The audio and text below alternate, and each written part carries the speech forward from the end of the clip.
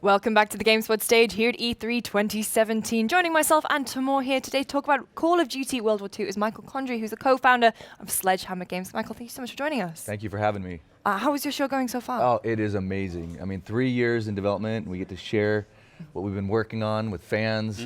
It's been fantastic. Reception's been great. We couldn't be more excited. Right. One of the interesting things about you as a studio is like you came in when Call of Duty was really popular and you provided this, you know, the third studio. So you're kind of the new kids on the Call of Duty block. But now you've been tasked with kind of changing Call of Duty in quite a drastic way from what it has been for the past few years. How does it feel to go from being the new kid on the block to like redefining Call of Duty again? It's been an incredible journey. And you're right, we turn 8. Sledgehammer Games turns 8 this year. Yeah. It's been nearly a decade since Call of Duty's been at World War II. Yeah. So for us, the chance to take it back to its roots, to take a beloved franchise back to where it began, it's a real honor for Sledgehammer Games. Right. And yeah, we are the newest of the lead studios, but we've done modern, we did advanced, and now we're back to boots on the ground. Right. And why did you, obviously a lot of people are going to wonder what was the deciding factor in going back to World War II? I mean, a lot of people will say it's the trend now, but there must be something more than everyone wants it or everyone's doing it now to you guys that made you decide we should go back to the roots of it. Was it kind of an attempt to refocus on what Call of Duty was when it started? Yeah, you know, we really enjoy the interaction with fans. I mean, fans are paramount to what we do, and coming out of Modern Warfare, it was clear it was all about innovation. They wanted a new way to play Call of Duty, and that was really the inspiration for Advanced Warfare. And we brought a lot of innovation to Advanced Warfare with the new movement set and the EXO and all of those things. And our relationship with the fans continued, and it was clear there was an opportunity to then bring it back to boots on the ground, which is strategic and fast-paced and grounded, but rooted in a cause that's really remarkable and we hadn't touched in a decade. So it's really that engagement with fans that has led us to this game. So going back from, so obviously like in modern Call of Duties, like the movement has been, you know, that much more. You can reach that much higher. Going back to, as you say, boots on the ground, how are you going to sort of make that like the new standard for Call of Duty, I guess, after reaching the sort of mechanical heights? Yeah. Well, you know, fan reception here at E3 has been fantastic, and I think we've captured what makes multiplayer great. You know, it's grounded, it's strategic, it's fast-paced, it's got an arsenal of World War II weapons and iconic locations. So for us, it feels like what made Call of Duty great, and you're seeing some stuff here on screen from multiplayer where it's really about that experience of you and your squad in this gritty and intense World War II conflict. So it feels right, and for us, we couldn't be more proud of bringing this year, especially coming off of the games we did in the past. Yeah. Yeah. You've obviously had playtesting going on and that kind of stuff. From your experience, have you seen people kind of needing to retrain themselves a bit? Because, I mean, I'm someone who plays, you know, the modern Call of Duties, Titanfall, and all these other like Lawbreakers, that kind of stuff. It's a very kinetic, momentum-based. You're doing way more. Like it's almost like you're playing the piano with along the controller or something. So like the idea of playing a Call of Duty that kind of strips all that away, kind of makes me think I might need to relearn some of the simplicities or like take it easier again. So have you seen that happen with playtesting and yourselves? Like, is there a learning curve to going backwards to almost? You know, it's really natural, and it feels very strategic. You know, the gameplay feels like Call of Duty, but what we love is it's strategic, threat identification and lanes make sense when it's rooted on the ground. And so we pick it up, I don't know, maybe it's like getting on a bike again. It just feels really natural.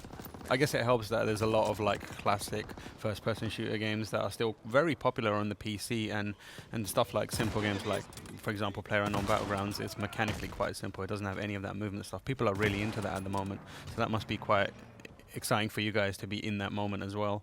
Yeah, you know, look, we couldn't have made this game on the consoles 10 years ago. There's a lot of innovation here. The consoles are so powerful today. So we've got a ton of innovations we've never seen before in World War II, like our new war mode and divisions and headquarters, all of these things that are a first. But that feeling of that grounded Call of Duty action that we've all loved for more than a decade, it feels right. Right. It must help you does it help you tell a more focused story as well? Because obviously with the previous games, they're all over the place. They become like Michael Bay style, explosive. You're leaping around and doing crazy things it's hard to keep track of a story and characters in that kind of scenario because you're just being wowed by the spectacle of it all instead. So has this allowed you to kind of tell a more focused story and a story that will resonate with people, perhaps in a way that, classic Call of Duties did, and maybe in a way that, for example, Call of Duty 4 did? Yeah, each of the games we've made in Call of Duty has had its own creative challenge and opportunity. This one, with the canvas of World War II and the backdrop of the world's deadliest conflict, it's powerful. It's a powerful story. It's a moment in human history, an inflection where really the planet was on the brink of tyranny. Right. And so you have to provide entertainment that fans are going to have fun with, and we've done that, but you also have to be respectful of the cause, of the sacrifice, of what really happened at that time. So that balance actually has been something that the studio's really embraced, to honor and respect the sacrifices of World War II. And you'll have those big moments. There'll be those opportunities to really showcase some of the most destructive battles in World War II. But there's this intensely personal moments in World War II that I think will shine in their own way too. So you mentioned these personal moments, and it's going to be like you and your squad. How have you...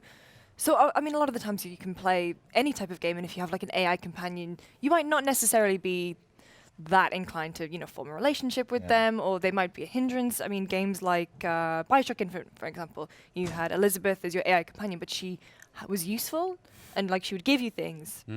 Are you kind of following that to kind of work a relationship with your squad, or is it more like there's going to be a real impactful personal story there too? Yeah, we really want you to connect with this squad. So you follow the squad of the 1st Infantry Division. Now, the 1st Infantry Division was 15,000 troops, and you're following a small group with Red Daniels as the leader of that group. An original story coming out of Sledgehammer Games for World War II, based on real-world events. But we really want you to feel the struggle, the success, the loss. Along the way, you'll meet a global and diverse cast. You'll connect with Rousseau, who's a strong female leader of the French resistance. But our hope is that squad, Daniels and others, really you connect with. And the narrative team spent a lot of time really trying to bring that to life. Right. How do you guys, obviously you mentioned it briefly there, but it's kind of like really piqued my interest, like balancing the idea of creating a game for entertainment with also exploring the war, and because there's a big discussion about all the different atrocities that happened during that war, and how games traditionally have tried to skirt around them. But you've said in the past that you're going to try and go to some dark places, and you need to do that in order to be respectful of the war itself, and the sacrifices that were made. So can you talk a bit about how you kind of approach that from an entertainment perspective as well as a storytelling perspective? Yeah, I'm glad you asked. I mean, that's a really complex question. Trying to deliver on the authenticity of the war, and you're right. I mean, upwards of 100 million people perished in this war. Worst atrocities in human history. So there's the authenticity of the war that we want to deliver, but we also have to be very respectful of the people who lost their lives and sacrificed. And we struggle on that from everything around Nazi iconography in the game, including the swastika. And so with our military historian and a lot of focus on the studio, we are trying to find that balance. And you'll see the swastika in parts of the narrative and parts of the campaign, not in multiplayer and zombies because that's a global community and there's regional laws that we have to respect. But I tell you, we went literally to the footsteps. We sat in Normandy. We went to Germany and France. We saw these battle locations, stood in the foxholes that are still here today. And when you invest in that level of research, it sort of imparts a profound respect for what happened. So it is entertainment, and it's also telling the story of the world's grittiest war. But it must also be a tremendous amount of pressure to sort of respect the events of what happened and the memories of people who died. Absolutely. And when this started, it was for us about telling the story so it could never happen again. So this atrocity and this world on the brink of tyranny moment, we can't let that happen again. And it's in some ways faded from human consciousness, right? It's a war that's 80 years ago. But as we dove deeper and we talked to the veterans and we researched, we realized that most of the people that fought in that battle, they're not here today. Yeah. So they're not here to tell them stories themselves. And so I think respect and honor is really what, probably the two words that come most to mind in how we've treated this creative. In a similar vein, how did you approach but having a fan favorite mode like zombies? Because you've got this, like, I know why you did it, of course, and I'm a fan of that mode. So like, but it's got to be, had been a discussion where like we're trying to be faithful to this World War thing. How do we introduce something that we know everyone wants and will enjoy, but we don't want to create this perception where we're taking the rest of it lightly by introducing this fun mode that's all about zombies? So how did you approach that? Yeah, you know, each of the modes sort of has their own creative drive and priorities, and campaign is really about delivering that authenticity and that deeply personal story. Right. Multiplayer is very social and competitive, and there are some liberties there. And you're right, Nazi zombies, the return of Nazi zombies, we can't sit here and say that there's authenticity to that. Right. And nor do fans really want that, right? Like, this is a creative outlet. Now, it's rooted on where the franchise began. You know, zombies and Call of Duty started in Nazi zombies, so that's an honor for us. And we get to put a Sledgehammer Games stamp on that. And you know our background with Dead Space. It'll be an adrenaline-filled take on it.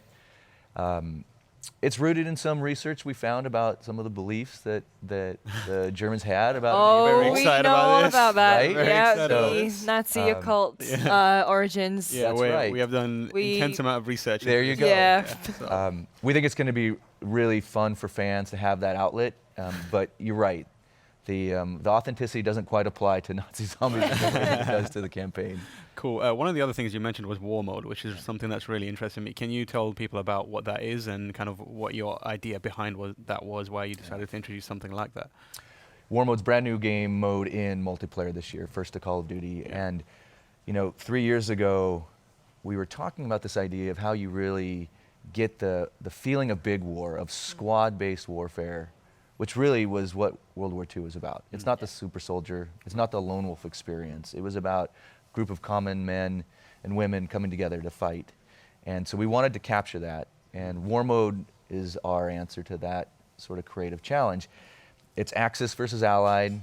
It's a narrative-driven, asymmetrical experience where you're really colliding on these battlefronts that happened. And you saw some of that in the trailer that we released this week, where you know, the first objective is to take the manor or defend the manor or take the bridge, escort the tank, protect the ammo dumps. And so this gives us that opportunity to bring that conflict to life in a way that really feels new and unique to Call of Duty World War II. And obviously it has a narrative element to it. It does. Do you want players to focus more on the story you're telling, or is it about the micro stories that happen within the engagements that's really kind of selling the narrative part of that mode?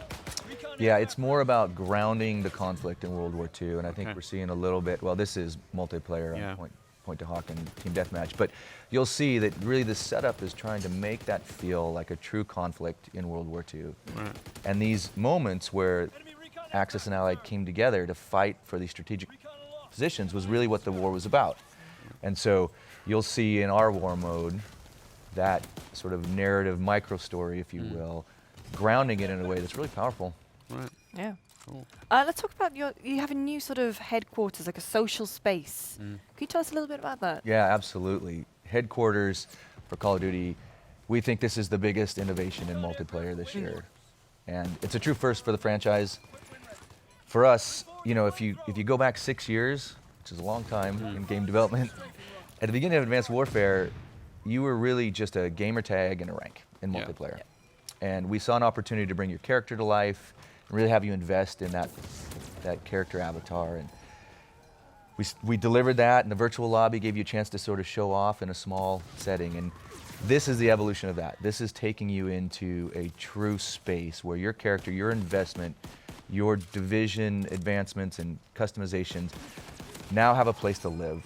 48 players come together in this living world where you can compete in new ways, like our 1v1 or shoot-offs in the virtual firing range that now becomes a living firing range. You can be rewarded, be social, peacock, and show off in ways that we know the community loves to do. So there'll be more to see on headquarters later at the beta, but this is a big one for us. Yeah, that seems really interesting, because one of the issues that I had was like the loop of it, leveling up and unlocking things, I really loved it in the first few, like Modern Warfare and Modern Warfare 2 and a few of the other games. But now I feel like I'm just kind of running endlessly on a grind. So that seems like an interesting way of getting people to re-engage with that kind of loop again. So it sounds encouraging. It really is. And we talked a lot about these moments that are super important in your multiplayer progression, like prestiging. And if you think about it in the past, prestiging there was very little fanfare. You did it, this was a moment in your progression that really is like the pinnacle of your accomplishment. And you hit a button at home by yourself and you get a little celebratory thing. Right. You do a little dance, you've done it. Right. Now in headquarters, you get to go to what we're in development terms calling Prestige Overwatch, where you go up on the cliff above the whole headquarters and you prestige in front of the whole community and you celebrate. And they get to celebrate with you, right? And that's how it should be. This is a moment in your progression that's important. And now we give you a space to do that with your friends and other members of the community. That's cool. One of the things that I was really interested in is where you're getting your influences and what you're looking to. Obviously, you have a lot of research done, and the real world is your primary influence and your source. But obviously, it's hard not to make connections to other types of media, stuff like Band of Brothers, Saving Private Ryan. What are you looking to kind of thematically and aesthetically kind of sell your game and present it to people? You're right. Research really was at the core of it. And everything from going to museums in New Orleans, a remarkable World War II museum there, or the museum in Luxembourg, which is phenomenal, or these trips that we went on with the military historian, boots on the ground, actually there. That really is the essence of it, and you have to do that to really understand the conflict from a on-the-ground level, no pun intended. But there are also inspirations, clearly, from other points of media, like Saving Private Ryan. Right. Now, the crazy thing about Saving Private Ryan is it's 20 years old. Yeah.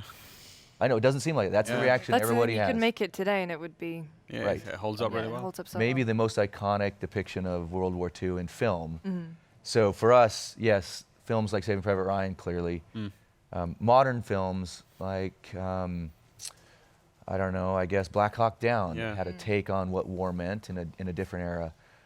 But for us, giving the chance to give a new generation, maybe generations never seen Saving Private Ryan, or even Band of Brothers, which was 10 years ago, or played Call of Duty, that hasn't been there in nearly a decade. This might be their first exposure. So we wanted to capture that in our own way. So would you be as bold as to say you want this to be the Saving Private Ryan of the current gaming generation for people? Yeah? Absolutely. I mean, for people who are coming back, like you and me, who've played Call of Duty from the beginning, we want this to feel really powerful and new. Right. And for people who are playing it for the first time, we hope that that's an experience that they'll look to now as their pop culture sort of iconic experience in World War II. Awesome. It's an incredible amount of pressure there as well, though. You're sort of providing a cultural and historical touch point for a lot of people.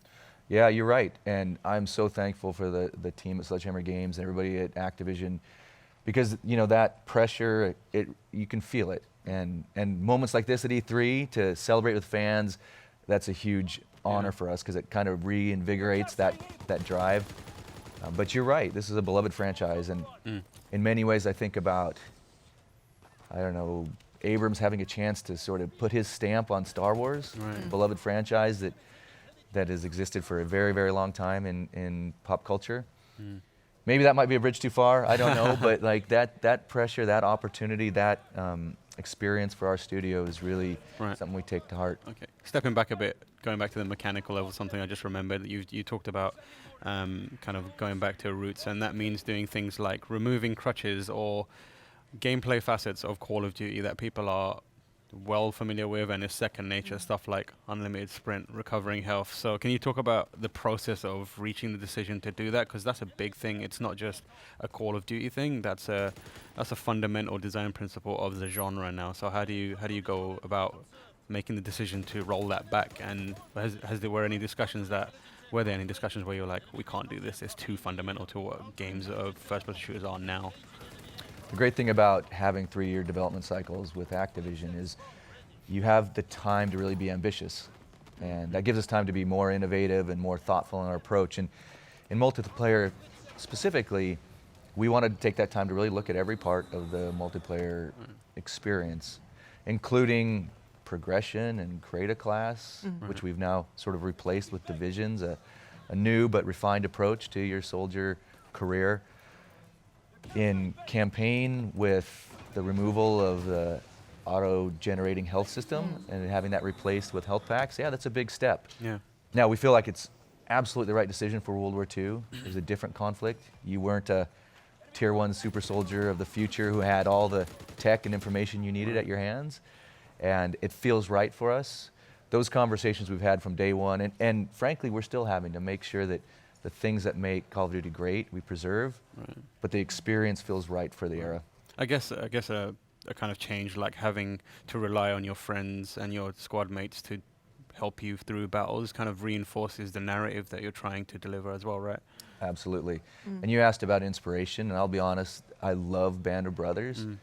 And a lot of those episodes were really talking about how these impactful characters, like the medic, really brought that squad together and kept them alive. And we want to capture that in our experience as well. Okay, cool. One of the things that I was interested in is how have you seen has the pacing of multiplayer changed? Because current modern day Call of Duty, it's like it's very, you're dying quickly and respawning. And have you seen people kind of be a little more cautious in the way they approach multiplayer now? Because we live in, the current state of Call of Duty is like you run straight in. Good chance that if you see someone, you can backflip out of the way or slide out of the way or leap across a building or something like that. Wall run over. Yeah, exactly. Now you have a Call of Duty where that's impossible. You can't do these crazy things. Have you seen people kind of like, has the pace of multiplayer slowed down somewhat? It's a great question. The fast sort of gun-on-gun action that's really grounded in Call of Duty, fans want that, and we want to deliver it. But with these iconic weapons and these real signature weapons from World War II, the engagements are very different. Right. Whether you're running a trench gun, shoddy, in a small map like Point to Hawk, which you saw, or you're a sniper, there is a different sort of approach to it. Now it's fast, and it's frenetic, and it delivers on everything we love about Call of Duty multiplayer. And we've built maps that specifically tailored to different play styles. Right. So you get more of a breadth of play style, and Divisions leads in that too. So I guess the short answer is it captures that grounded fast action multiplayer experience, but there is new strategy that really is important to how you play. Right. How does that, I don't know if you've discussed your ambitions for it, but how does that fit into kind of like the professional competitive scene? Because obviously even the kind of thematic and the way the professional Call of Duty League is sold is about fast. It's almost like American football style, like really hoo-ha and this kind of like high energy kind of presentation to it all, and that kind of fits with the frenetic nature of current Call of Duty. Have you thought about how your kind of slower paced, more boots on the ground and realistic Call of Duty impacts that? And do you think that the scene will kind of take to that? They're used to doing a lot and showing off that they're the best at leaping around and that kind of stuff. So this might be kind of a very different change. Do you expect it to kind of shift the way esports happens around Call of Duty? Yeah, we have a lot of esports announcements coming later this summer. As you know from our studio and Activision, there's a big investment in esports, and we love engaging with the players early. And I can tell you, they are going to love this experience. And really, a lot of it is because the strategy of being on the ground again and mastering the maps and really focusing on your ability with your arsenal of weapons is what they want. And I think they're going to go bananas for this one. We're already seeing it at the event. There's been a lot of influencers who've come in and played with us and given us great feedback. I think fans are going to be able to give us feedback at the beta that's coming later this summer too. So I think by the time we get to the esports season, it's going to feel great. Okay, cool. And final question, I think, what do you want Call of Duty World War II to be remembered for? Wow. That's a powerful question. One to end on. Well, I think, Sledgehammer Games, we talk about this commitment to excellence and to quality.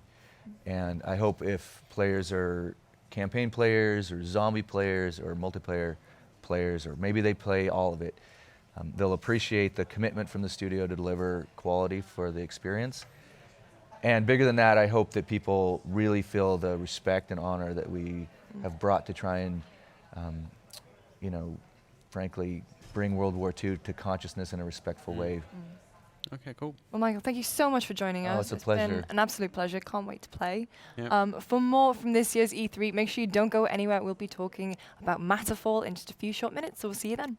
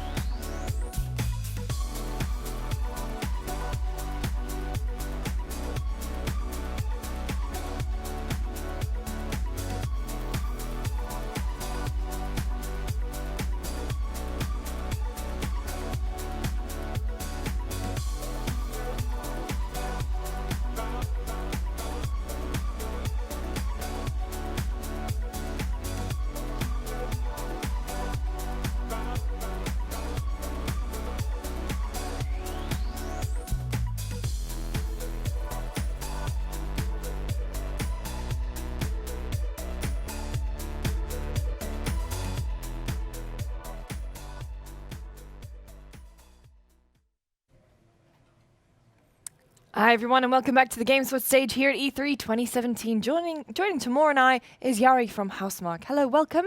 Thrilled to be here. And you're going to be showing us Matterfall. Yeah. So, Yeah. I mean, let's jump right in. Yeah. Yeah. Double jump right in. What I can see on the screen. Yeah, we're on the tutorial now. Yeah. So, I mean, what's the basic premise? So basic premise is in its core, Matterfall is a twin stick shooter, but we added a lot of elements from like platformer games and bullet hell games. Right. So it's like a combination of lots of genres. Right. So these kind of arcade style games are completely your studio's jam. Yeah. Like this is what you kind of specialize in. I really like how you guys are kind of mixing up the formula because you've had ship shooters and now you're doing this. What were kind of your key inspirations for this game? I'm seeing this and I'm thinking of Metroid and that kind of stuff. Yeah, Metroid and like Turrican and like Contra and run and gun games like Gunstar Heroes. Oh wow. And like of course like bullet hell games like Radiant Silvergun and Okay, games cool. like that. Like quite old school inspiration. Right.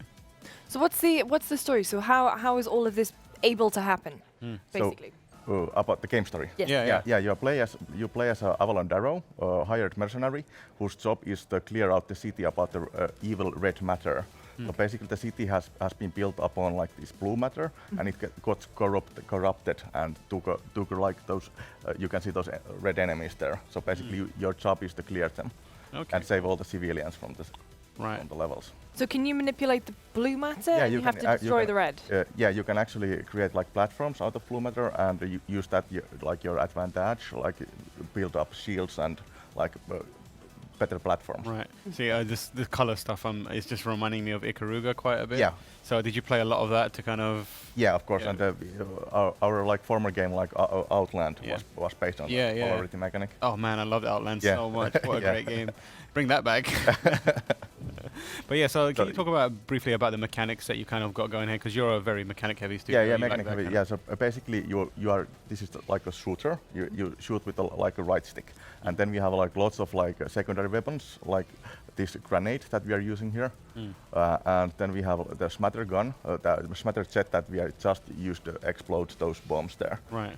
And you can choose up to 3 different augmentations. They can be like passive augmentation, they can be the weapons, but you can switch at free. Okay, cool. And what kind of augmentations are available to you? What do they allow you to do? Yeah, so basically the weapons are, you have this homing weapon called Seeker and Power Shot, that is like basically a piercing weapon, and then basic shotgun and the grenade launcher. Okay. Yeah, and the passive augmentations are like they are increasing your like dash explosion, and you can trigger different stuff and get extra health and better reloads for your secondary fires. So there's like lots of combinations that you can try. Right. Yeah. And obviously movement is a big part of Yeah, it. movement So is a big part. do you have the ability to kind of change the way you kind of get around? Yeah, well, you have the basic double jump, but then we have this core mechanic called a strike, that you can basically strike everywhere. Like you just saw the striking through blue matter. Right. So basically, the strike is your like part of your core movement. You can stun enemies with it and kill enemies easily. And that's what we're seeing Yeah, there. It's that's like what a you're head-on seeing dash here. style thing. Yeah. So basically, we want the player to use the strike as an offensive move. Right. It's like you're basically turning, in this bit here, you're turning the character into almost like a ship when it goes back to it's Resolute. floating around and That's really cool. Yeah, and with the strike you can destroy all the bullets and Right. And what about, how does the progression work in this game? Is it like a level by level thing? Yeah, it's a or level is by it- level, and when you save the civilians, you get the augmentations. So basically, explore the levels and get the highest score. Right. per But level. there's no like overarching world that you're moving between levels. It's just no. like one after the other. Yeah, one after the other. Okay, cool. Yeah. And I guess that allows you to do crazy things with like themes and Yeah, the way yeah, you build levels. Of course, and yeah, that we kind of have stuff. like we have 3 different teams. We have the city that we are currently in. Then we have the second level is coming. It's hydroponics. It's a plant growth Right, place. right. Yeah, Okay, cool. with lots of like environment effect fogs and stuff. Right. Yeah. That's interesting. Throughout playtesting, have there been combinations that you maybe haven't anticipated that people would come up with? Yeah, there are. Yeah, because the different augmentations, when you put them together, you get totally different gameplay. Right, so, right. so there've been lots of like tuning to get them right. So one of the things that I'm noticing here is that your games are often, the longevity in them comes through the score chasing and that kind of stuff. How have you introduced that element of it into this game? So basically, to get the highest score, you need to use the overcharge mechanic that we have. Okay. So every enemy that you kill drop these blue orbs. When you collect them, you can activate overcharge. Okay. And that means that time slows down and you can kill the enemies faster, so you get a higher score. Right. So you just need to know when to use that. Okay, and you anticipate that's going to be what people will be score chasing with? Yeah, on if you want to get the highest score, you need to, You need to use know that. how to use that. Yeah. Okay, cool. Is there any sort of multiplayer component? to No, the game? the single player only. Single player Yeah. only. But you have the leaderboards to sort Yeah, of. leaderboards for like, they're like global leaderboards. Okay, Yeah. cool. That's interesting. So are we moving on to another Yes, area of and the the game second now? level. This is the hydrophonic. Hydroponics. Okay. Yeah. So what's the deal with this level? So how does this fit into the story of the game? Yeah, basically this is the place where the oxygen is made for the city. So basically this is like layered city. You have first in the city, then you are on the hydroponics level, and the third place is the like mines, all like underground. Okay, cool.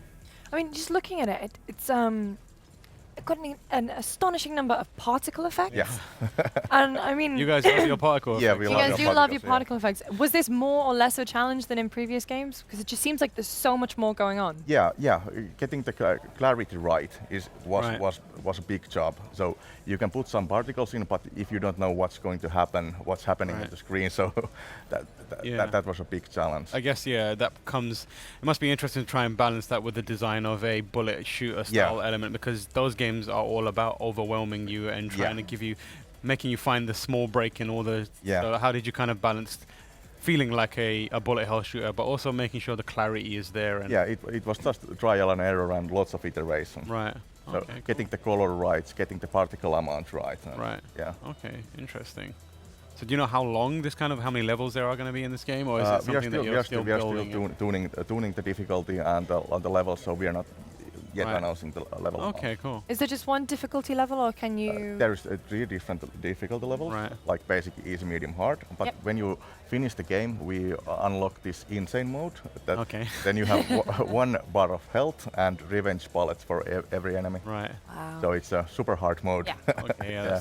that sounds like something I'll never play. But I'm glad you have it in there for Yeah, people who it's care for the about it. hardcore players. Yeah. So have you thought about whether people like in the speedrunning community are going to be interested in this? Yeah, It seems like a they are, very because this- speedrunnable game. Yeah, this is speedrunnable game, and all the levels are built for speedrunning. Okay. So you can basically just dash through everything and try to kill everything on your way, Right. and Okay. you have the fastest time on the level.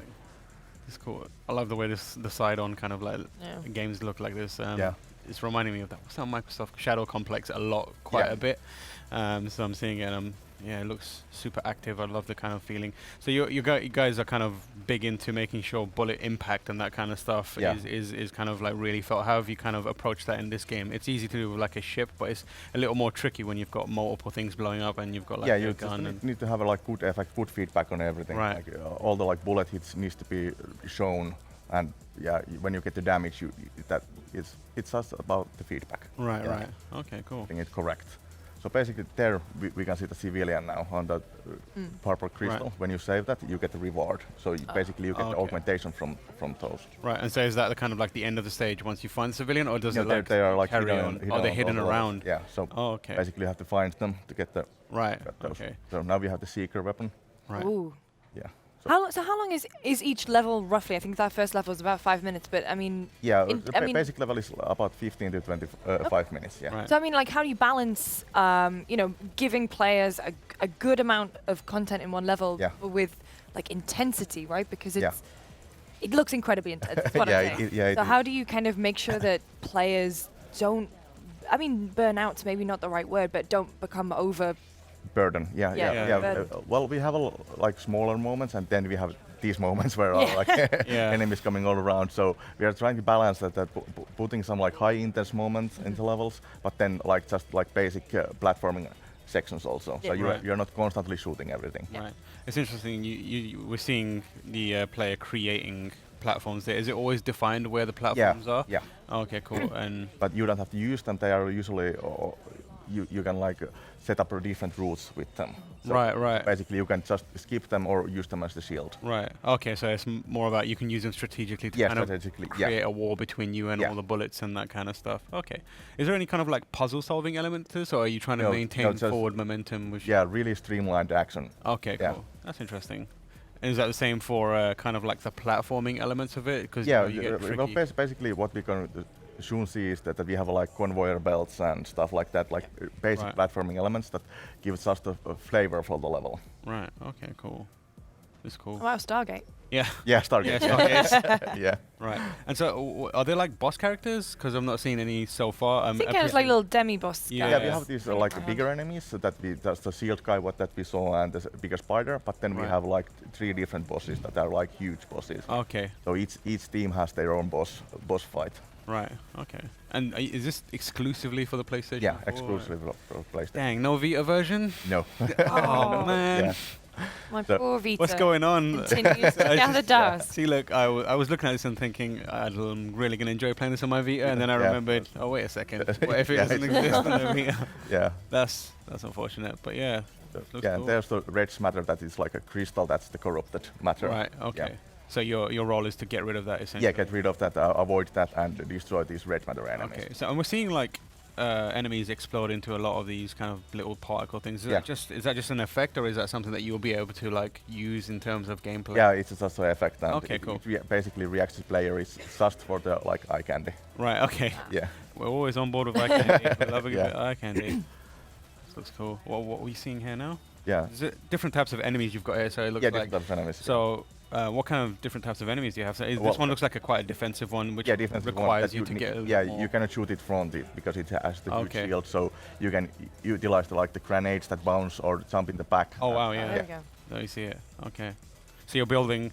So how are the kind of enemies placed? Is this something that you've kind of designed an algorithm to take care of? Or are you kind of hand placing? They're all hand these? placed. Then Okay. we have this like spawning system. Like you can see here, those arcade enemies. They are like Yeah. triggered by spawns. Okay. Yeah, and then Okay. we have the persistent enemies that are Right. hand placed on the levels. Right. That must make tuning the game quite difficult because you're never quite sure. You have this like Yeah. random element to it. Yeah. So is there a worry that there's a part of the game somewhere that just is incredibly difficult that you don't know about? We've been tuned this game like Okay. on perfection. So Okay, cool. yeah. How long have you been working on it? Yeah, 2 years now. Wow. With the team size of maximum of 20 people. 20 people. Yeah. Wow. Okay, cool. Is this the only game in development at the studio, or are you kind of working on other things? Yeah, in we the actually back- have the next Machina coming out. Okay. Oh yeah, of next course. week, Next yeah. Machina. Yeah, that's interesting. Wow. So Looks- there's the conveyor belts and stuff. and- All right. So yeah, that's and the now kind of like yeah, platforming challenge that platforming you guys. stuff. Yeah. So it looks very much like classic bullet hell shooters, where it's trying to overwhelm you, but not too much, Yeah, and not too giving you much, enough to kind of balance together platforming and kind of escaping through hails of bullet. And that's another. Is there can you like miss a lot of these civilians? and- Well, you can, but we have like sound effect and HUD elements popping when you're near the civilians. Okay. So we want you to find them, but they are usually behind some kind of challenge. So they Okay. are not Yeah. in the golden path. So is it possible to kind of return to a level and Yeah. pick up? You pick more- out of the missed civilians. Oh, yeah. okay. And you always know. You can see on the HUD on the top right corner that how many civilians you Right, have saved. right. So Reminds me basically- of saving the teensies Yeah, in yeah. like Rayman Origins. Yeah. Little teensies going, help me.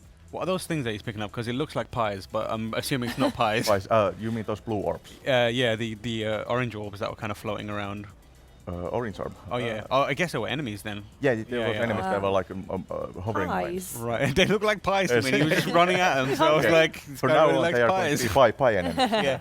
I'm sure you can go back to the studio and Yeah, rename them. rename Can we them, yeah. change these to Pie pies now, enemies, yeah. please? Because So this is the classical bullet hell place that right. there's lots of enemies, lots of bullets. So this really you need to know what you're doing here. Right. Yeah. And you've got a strict health system where it's like it's Yeah, not like- recovering, is it? No, Or is it? no. You So once you you're collect like health orbs that enemies will Right. drop. Okay. And what's the blue bar underneath the health? Yeah, it's the overcharge bar. Okay, so that's when the you collect overcharge those bar. blue orbs and it gets filled, you can activate the overcharge. Right. Yeah. And every time he dashes, it sends out like a shockwave. Is Yeah, that there's an like augment? dash explosion. It Okay. stuns the enemies, destroys the bullets, and it's just the easier way to get around. Right. Yeah. So you have to actually take a risk and dash at Yeah, bullets yeah. at It's times. basically dash to the enemies. So Right. in its core, when in doubt, use the dash. Okay. So, So it works as a defensive and offensive Yeah, kind of like yeah. thing. Okay, that's so really you can dodge, but it's better that you dash straight to the enemies. Yeah. Right, Get it okay. in close and then Cool. finish it with the guns. And is there any kind of like chain combo system? I'm not maybe like. Well, no, not basically, but what we are going on the score mechanic, that you need to kill enemies fast. When they Okay. activate, Alright. be fast. On the killing, you get a higher score when you're killing them fast. Right. And is there like multipliers and Yeah, that kind of multipliers stuff? there are. Okay, Yeah. cool. That looks cool. So each difficulty has their own multiplier. So if you want to have the best score, you need to play with the highest difficulty. Right. Yeah. Okay, cool. What's been the biggest challenge in bringing Matterfall to reality? Yeah, because you've had a lot of experience with the PlayStation Yeah, 4 now, yeah. so you Yeah. must have been. Yeah, on this game, maybe finding the fun, because we have lots of elements. We have the platforming, we have bullet hells, Right. and so getting it to feel right. Right. Yeah. It was like under lots of tuning. Right. And I guess it must be difficult. There must be some sort of like thought about maybe people won't respond to every element of the game, because some Yeah. people like platforming, some people aren't bullet hell fans. Bullet hells are quite a niche genre, Yeah. and it can be quite stressful to play them. Yeah. So have you thought about how you kind of present that and balance that for people who don't like every element of Yeah, it? that's why the levels are like usually like there's multiple sections, so you are not constantly getting the same thing. So it's not constantly the bullet hells Right. and okay. constantly the platforming. It's like mix of those elements. Okay. Where are we going to now? Now we are going to the first boss. Okay, so this is Ooh, the first. alright. So Boss, is this yeah. one of the big bosses? Yeah, this is the big boss. Okay, Yeah. cool. It's like a Yeah, Horrible autonomous wasp hunter thing. It's a killer. wasp, so Yeah, I'm wasp, already yeah. don't like this one bit. Is there a reason that the enemies seem to be very insect focused? I mean, Yeah, it's where we draw the inspiration. So Yeah. they look like menacing, and who likes insects? So Because Yeah. insects suck. That's Yeah. why everyone hates insects. There's no one Yeah. out there that enjoys seeing a wasp. yeah, so indeed. I don't in real life. They I are mean, usually the there's- best episodes of like Planet Earth. Yeah. Yeah. They have I mean, there's insects. no good Yeah. scenario where someone's happy to I'm see a a big wasp. fan of insects. Yeah, yeah, exactly. Yeah. So you are a fan of insects then? No, not fan. No. No, yeah. There's got to be someone at the team if Yeah, you're doing yeah, this of over and course. over again. But yeah. Yeah. So So this boss battle looks like a lot of yeah, you need pattern recognition and classic boss. yeah, classic boss design. Right. So basically, you have to utilize your jumping here, your dashing here, and all the movement. Right. And I guess all the bosses will be similarly. 'Cause do they Yeah, kind of account? They are different. Yeah. Right. Yeah. So each team has like own boss, and it should feel like it belongs to that team. Yeah. So, Right. Yeah. Do they kind of, as you go along, account for, because all of these bosses are designed to challenge your mastery Yeah. of movement and shooting and that kind of stuff, but you have the opportunity to change some of that the way you the way you upgrade and kind Yeah, of progress. So yeah. do the bosses going forward kind of account that you may have a different style of play and try and challenge that as well, or is it like Yeah, the fundamentals of each Yeah, challenge? it's a fundamental. So Okay. yeah. Okay, cool. So basically, you can try different kind of augmentation combos and see what's worked with the best with this Right. boss. Okay, cool. This wasp looks like he's stressing me out without the amount of bullets. Like I'm already like I There are don't lots like of this bullets one and bit. lots yeah. of striking. Yeah. This is cool. Yeah. Yeah. All right. Oh wow, is that it? Oh no, no, oh it's no. only about half Oh, hour. okay, so Yeah, it's half like hour, multi yeah. phases and that Yeah. kind of stuff. Okay. Yeah. I thought I was gonna say that's very easy, guys. You need to maybe rework that one. Maybe tune it. Yeah, difficult, it's- yeah. I mean, our friend over there demoing it is probably an expert at this. Yeah. So So he's he's putting been on a playing good a show, lot. so, yeah. yeah. So, yeah. So Won't we be are seeing a surprised. master at his work. right. All right. Yeah. No pressure. No pressure. Yeah. Yeah. Exactly. Wow. So the game runs actually on 60 frames per second. Right. Yeah. And Okay. On base PS4 or just PS4 Pro? with both. Both. Right. Yeah. Okay. And with PS Pro, we have like a better, higher resolution. High resolution. Yeah. Okay, cool. And better like environment effects and increased particle count. Right. But the gameplay experience is the same. Yeah. Right. And is this a game that you intend on kind of supporting for a while with extra content and that kind of stuff? Currently, we have no plans for DLC. Okay. So, So you're let's see. building as a fully formed game. Yeah, it's a fully formed game that you can play from start to finish. Okay. Yeah. Cool. That's interesting.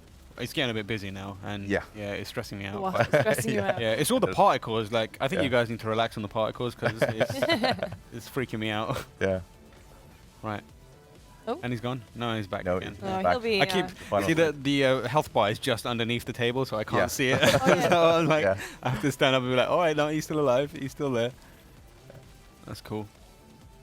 I like the mix of kind of like platforming and how it's kind of diverting your attention away from platforming at Yeah. the same time as needing you to actually attack the enemy. Enemy, Those are the yeah. things that get me, and it's the skill that you have to build to do it. Remembering to shoot Build- as well yeah. Yeah. as Same well as time save jumping. yourself. Yeah. And I guess that's the kind of a lot of your games are about that, like figuring out, trying to access different parts of your skill set, Yeah. and that was what Resogun really spoke to me. It was one of the first games on the PS4 that I kind of got obsessed with. 'Cause it was like, it made me felt like I was becoming a better gamer when I was playing. Yeah. 'Cause it's like, You were learning by playing. yeah. I think the skills that I learned from playing Resogun have transferred into many other games since. Yeah. So I guess I think I can I owe my Overwatch abilities to you guys. My abilities to hit things are It's a good training platform. Yeah, exactly. Why do you think people resonate with the leaderboard aspect so much? Because I mean, like, we have friends that just would be like, okay, other games coming out, but I'm still on Resogun. I'm still gonna hit that So leaderboard. I think it's the competition feel that you can be best at something, and you see your progression and how you compare to other players. Yeah. So As a studio, do you guys foresee that you you guys are keeping like the classic arcade game alive, and obviously you're huge fans of it, but are you kind of now like we can actually see an awesome explosion. okay, good, and it's the wasp It's dying, awesome.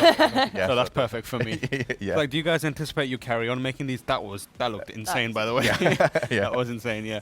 So do you guys anticipate you'll carry on making these kind of arcade style games, Yeah, or are you building up to something that's going to be huge AAA at some point? Well, let's see what's coming up. Do you have an ambition to do that? Yeah. Yeah. Okay. Well, that'll be interesting to see in the future then. Yeah.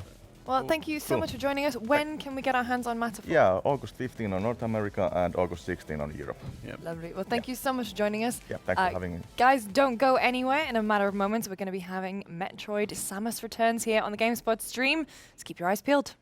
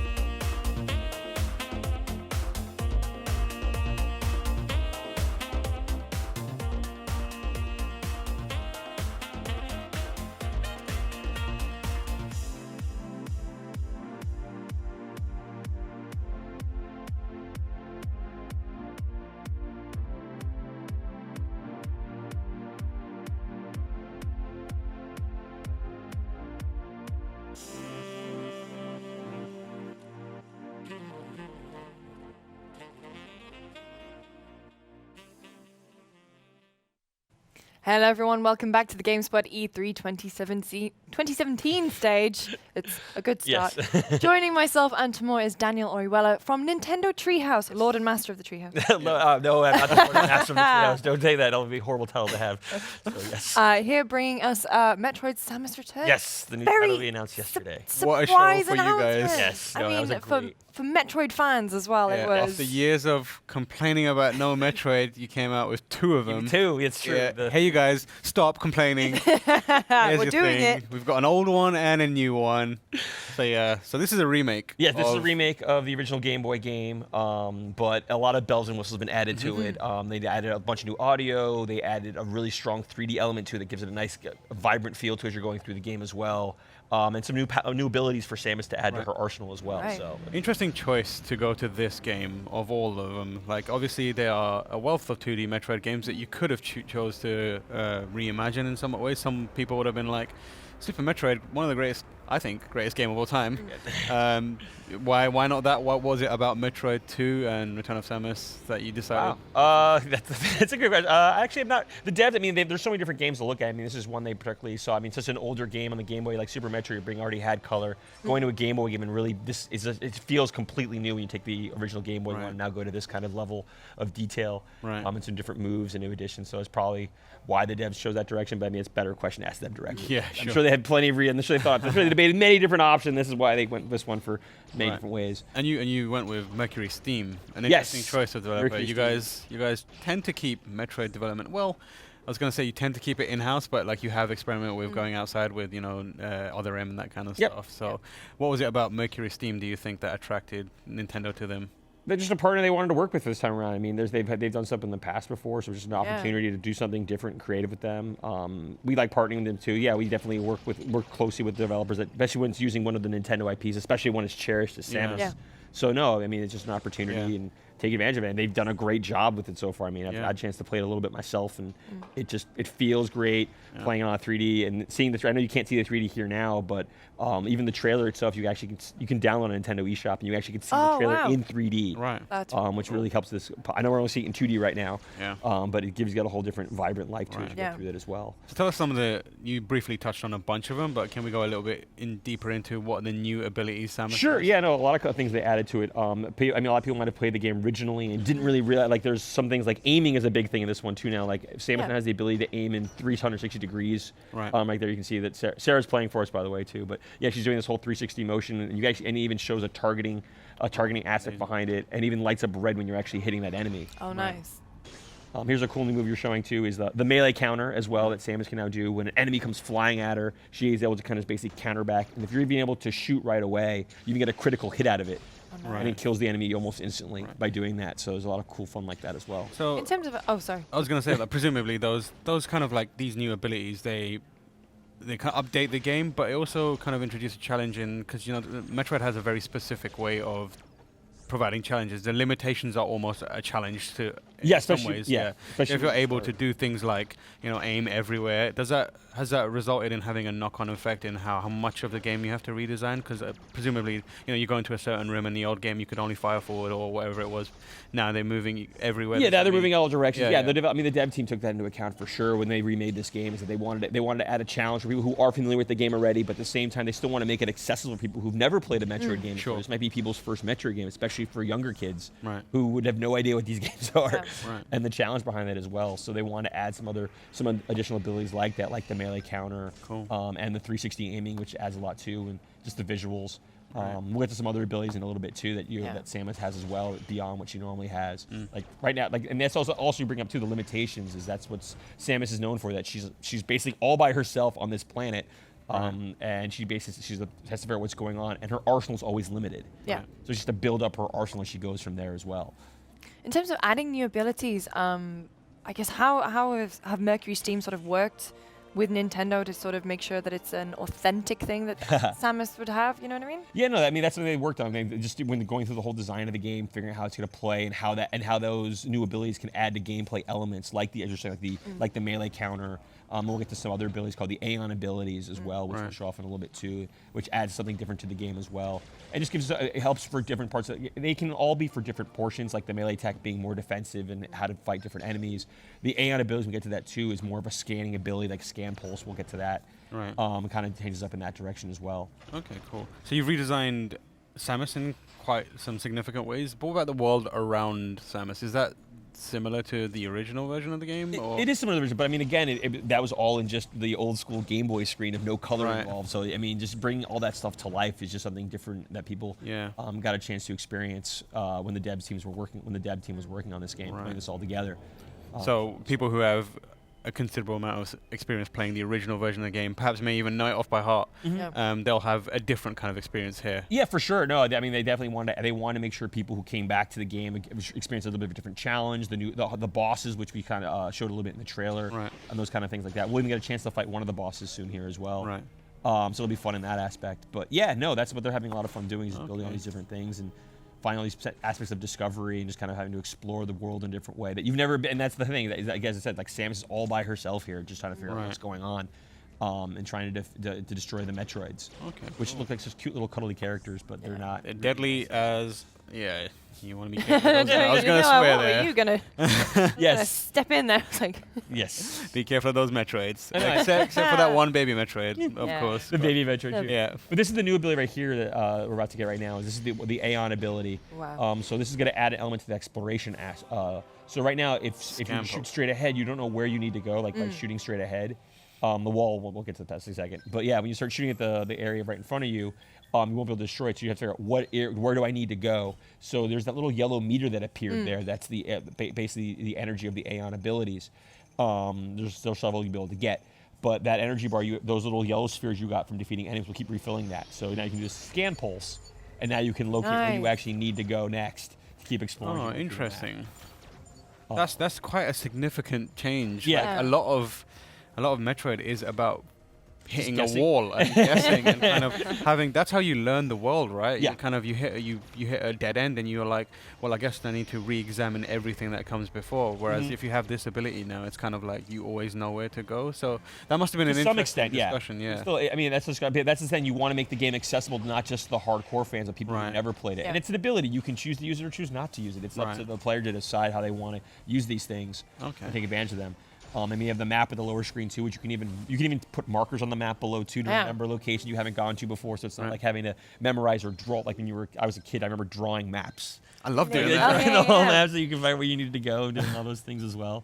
So it's just kind of drag and drop menu screen here. You can simply just add where you want to put locations. And remember where you wanted to go, because that's one thing you get to remember from Samus from these games too, is that when you get these abilities, you have to go back and track them. You have to get the morph ball, the charge beam, things like that. Yeah. Or bombs as well, so it's just a fun thing to keep going in that direction. Yeah. It seems like smart additions to it, but as a long-time fan, it'll take me a little time to get on board with it, because I'm like so used to having this specific type of experience with Metroid. So this is kind of like, I welcome it. Yeah. Yes. It's going to take some time for me to get used to it. What did I tell you? Never trust a Metroid. But it's like it's the additions that kind of bring it to the modern day, right? Because the way the gamers play games has changed a lot. Yes. I mean, and it's nice that the game is sort of being updated to reflect that, but you can also choose to play it the old way. The way you want, yes. Yeah. I mean, that's the thing too. I mean, the gaming audience has just grown so much over the years. I remember when I was a kid, I mean, there's only so many people who play video games, and now they're trying to get the people who are like the hardcore gamers, the more casual gamers. Everyone has different feels to it. Some people like playing for 20 minutes. Some people play for like 30-hour sessions. And so whatever works for each person going through all that. So yeah, it's just a fun experience in that way to keep having fun with the game. Yeah, and I guess it helps kind of build Samus's profile back up again. She's been gone for quite a while. So like having the least amount of barriers to people enjoying Samus and Metroid again would be beneficial for future Metroid projects, I imagine. You want to have people know the character and be kind of like engaged with it, and if you have an incredibly difficult old school Metroid game, that might be a bit difficult to do. No, for sure, and that's one thing I even like too. Even talk about the design, like Samus in this one looks a lot more like the old school, like cleaner look, more like what you see in Smash Brothers, than what you see in Metroid Prime, which is cool. And even the amiibo reflects that as well. There are 2 new amiibo coming with well. One is Samus in her more classic, like on her. It's the cover art, isn't it? Yeah, the cover art from that one. Yeah, it's really cool. But then even the other amiibo is the Metroid. The Metroid, which but it's even squishy. Squishy It is Metroid. squishy, and a lot of people have been checking it out in the booth. Yeah. I don't buy a lot of Amiibo because I know if I did, it would become a problem. I'm buying that one for sure. No, we had a moment when we were watching the Treehouse yesterday where everyone was like, Amiibo. Oh God. Because everyone just lots sort of of Amiibo, everyone we just talked sort of about it. felt their Like, wallets get a bit yeah. lighter. Pre-order coming up. I know, I'm trying to pre-order right now. Oh, and actually, here we're fighting against A one of boss, them yeah. that's this is one of the first the first kind of bosses you're gonna fight. You have to figure out how to defeat it. Oh, well, now we know. Yeah, now we're giving it away. Thanks. Yes. Spoilers, guys. And Sarah's actually really good at this, so she's able. Yeah. She basically quickly did the melee counter, went right to her missiles, Right, which well is just timed. holding on the the shoulder button on the side, and you're able to then quickly see that. Yeah. Yeah. Is there any sort of like, obviously one of the big new mechanics for Metroid since Prime's introduction has been scanning Yeah. and kind of looking in your environment. And Sure. is there any sort of element of that, or was there a discussion about maybe bringing that forward? I mean, that's what the scan pulse kind of does, give that Right. little bit of that aspect there, and the map of the lower screen and fall like that. But yeah, no, you mean like scanning each Lore, individual enemy yeah, and and the lore getting the- behind it. We'll have to stay tuned and see what they add in that Okay, aspect for that. interesting. I know a lot of people always want to know what is the story, how Yeah, does it all exactly. tie in, Yeah. do they tie together in some, how do all the Metroid games tie together in some Yeah. long story? This is Samus's grand adventure Right. told in many different ways. So it's really just great to see how that plays out. And now he's got the charge beam. Nice. Awesome. So yeah, and that's the thing too, is you can quickly see the arsenal starting to build as you up, get further yeah. and further in the game, which is just really fun for just people to experience. Yeah, but it's like you're hitting them like very quickly Very to sort quickly, of hey. build very quickly and like master them. Is it going to be like easy to play, difficult to master kind of? Or is it going to be like a fairly balanced? It's probably fairly balanced. I mean, the game's it's not released yet. It'll be coming out in September on the 15th. But yeah, well, everyone, and it's up to every player too. At the same time, it's interesting. Like some players are gonna take this and find that they're gonna basically speed run through the whole thing. Right. That's their kind of their skill set. Some people, I'm more of a completionist, where I'm gonna want to find every little nook and cranny on the map. And see what else I can discover beyond that. Even try to find all the secrets, all the energy tanks, all the missile inventory increases, all those things as well. I'm a big fan of the aiming animation. When she's aiming behind her, she just looks bored. Right. She's like, I am too good for this. The cool thing too, when you're aiming too, if you notice that the when you're aiming at enemies, it actually turns red Right. when you get on that, so you actually know when you're going to hit. Okay, so when you're in line. Yes, when you're in line, in the line of Because sight. that was tricky with the games where you could aim diagonally. It was Yeah, like aim diagonally, lining it something like up and then shuffling Yeah. forward a bit just to hit them. And enemies were moving at the same time, so you're constantly going back and forth. Yes. But man, This is we're ending our little demo here now. Right. The last part we're going to be showing is this animation here going on. But this thing right here, that water below is now dropping level. Before Yeah. that dropped, you couldn't go past anywhere because it's that water would just basically take damage. Yeah. Right. Damage while you win that side. okay. So when is this game coming out? September 15th, September 15th. Not along long with to the wait. Amiibo, and the Amiibo too. Soon. All right, get my pre-ordering. It's not far off. No, not at all. Excited. for that. Well, Daniel, thank you so much for joining us. Lucy. And guys, for all the latest from E3 2017, don't go anywhere. The lobby is going to be live from the E3 show floor in 15 or so minutes. We're going to have Harvey Smith talking about the new Dishonored DLC and Jake Solomon talking about XCOM. So make sure you stay tuned.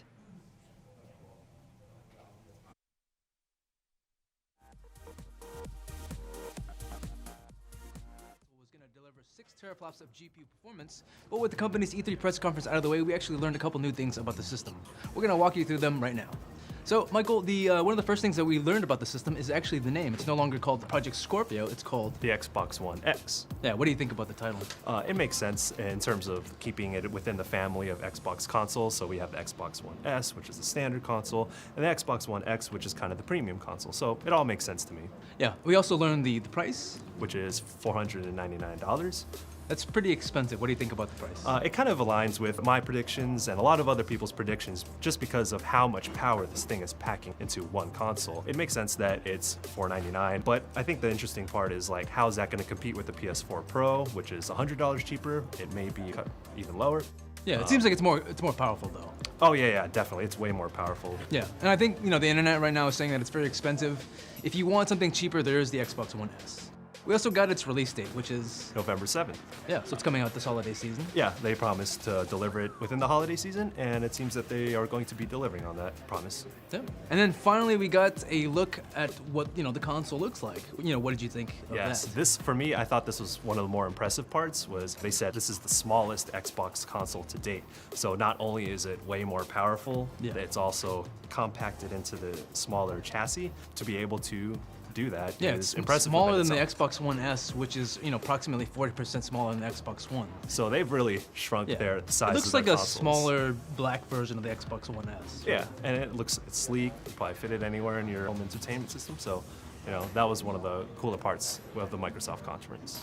While Microsoft is pitching the console as a 4K capable system, the company also said that it's going to be making improvements to 1080p gaming as well. You're going to get faster load times, anisotropic filtering, and super sampling. Do you mind walking users through what some of those things are? Well, yeah, super sampling is if you're in a 1080p display, it'll essentially be the image will render in like a higher 4K or resolution. higher than 1080p. Yeah, and then be condensed, so the image quality is much more fine. So people who don't have 4K displays will still reap some benefits. We saw the games running in 4K throughout the whole press conference, and I never really saw any massive frame drops. I don't think everything was running at a steady 60 frames per second. Yeah. But rendering 4K is a feat within itself. It's very graphical. And yeah, and nothing looked framey, nothing looked choppy. Overall, with all the games they showed off, from AAA titles to the indie titles, look great. Overall, I'm impressed. I think this is what Microsoft needed to do. Looks all good to me. Gotcha. Yeah, it seems like it's a console that you can get if you have a 1080p screen now, and then you can get some benefits that way, and then later, if you wanted to, you can upgrade to a 4K TV and continue to get better benefits. Right. And then the last thing is, the console, by itself is fine, but what about the games? What did you think about the games? They showed, Assassin's Creed Origins, I think it was called. Yeah. Metro, what was it, Exodus? Yeah, Metro which I thought Exodus. looked amazing. Yep. What did you think about the, the lineup of games and how they looked? Okay, well, in terms of the lineup, I was super hyped up to see Metro Exodus and see it running. It looked really smooth too, because Metro has a long history of being one of the more graphically demanding games with 2033 and Last Light. Yeah. And now this one, it seems like it's going to be in that same line of impressively Rendered. Yeah. I mean, it looks gorgeous running at 4K. It's on a console, unbelievable. Yeah, on a console at Unprecedented. 4K, it looked really smooth. And to see, other games like Shadow of War, Assassin's Creed, they look great too. They're also rendering 4K. The only thing was some of the lighting, maybe some of the textures weren't on par with what we would see if we cranked a PC version all the way up to Ultra, which is fine. I mean, I'm not going to expect a console to run 4K and super fine textures all at the same time, but they ran smooth, which I think is the most important part for me. It looked playable. If you like this video, give it a thumbs up and subscribe to us on YouTube. Thank you for watching.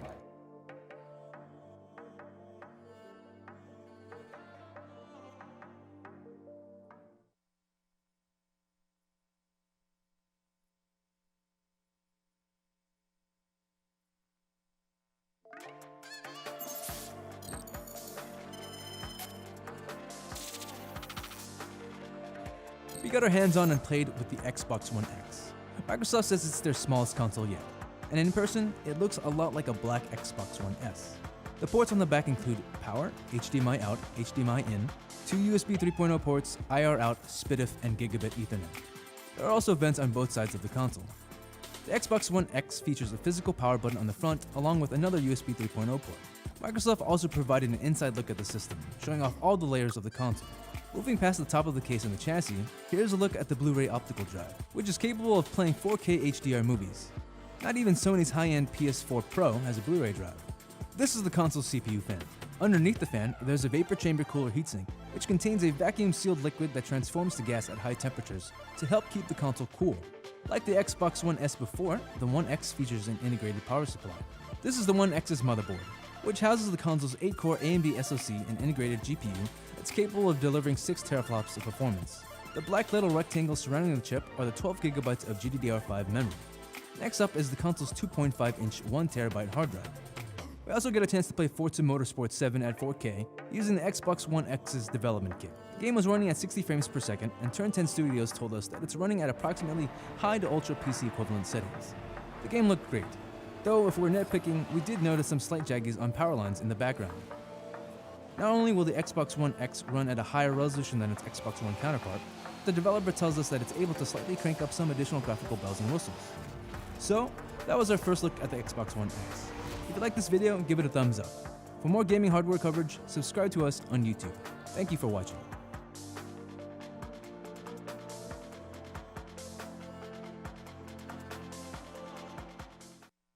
Hey guys, welcome here to E3 2017. I'm Justin, here with Peter, and Nintendo revealed a whole lot more about probably one of its most exciting games coming up, Super Mario Odyssey, and Peter, you got a chance to play like 20 minutes of it. Yeah, I got to play 2 different levels, one of them being New Donk City. You know, that city we've seen that has humans next to Mario that are very different heights. Do they explain that? Why are the humans all different sizes? It's a weird game. A lot of it is not actually explained. Like, you know, the premise is kind of the same. You're trying to rescue Princess Peach from Bowser, but apart from that, the game is just filled with a lot of interesting new opportunities and possibilities that have never really been seen in a Mario game before.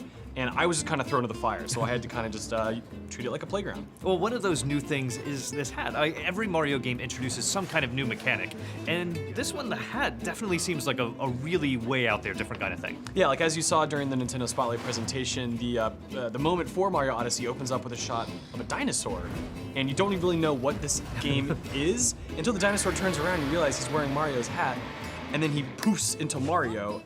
Come on. And then you kind of start to realize, okay, wait a minute, you can throw that hat onto enemies and take over their bodies. So that is the big thing about the hat. What we've seen up until now is that you can use it as a platform, but as we saw and as I got to try, you know, if you see a Goomba or any other classic Mario enemy, like, what are the Bullet Bill, is that his name? Throw a hat on him and you can possess that enemy.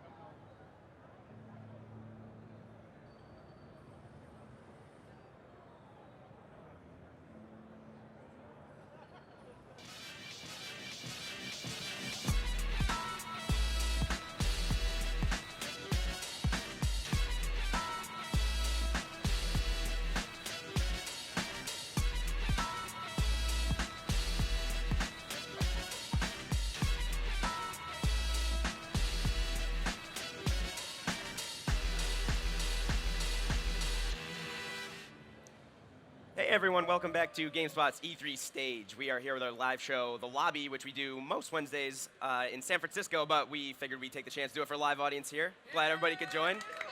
Good to see you. And of course, we will be doing demos and developer interviews throughout the week as it continues up on our upstairs stage and down here. I'm your host, Mike Mahardy. It's good to see everybody. I'm here with Pete Brown, as usual. Hello. Callie Plagge. Hello. And Rob Hanley.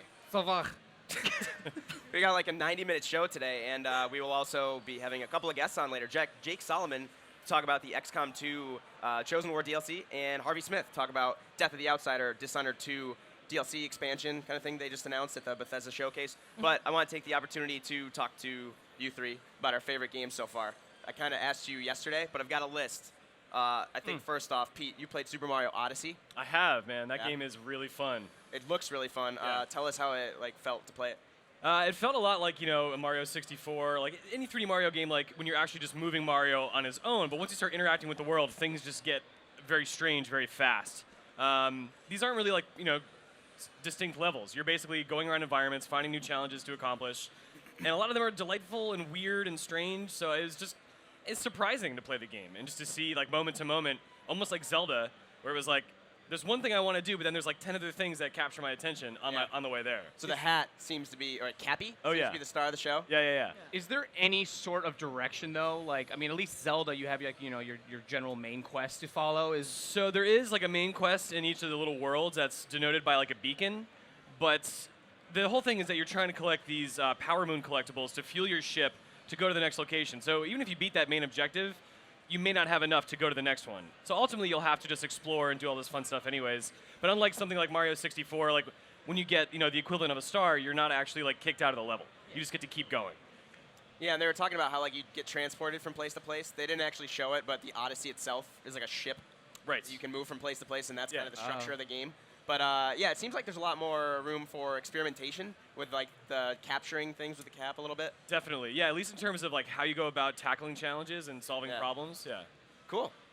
Did you guys play it at all? I did. Yeah. What did you think of it? Same thing. Yeah, I liked it. It's coins actually have a use now, so you can buy like cosmetic items and stuff for your ship. I saw like the safari outfit when they. I bought a fedora as a laugh. I hate that. Only Mario can pull off a fedora. And then I threw it around a bunch. No, it's fun. I liked it. I saw you could become human. It's really weird, man. David Cage's got his hands in Super Mario Odyssey. Yeah, like body snatchers. It's weird. Yeah. What's the value of becoming human? Oh, there was one point in New Donk City where you can drive an RC car to get a moon. Nice. And you have to occupy this guy's body to do it. And I was like, oh, this is a little weird. Yeah. Wasn't expecting that from Mario.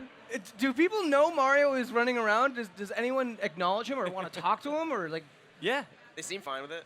It's straight up like that Simpsons episode where Homer goes to the real world. Yeah, they also, just like logistics-wise, we thought this was going to come out, they originally announced it holiday, or was it December or something? We thought it was going to be like later on in the year. I mean, I at least assume so. I thought it was just 2017 at some point. But yeah, October 27th? Yeah, the same day as Wolfenstein 2 and Assassin's Creed Origins. Yeah. It's like 2 weeks after Evil Within 2. October is pretty packed. Yeah, so Super Mario Odyssey, I think, seems to be one of the show stealers so far. Yeah. I didn't get the chance to play it myself, but we showed it on our live stage upstairs. Another one that was kind of rumored, but no one really knew what it was Mario plus Rabbids Kingdom Battle. Yeah. I'm hoping eventually we can stop say Mario plus Rabbids. I just want to say Mario Rabbids. I actually am really pumped for this game. Of course you are. I know. I love XCOM, and I'm pretty pumped to have Jake Solomon on the stage in a little bit. But yeah, Miyamoto comes out with a gun through smoke at Ubisoft's press conference. I thought that was kind of a pleasant surprise. And I'm curious how this is going to work overall because Alex Newhouse, one of our writers, he played it, and he said it's actually a lot. I mean, the trailer showed off a lot of the tactical mechanics, but he said it's pretty deep, even for despite how quirky it looks. Yeah, he said it was like even more like XCOM than we all thought it was watching it. It's like, okay. And I could be mistaken, but I think this comes out the same day as the Chosen War DLC for XCOM 2. No. Really? I think. I could be wrong. But I'm really pumped to play both of them. Jake Solomon's next to our stage right now. He's laughing. I don't know. But I love XCOM 2. It was one of my favorite games last year. I loved the DLC. I'm looking forward to that. But I'm also curious to see how other developers might take that kind of turn-based tactical. Yeah. I don't think there's like a strategy layer in this game like there is in XCOM. I Well, hope there is. That'd be awesome. yeah. Who knows? But I don't know. But yeah, it's pretty cool to see other developers with their take on it. I didn't think Ubisoft and Nintendo would combine to do something like that. Right. But it's pretty interesting.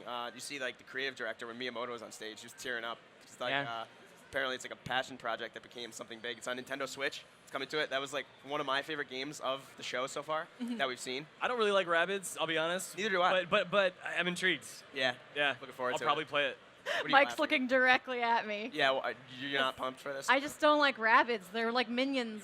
Yeah? Minions are pretty awesome. Come on. No, they're Oh not. my God. Don't ever talk to me. Yeah, anyway, and then moving on past Mario plus Rabbids, Kingdom Battle, Wolfenstein 2, the new Colossus, we kind of leaked on Amazon Germany before they announced it at the Bethesda press conference. This game looks awesome. They showed us like an almost 10-minute reveal at Bethesda between gameplay and cutscenes and whatnot. Callie, you were pretty pumped for this, weren't you? I'm so excited for it. I thought it looked fantastic. Like I Yeah. loved the, like getting the introduction to the characters from that opening. Not trailer. I don't even know what you call it. Like it's not a trailer. It's not a gameplay trailer. But just seeing like what this, like what the tone is going to be. I thought they established that really well. Yeah. And it got me really, really pumped. I love alternate history, so I'm very, very excited to play this. Yeah. Yeah, it feels like they're really owning.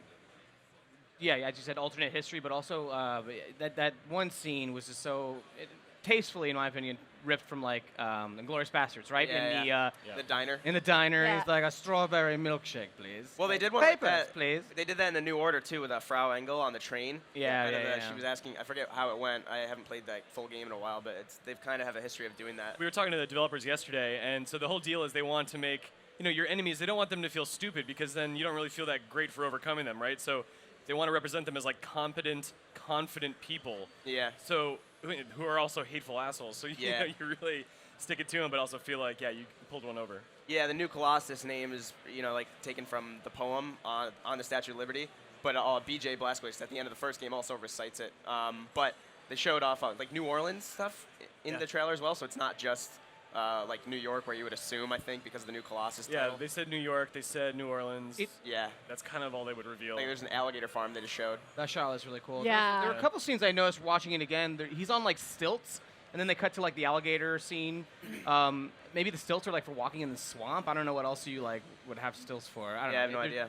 The other thing that I am very excited for is I feel like this time around there are a handful of characters that are with you that seem to be really well distinguished, right, and defined. Like the guy was like the arm, and as she's delivering some kind of pep talk, he's well, see, that's the thing. like, all these quirks. The guy who's basically dropping acid. Well, so those two characters. So something insightful that I think Game Informer picked up on is pretty positive your choice from the first game, because those two you have to choose who survives. Oh, no shit.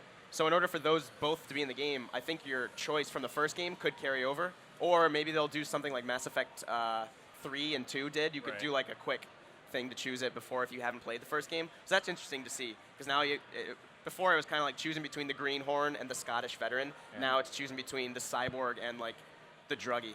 So I'm pumped to see how that turns out. I don't know. But you can also, I like that you can dual wield two separate weapons now. Yeah. The first game, it was like arcadey, and how you got like dual assault rifles within the first 10 minutes. So apparently that was the bigger technical challenge for them to overcome for this game. Like, really? It sounds like kind of obvious. Like, well, why would it be that difficult? But it takes a lot of different animation and physics into account. And they were like, no, it's actually super tough. Like, who knew? Interesting, yeah. I mean, the earliest incarnation of that for me, before like Halo 2 did it, was GoldenEye. When you had the all guns cheat on, you could have dual wield of every weapon. But if you did like AA and then ZA and then it took a long time. Yeah, you could have like, as long as the weapons were next to each other in the cycle, you could actually be using two different weapons, like the Klob and the Stavai, however you say that. I mean, things just have so many more like nuanced animations now. Not only when you fire, but like when you reload and what you hit when you're firing and how that reacts. Like, sure. Two different weapons. That's a lot. Just looking at some of the gameplay too, you can imagine. I think there was a freezing type gun or something like that. So like, if you could imagine like a flamethrower and like a freeze gun, like just like those counter elements would be really neat. I think I'm not, It looked like the laser craft work, I think it was called, is coming back. It's like the electricity laser rifle. I'm not sure. It's one of those like alternate history Nazi weapons. I do want to talk about Skull and Bones, another thing that came up at the Ubisoft conference. Yeah. Yeah, Callie, you seemed excited about this. Did you play a lot of Black Flag? No, not a lot actually. Oh, really? Okay. But I don't know. I think the most notable thing is a lot of people were talking about. I mean, we talked about this on our post show, but comparing it to Sea of Thieves and being like, how are they going to compete? And I really think they're for two different audiences. Sure. And so I was really intrigued by like naval battle specifically Yeah. in Skull and Bones. Well, it's also like worth noting. I'm pretty sure Skull and Bones, when Sea of Thieves finally releases in its full form, I don't think it's going to be near each other either. Because Skull and not. Bones said like 2018, I think fall. Okay. Yeah. And then Sea of Thieves is in like we've all, I think I played it like 3 times by now. Yeah. We're doing them up on our stage later, but yeah, like you said though, it's two very different audiences. One's like a quirky thing from Rare where it's more communication based. This almost seems like there's some aspects of For Honor in it with the like different kinds of ships having different functions like the warriors do in For Honor.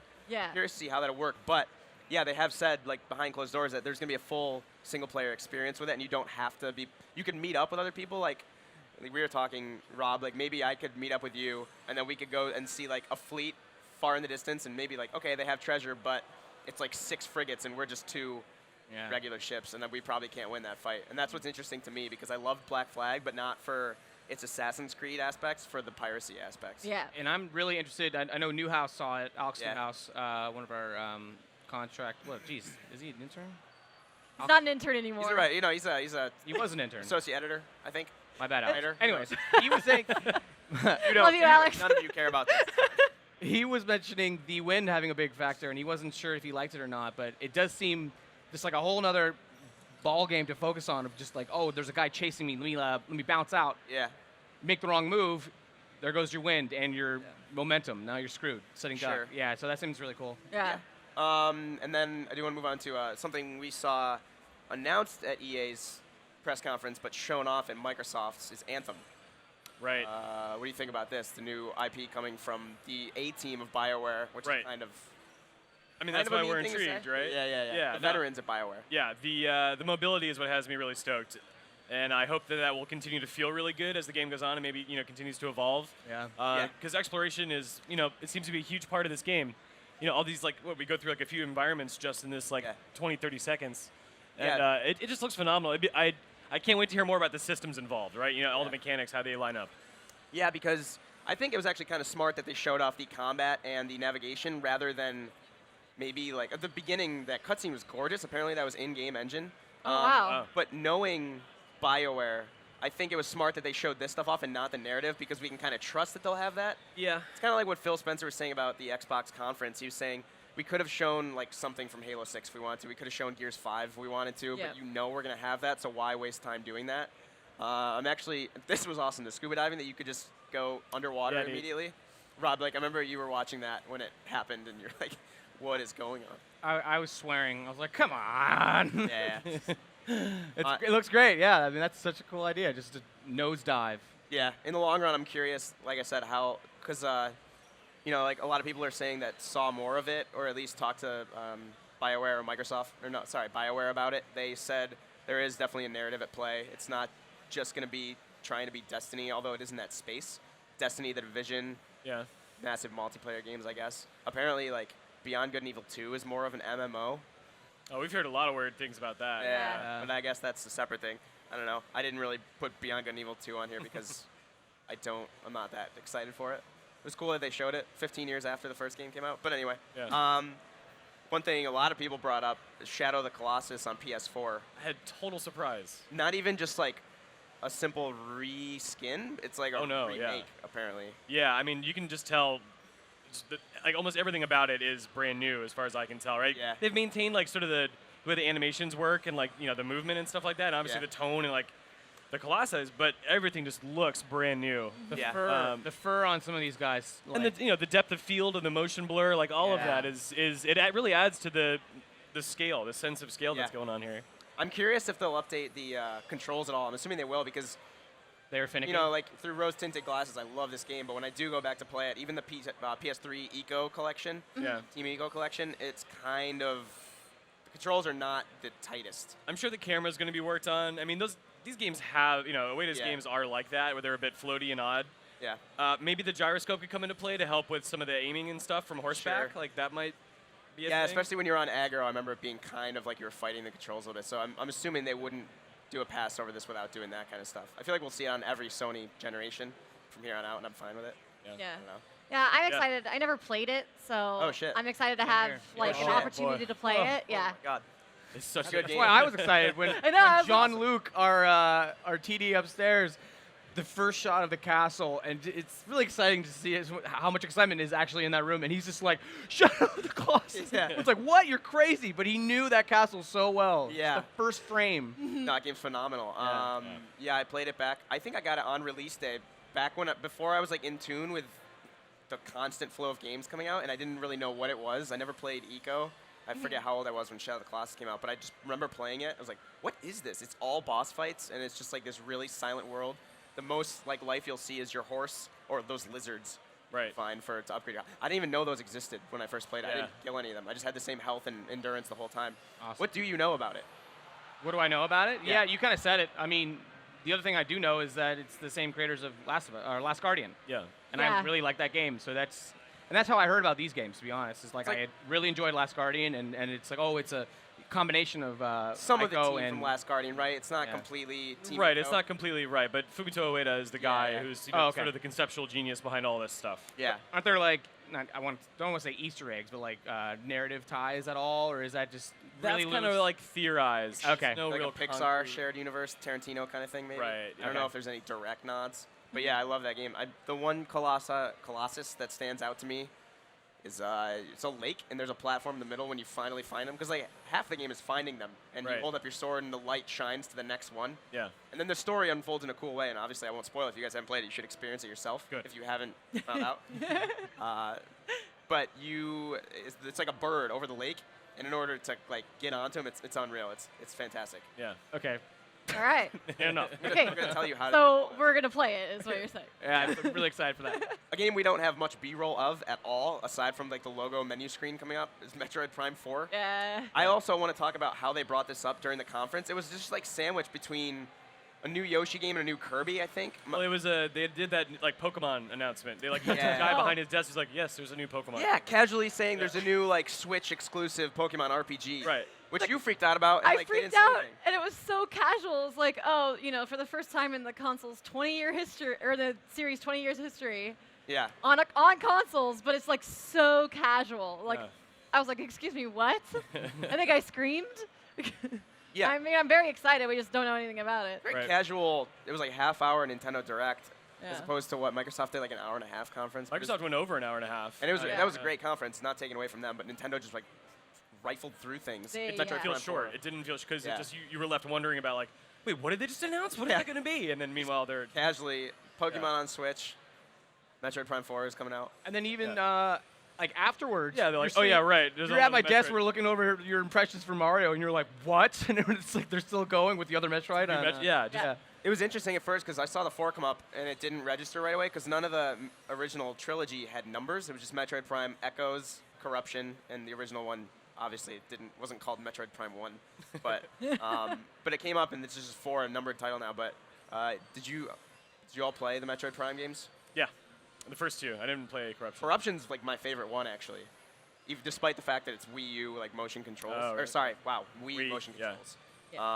Did you Did play that any- make it better? The aiming? Yeah, oddly enough, because I mean, going from a GameCube controller to that, it was kind of like a Resident Evil 4 on the Wii. I actually really like, and I would tell you to play it like that Because of the aiming again? yeah, because the C stick on the GameCube is not Sure. the best thing to aim with, despite Yeah. the fact that I played like Time Splitters 2 a lot on the GameCube. But yeah, Metroid Prime's really good game. Yeah. Yes. Really good, yeah. It's long too. It takes a while to get through. But I mean, if you've played But it, you keep looking at me. Because you keep trying to ask me. No, I unfortunately haven't. I never had a Play 'em. GameCube. Yeah, I know. You have a GameCube? No. It adapts the things that made a 2D Metroid great into 3D, and then with that comes a whole new layer of like immersion Yeah. and like new puzzles and creativity. It's such, even at the time, like it was really great, but today, Metroid Prime is still an amazing game. The first one. It does hold Yeah. up well. I played it like over Christmas when I was home on my GameCube, and it's really good. And then they have the collection, right, on Wii. Yeah. play Yeah, all the three of Metroid, them? yeah, the trilogy collection. I never played those. I'm assuming they updated the one in Echoes, the controls. Yes, they for- did, and it's also on Wii U. You can download it. Oh, cool. Yeah. Presumably, they'd be dumb not to bring it to Switch, right, in some form. Well, once Virtual Console stuff gets figured out. I wish that would happen. Or Yes, eShop. We'll see. I think it is notable that Metroid Prime 4 is not retro. Like, it's not Retro Studios. Right. It is. Yeah. It's a big deal. So. Oh, it's not? No, it's No, not it's retro. not. Yeah. Oh, I thought they said it was. No, for it's some a new young team. Yeah. Oh. And we don't know if that's internal or not. Yeah. So that I'm curious about that. Like, I'm intrigued, obviously, because of the Prime name. Yeah. But I would want to see more from the game because it's not the same studio. Sure. Not that a new studio can't do a good job. I just Right. want to like save my excitement for a gameplay reveal. Yeah. We can get excited for now. Well, but, yeah. But you know. I didn't say I wasn't excited. No, I I just know. want to like No, not yeah. get overhyped. I'm just agreeing with you totally. But then it's also the question: what is Retro doing if not this? Right. Yeah. What are they up to? Yeah. One thing I don't have, like, we didn't mention in our list, I just want to bring up quick, is also during the Treehouse Live, they announced Mercury's team, who did Castlevania, Lords of Shadow Lords of 1, Shadow, 2, and Mirror of Fate. Right. 3DS game, which I thought was all right. Okay. Yeah, it's like 2.5D, they called it, kind of Yeah. like a Shadow Complex almost, maybe. But anyway, they're making Samus Returns, which is a reimagining of Return of Samus, Metroid 2. It's coming out soon. Oh, there's B-roll, sweet. Yeah, we have this on the stage. We just did, actually, before. If you've been watching our stream all day, we just had it on this. Yeah. It looks really good. Yeah, it's interesting. They're adding like melee, which is not really a this, like, Metroid swipe thing. thing. Yeah, and if you time it properly, you get a like charged blast from your arm cannon. The girl playing from Treehouse was awesome at Really? this Yeah, game. cool. And Oh, I'm like worried that I'm not gonna be like. Of course, they picked someone who's good at this game, but I was like, damn, she's timing this perfectly. They showed off the little Metroid amiibo afterward. It's squishy. It's squishy. Yeah, it's kind of like the Yoshi's Woolly World one was also like yarny. Yeah. Or did I say that right? Yoshi's Woolly World? Yeah. Was yarny. That doesn't make sense. It was woolish. It was. I mean, it was. Yarny's It was yarn. It's Sorry. yarn Yoshi. Yeah. I don't know. You were I right. don't like that texture, so I You would were never right. pick that Yoshi. It's cool though. I am buying that squishy Metroid amiibo so hard. Oh, yeah, you can already pre-order it. Yeah, I'm getting it. You know, it's going to be funny, and not to just throw this to another outlet, but I'm looking forward to Griffin, if you guys watch Amiibo Corner. Griffin's I'm Amiibo looking forward to him Corner. trying to put that in his mouth. Ow. I wanted him to do the Guardian, the Yeah. from Zelda. There's Yeah. also, yeah, have a there's sword also, go through his cheek. there's also the Zelda Ballad of the Champions DLC Right, coming yeah, out the later second this year, DLC the second pack. one, and that's Yeah. all. There's 4 Amiibo for them. That's awesome. Yeah. I'm not an Amiibo person. I don't like go crazy over them. I have the Zelda ones on my desk in San Francisco, but There was 11 new amiibo announced at E3. shit. And 4 of them, Rip. 5 of them with Zelda as one The of them. champions, those are pretty cool. Yeah, so the 4 Yeah. champions, the 2 for Metroid, 3 for Mario Odyssey, and then 2 for the remaster of Mario and Luigi Superstar Saga. Damn. Yeah, Awesome. a lot. Yeah, and then I do want to move on to Rob. I think your game of the show so far that you played, Say again? Battlefront 2. Oh, Battlefront 2. Yeah, Yeah, I played like a solid hour, maybe a little more. Yeah, right after EA's press conference, right? Or before? Yeah. Yeah. Yes. Right. Tell me about it. I love it. What you played? I mean, I'm really excited for it. Resident Pilot. Sure. How's the? I love flying planes and spaceships. And that was one of the biggest gripes I had with the previous game was that, you know, you weren't able to roll, manual roll your plane. Yeah. You had those like quick dash, quick flip, quick side rolls in order to Yeah. like disengage from a lock-on or anything like that. was- That was the biggest surprise was like I didn't expect it. Like getting into a Naboo Starfighter and then it was like, oh my God, I'm rolling. Oh my God. And so you're doing tight turns. You're able to like really have fun and function as a pilot because again, the biggest gripe is, you know, you're doing a flip and you're doing a nosedive and I need to pull away, you know, I need to go flip under. Well, now I'm upside down. Yeah. My arm's like getting tied up. But now I'm upside down. So the game's like, well, we got to autocorrect. You lose all control and it's a mess. Yeah. But here, yeah, you can manual roll. And we talked with the developers of the game and they also, because it's tough. You know, you don't want to make flying too difficult or too intimidating. So there are functions. They clarify that, you know, you can make the games or the flight controls simplified, like they kind of were in the previous game. But other than that, the class-based stuff is like very much needed. No longer are you just kind of winging it on the field, hoping you'll find any kind of power-up, maybe a hero or a weapon. Yeah. Those are now isolated. So you also can like look at a player. Like most games, you want to have some predictability factor in there. Like, all right, this is a heavy guy with a heavy machine gun laser. I know what he's packing for the most part. So it's nice to have that change. I remember playing Battlefield 1 last year in October when it came out because Battlefront 1 from DICE was, I think, November of 2015. But I remember playing Battlefield 1 and wishing that they had done more of a shooter with Battlefront 1, kind of, and like hoping that maybe Battlefield 1's mechanics would seep into Battlefront 2, and it kind of seems like that's the case. Not as deep. Sure. It's still for Star Wars fans, but I think there's more of an actual game here under the Star Wars, which I don't think the first game had. No, you can really feel these guns as far as like, oh, this is a very much a light SMG type that's going to do low fire damage. Yeah. Or like the snipers have like long cooldowns, which again the active reload is really neat. Where like that was present in the last game, where like I think each gun had a different kind of meter to time. Yeah. But now there's like the yellow, which will get you that quicker reload. Obviously, if you hit the red, you're going to have a longer reload as a punishment factor. But then there's the green, which can be like a damage boost or like maybe like a high fire rate where you just have no what do you call it? Like, what is it? Cooldown, excuse me. Oh, right. Like, yeah, I'm just going to like hammer out all these like lasers. I love it. But overall, it seems like it improved on the first game so far from what you played. For the most part, yeah, it's just this one mode, one map. The map looks gorgeous. Like, it was smart because again they're doing all three eras. Yeah. And this was just which is exciting. Nice to see again because say what you will about Phantom Menace, like there's something about battle droids and just the clone army. It's like it's great. It's a really gorgeous looking city. The coolest part about the sequels to me, or the only cool part, was the action, military stuff and the action. Totally. Yeah. And then you saw Darth Maul. You played as Han Solo. The heroes. They revamped the battle point system, obviously, but you played as Darth Maul and Han Solo and Rey. It was kind of funny during the EA thing because they're like, "Oh, here's Rey. She's badass," and then she dies. Yeah. Bad. Well, I mean, or Darth Maul is just. Darth Maul is screwing. Yeah. Well, and they kind of had this in the previous game where it's like when you played as Leia, she was very much like a support hero where she would like lay down like shields and I think even like health drops. Yeah. Maul is very much your front line, choking people out, force push, barrel rolls with his double lightsaber. But Rey apparently has like pretty neat tricks where she can like mind warp you, so your controls as her enemy will like get all screwed up. But she can also I forgot these names, but she can. She kind of has that like radar scan, so she can like point out enemy troops, like spot them on your HUD, whether it be scanning. I forget what it looks like, but again, you're also very much reserved with these heroes. In the previous game, like you see, I always say, like you see Luke Skywalker from like miles out, you are still running away from him because he's hopping towards you. It's like Monty Python, the Holy Grail, when Lancelot's sprinting at him, and then he's back. Yeah. And but now they're easier to take down. If I see like a hero, like I can get some shots off. I'll probably die, but as a team, you want to take them down. Yeah.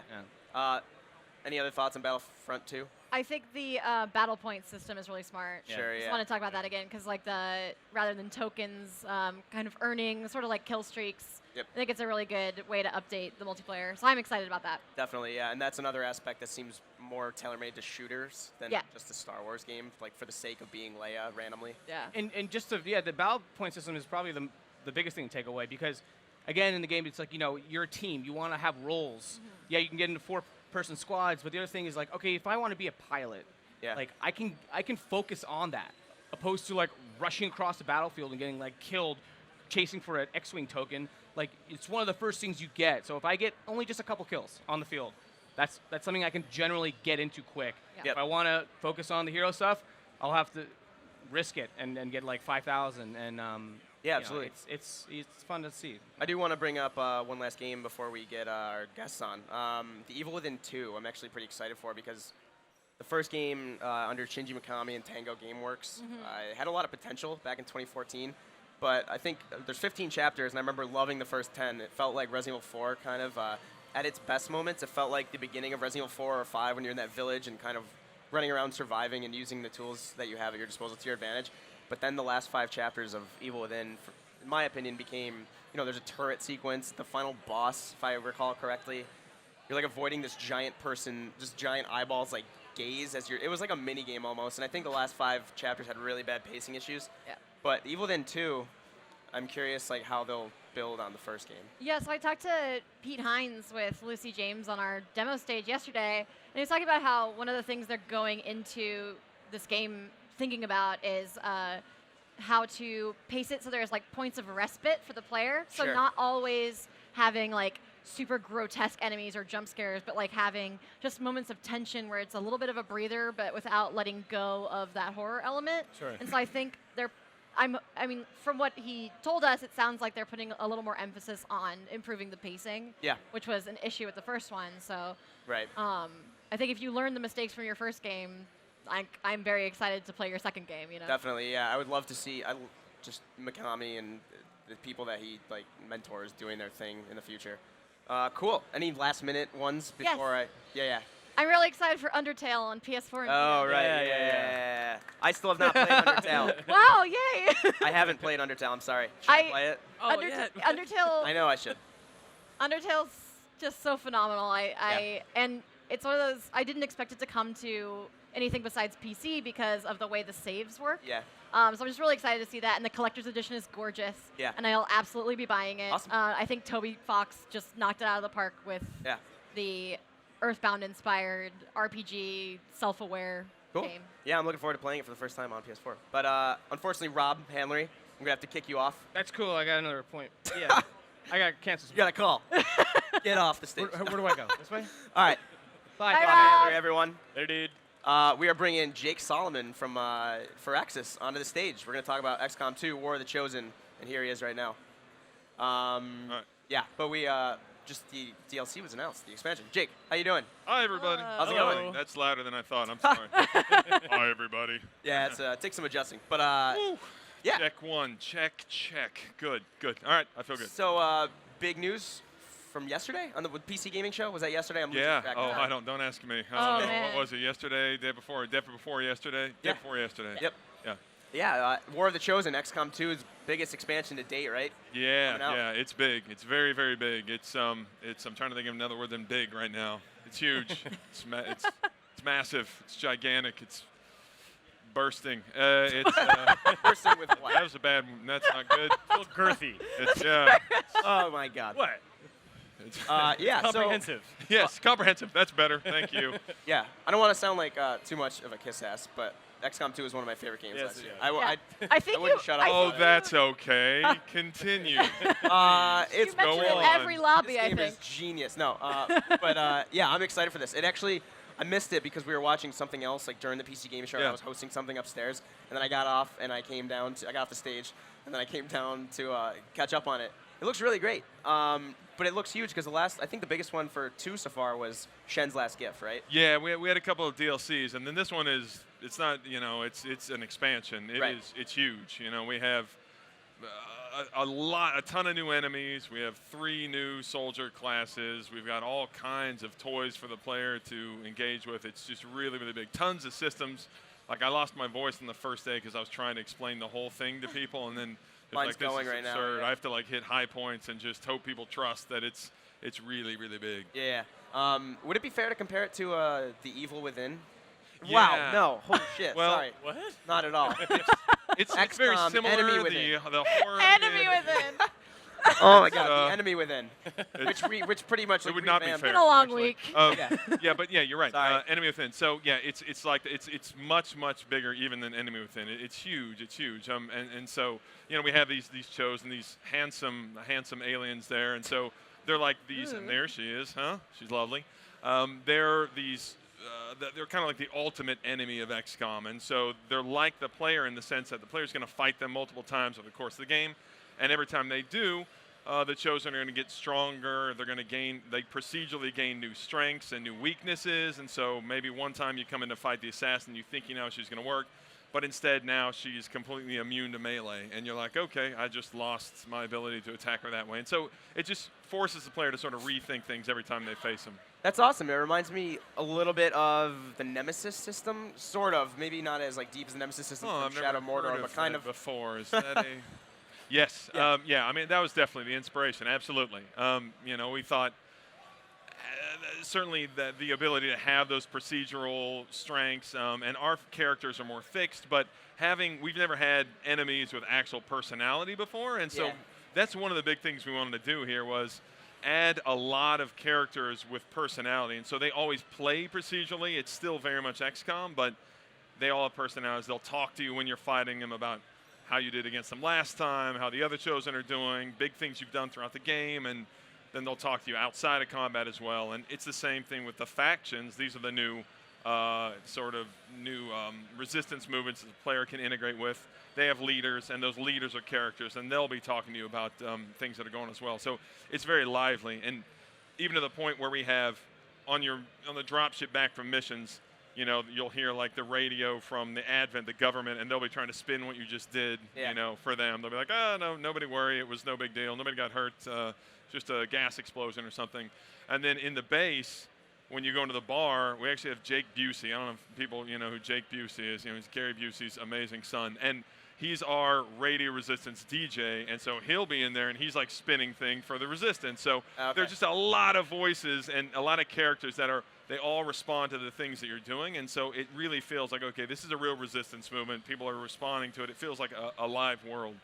Can you go more into the like how you build the relationships with the resistance factions? Because like in the trailer, it says like the problem is that they all hate each other. Or something. That's right. So like you're kind of seems like it's almost like city-state relationships to talk about civilization. Yeah, yeah. You have to win them over, and so they have very different philosophies. All these different factions have different philosophies, and you need to win them over. And the way you do that is that each faction is kind of paired off against one of these chosen. And so to win over the factions, you kind of have to go after the chosen that they don't like. And then eventually you can recruit their soldiers, which are very, very powerful units. You can have more control over their faction, and you can start telling them what to do. And so it's another really in-depth system that's totally new. For people who get really geeky about it, like me, can you go a little more in depth on the three? Oh yes, like the yes I can. units Yes you I get out can. of it? I'm never afraid to go geeky. You know, that's Do it. That's what I do. Yeah, so you've got one faction. It's they're called the Reapers, and they are stealth marksmen and they're saboteurs. So they can attack. Yeah, there you go. There's a Reaper. Sweet. So they can attack from concealment, and there's always a chance that they won't be revealed. So every time you attack, you'll actually see like a meter rolling and be like, oh, you stayed concealed. Okay. And so it's always this big trade-off of, do I really want to, you know, they're a great scout unit, but they're also really deadly. So you kind of trade that off. And then there's a skirmisher, which is they're defectors from the alien army that actually join XCOM, and so they're half alien, half soldier hybrids, and they're skirmisher. Look at the nails. See, you can tell by those fingernails. That's not human. It's not human. But it needs to get that touched up. But yeah, so they're really powerful. They take a lot of actions every turn, and so they get an extra action if somebody attacks them. They even have an ability called Battle Lord, which if they trigger it, then every time an AI unit takes an action, the skirmisher gets an action. Oh, cool. So they can take like 10 actions in one single turn. They're crazy. And then the final group is called the Templars, and they're this melee-only class, and they have these big psionic blades. There we go. There's the Templars. And they're cool because they build up power.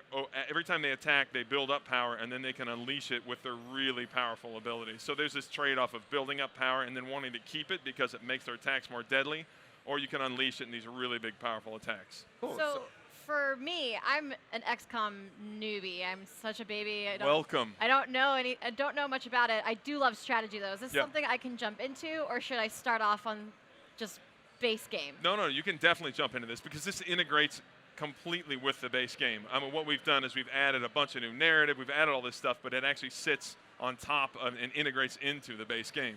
And so, you know, we've got a new intro cinematic, we've got a new finale, we've got all this cinematic stuff that adds in, we've got all this gameplay stuff that adds in, but yeah, you can just jump right in and get going. Okay, because I think Michael want me to play this. I want to check it out. Yeah, for sure, So if definitely. I can jump straight into it, I'll do it. He So talks about it every day. Yeah, Like, I think I'm not joking. we need an XCOM jar where he puts $1 in every time he brings it up. Yeah. I did not tell them to say this, I promise. No. Yeah. I'm curious. So, as someone myself who's played a lot, and I want to go into like the mods, if you don't mind, a little bit outside of the DLC, because I've been playing the Long War Long War 2 regularly. Since it came out. Yeah. You are for real. Yeah, I'm a masochist. Look, I can't make it past a mission, and I'm just like, oh, this is for real. Yeah. Well, I haven't beaten it at all, yeah, but I right, played a lot of it, and I don't, you don't really beat XCOM 2. Right. Fail a lot, but I'm curious what the Chosen War is going to do to like the overall flow of XCOM 2, right? Like, what does it mean for like, you said you go to the bar and you got a new character there that's kind of like doing the propaganda stuff on both sides, Advent and Resistance. Yeah. And I'm curious what, like, if I'm as someone who's played a lot of XCOM 2, Chosen War, when I jump into it, outside of these three factions and like all the added layers with these bosses, what is it going to mean like for the overall like identity of it? It's very different. I mean, so we have all these small systems that change, and we've changed research, we've changed. So your soldiers now, they get fatigued, and so if they go on multiple missions, even if they're not wounded, they're going to get tired. And what that means is that you're going to start rotating a lot more soldiers through. The game is much longer because of all this extra content. One of the cool things is that your soldiers can now gain negative traits, which are like personality quirks. Okay. And so if they get really wounded, you know, one of the funnier ones is the obsessive. And that means that that soldier, if they're running around and their gun isn't fully loaded, instead of doing what you tell them to do, they'll reload their gun. Shit, that's awesome. And so, sounds like me. Right. So you have this big tactic you want to pull off, and you'll be like, move over here, and they'll move over there, then be like, oh, my gun's not loaded, and they'll reload it, and you're like, ah, crap, you know. And so it creates these personality quirks with your soldiers, and so there's a lot of these little elements that just really change the way that the game used to work, and it's a longer game. You have a lot more soldiers. You have these heroes. There are all these new strategy systems interacting with the factions. There's a lot of fun stuff like there's a daily there's a propaganda mode. So every time you win a mission, what it's going to do is take your soldiers and it's going to put them together and pose them in a bunch of different poses and generate like a motto for this squad. And then it'll put filters over it, and you can adjust everything. You can type in what text you want. You can rotate your soldiers, give them from a bunch of different poses, and so you sort of take this like group selfie after the mission, take a picture, and then that poster starts appearing throughout the world on the sides of buildings, and so there's just on the fun side of things, there's a challenge mode, so you can jump in and play a sort of like challenge that you got 30 minutes, you got one time to beat it, and then you're ranked against everybody else in the world, and there's these really difficult challenges. So if you just want to play a little bit of XCOM, so yeah, there's just tons and tons of stuff. Yeah, that's awesome because it's kind of hard to explain to people outside of XCOM that there actually is despite the fact that it's like this pretty hardcore strategy title, there's a lot of personality to it. Like, I remember some of my favorite like snipers and grenadiers from XCOM 2 more than I do in like narrative games. Yeah. And I like this stuff because I feel like it'll increase my connection to this world and to these characters. That's right. And I don't know if that's the aim for that. That's absolutely the aim. There's two sides of the story. It's a story that, you know, the dictated like narrative cinematic story, and we certainly have added to that. But really the stuff that sticks with you as players is your own moments and being able to share those. And so we have something called Soldier Bonds, which leans into that. The idea is that soldiers form relationships with each other now. And so now soldiers have compatibility with other soldiers. You take them on missions and you'll find out, hey, these two are really compatible. And if they go on multiple missions together, they'll form a bond. And that means when they go on missions together, they get a bunch of free abilities that are all about their bond. And so it just sort of creates a new story. You're like, oh, these two guys, they love each other. And these two over here, they bonded together and they're really powerful when they're together. So it sort of feeds into the idea of like the player-driven story. Is that inspired by Fire Emblem? Yeah, I mean, that's what I thought of. I thought of Fire Emblem. Yeah. I mean, you will not be able to bring your kids back from the future. We don't yet have that technology. But yeah, I mean, I always loved that about Fire Emblem. It just makes sense, you know. In your head, you're already forming these relationships between characters, and so you know, it just sort of was a natural thing to do. Yeah. Yeah, and I am curious actually. Speaking of like Long War 2. Have you been talking to the team that did that and like how that's going to affect or how the DLC might affect that? I haven't actually. I haven't talked to those guys yet. Okay. So that's on my list of things to do. But yeah, I was talking to Pete before the show about like mods and how you can go about creating them, and then obviously the Long War is probably the one that arose out of XCOM the most, and that's the most the famous one that came out, and I played it a lot. I played Long War 2 a lot. And you've always been really vocal that you love supporting the modding community. Can you talk about, I guess like in broad terms, what the modding community has done for XCOM 2 specifically? I mean, it's amazing. So I think that it's this idea, and there are some studios like this, and where you realize that if I'm a creative director, my team, we're not the owners of the game or the game experience. Like it is, especially once you have a number after your name in the game, that means that the only reason you exist is because there's an audience. The audience owns the game. I'm not going to go off and make something that the audience doesn't like. They're more owners of the game than any of us are. And mods are the ultimate extension of that, where members of your audience are actually creating content, and they can serve. People may have, well, I want this specific thing, like Long War. XCOM's not hard enough. We want it even more hard. We want it more complex. And so to allow your audience to sort of be part of the creative process, like, it's a gift because we can't make that much content. Nobody can. And you can cater to very specific parts of your audience. You can create all this content. You can get direct feedback from people. It's amazing. So I'm so glad that it's worked out. Like the modding it's a very big part of what XCOM is. Yeah, I think some of my favorite mods are kind of minor as well, like having the Halo weapons in the game. Right. That's really That's good. right. Yeah, or like Star Wars cosmetic That's right. stuff. The Bob Ross mod is pretty strong. There's a Bob Ross mod? It is amazing. Wait, explain this to me. What does It's it do? amazing. You have Bob Ross, you have the model. It's Bob Ross. He's got his hair, and then voice lines from Bob, like actual lines from Bob Ross. So he'll be like, "Oh, isn't that a pretty little?" And he'll be like taking a shot at somebody. He'll be like, "That's a beautiful thing," and you're like, "It's just amazing." And so, and those are moments where you're like, obviously, probably for legal reasons, I could have nothing to do with that, but but you watch that and you're just like, I've got to try that. I've got to play that. So yeah, it's amazing. And so there's the funny mods, there's the serious mods, there's the purely cosmetic mods. It's just really amazing stuff. Yeah, and if you don't mind me saying, I think there are mods that make your game better. Maybe things you Yeah, can do, of like course. the evac all. Of I course. think that was like a minor one. So when you're trying to like evac troops from a dropship, you used to have to. Okay, you click are each not one. kidding. You are hardcore. Yeah. Yeah. Okay. Okay. Yeah. No, you used to have to like go click each one, evac him.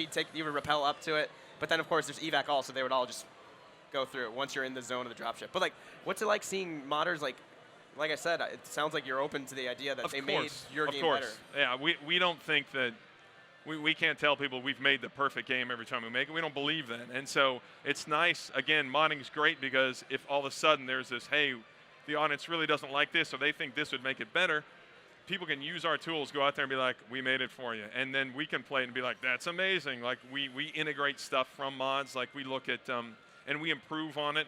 Now, since you're so hardcore, I will tell you, we now have the ability to, as you're moving your mouse, as you're moving the cursor around, if you hold down the Alt key, it will show you a preview of like what are the targeting options at that location. Oh, sick! That's good. That's super. That's really So, good. and that was inspired by some mods pushed what we did further, and we said, okay, we'll go even further than that. And it's a great symbiotic relationship.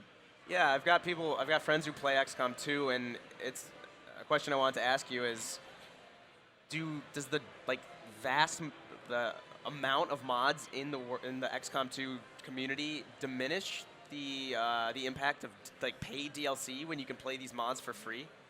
I don't think so. I mean, I think that what mods do is they keep people engaged and they change it up and they keep it fresh for people, and then we can come along and do things that other people can't. You know, we can create certain types of content, certain types of gameplay that, you know, we hope we can add value that others can't. But for us, we see the mods as it's a great way of saying like, okay, the community gets all this new content that they can engage with, and then we can come in.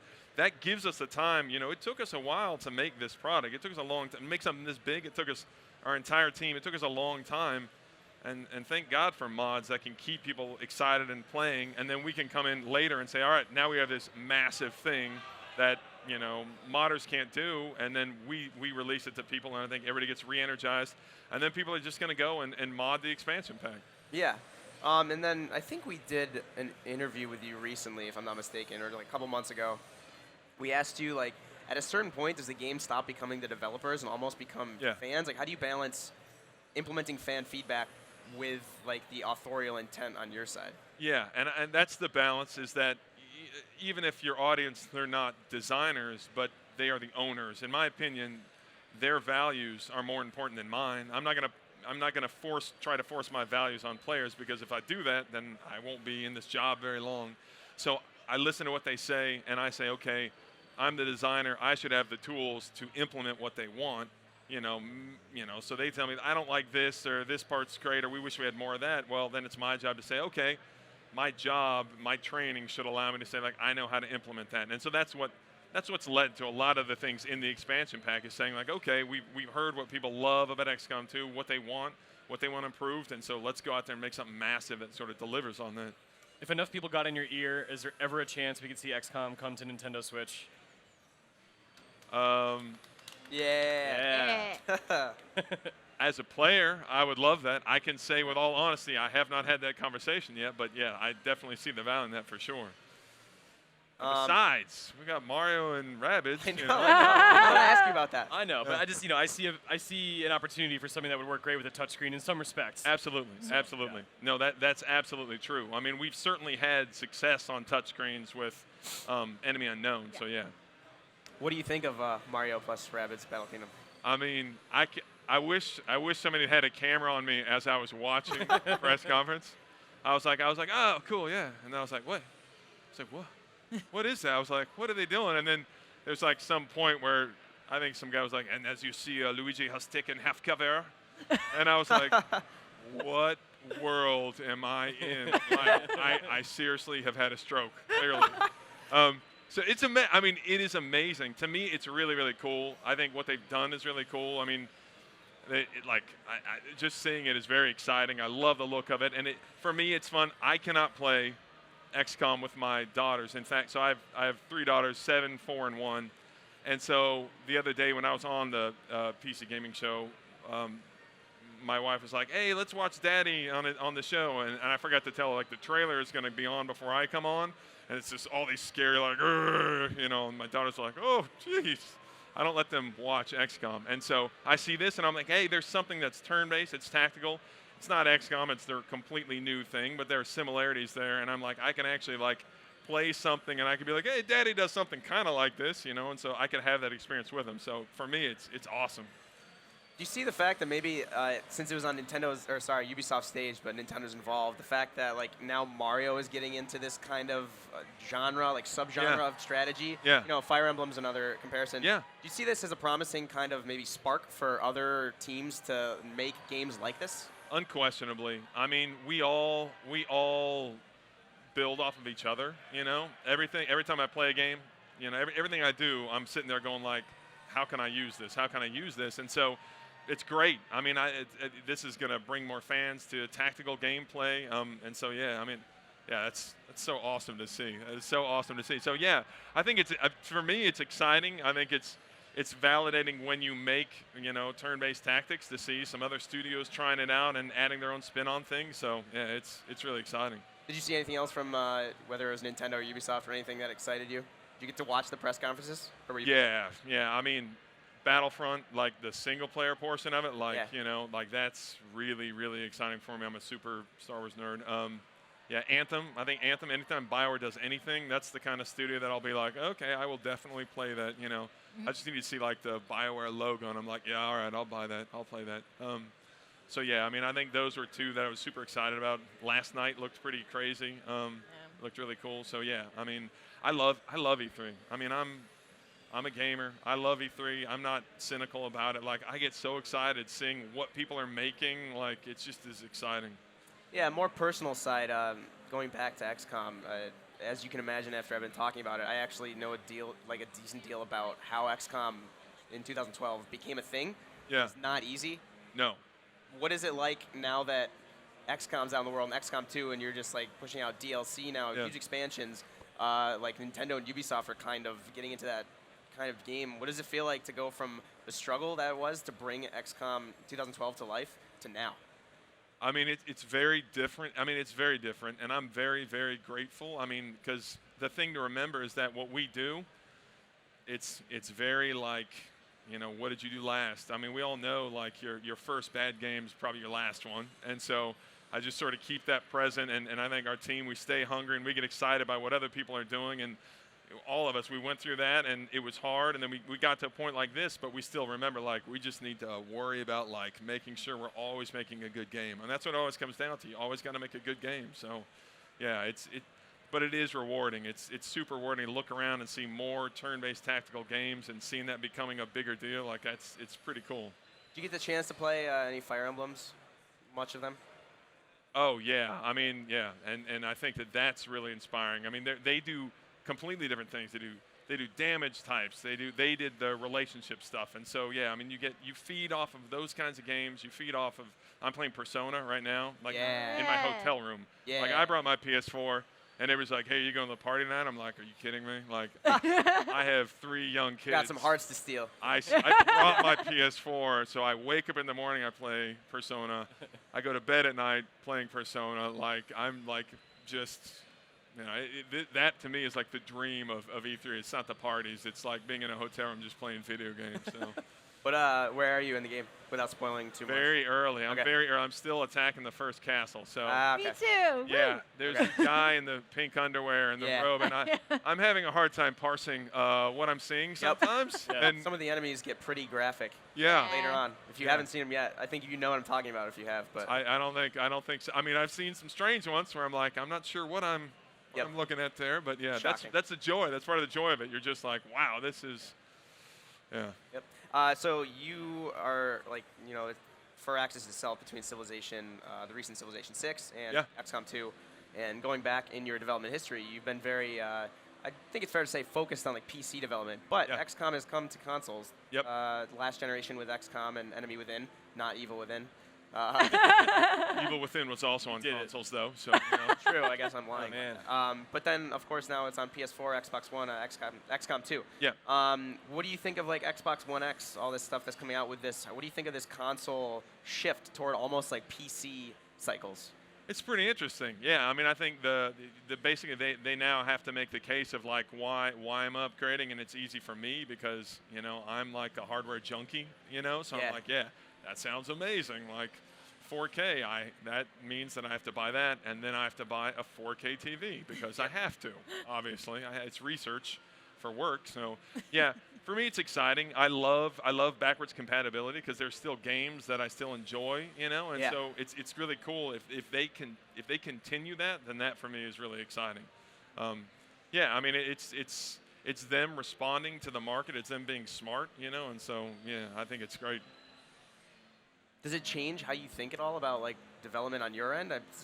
Everybody we've talked to says like, you know, like making it to be supported on the Xbox One X is actually pretty simple because it actually like can benefit like working for the S and the Xbox One, et cetera. And the PS4 Pro can also benefit the Slim version. Right. What is it? Does it change how you think? I mean, I think is that you get excited at the possibilities, especially if you make cross-platform. So if you're making a PC title where you have to take advantage of these wide ranges of hardware and some pretty extreme hardware, you'll always worry about like the minimum spec is what you worry about though. So you know you got to make it work on Xbox One and just PS4, and then you look at you know the Pro, you look at the X, and you say like what extra can we do? And for us it's exciting because we make PC games as well.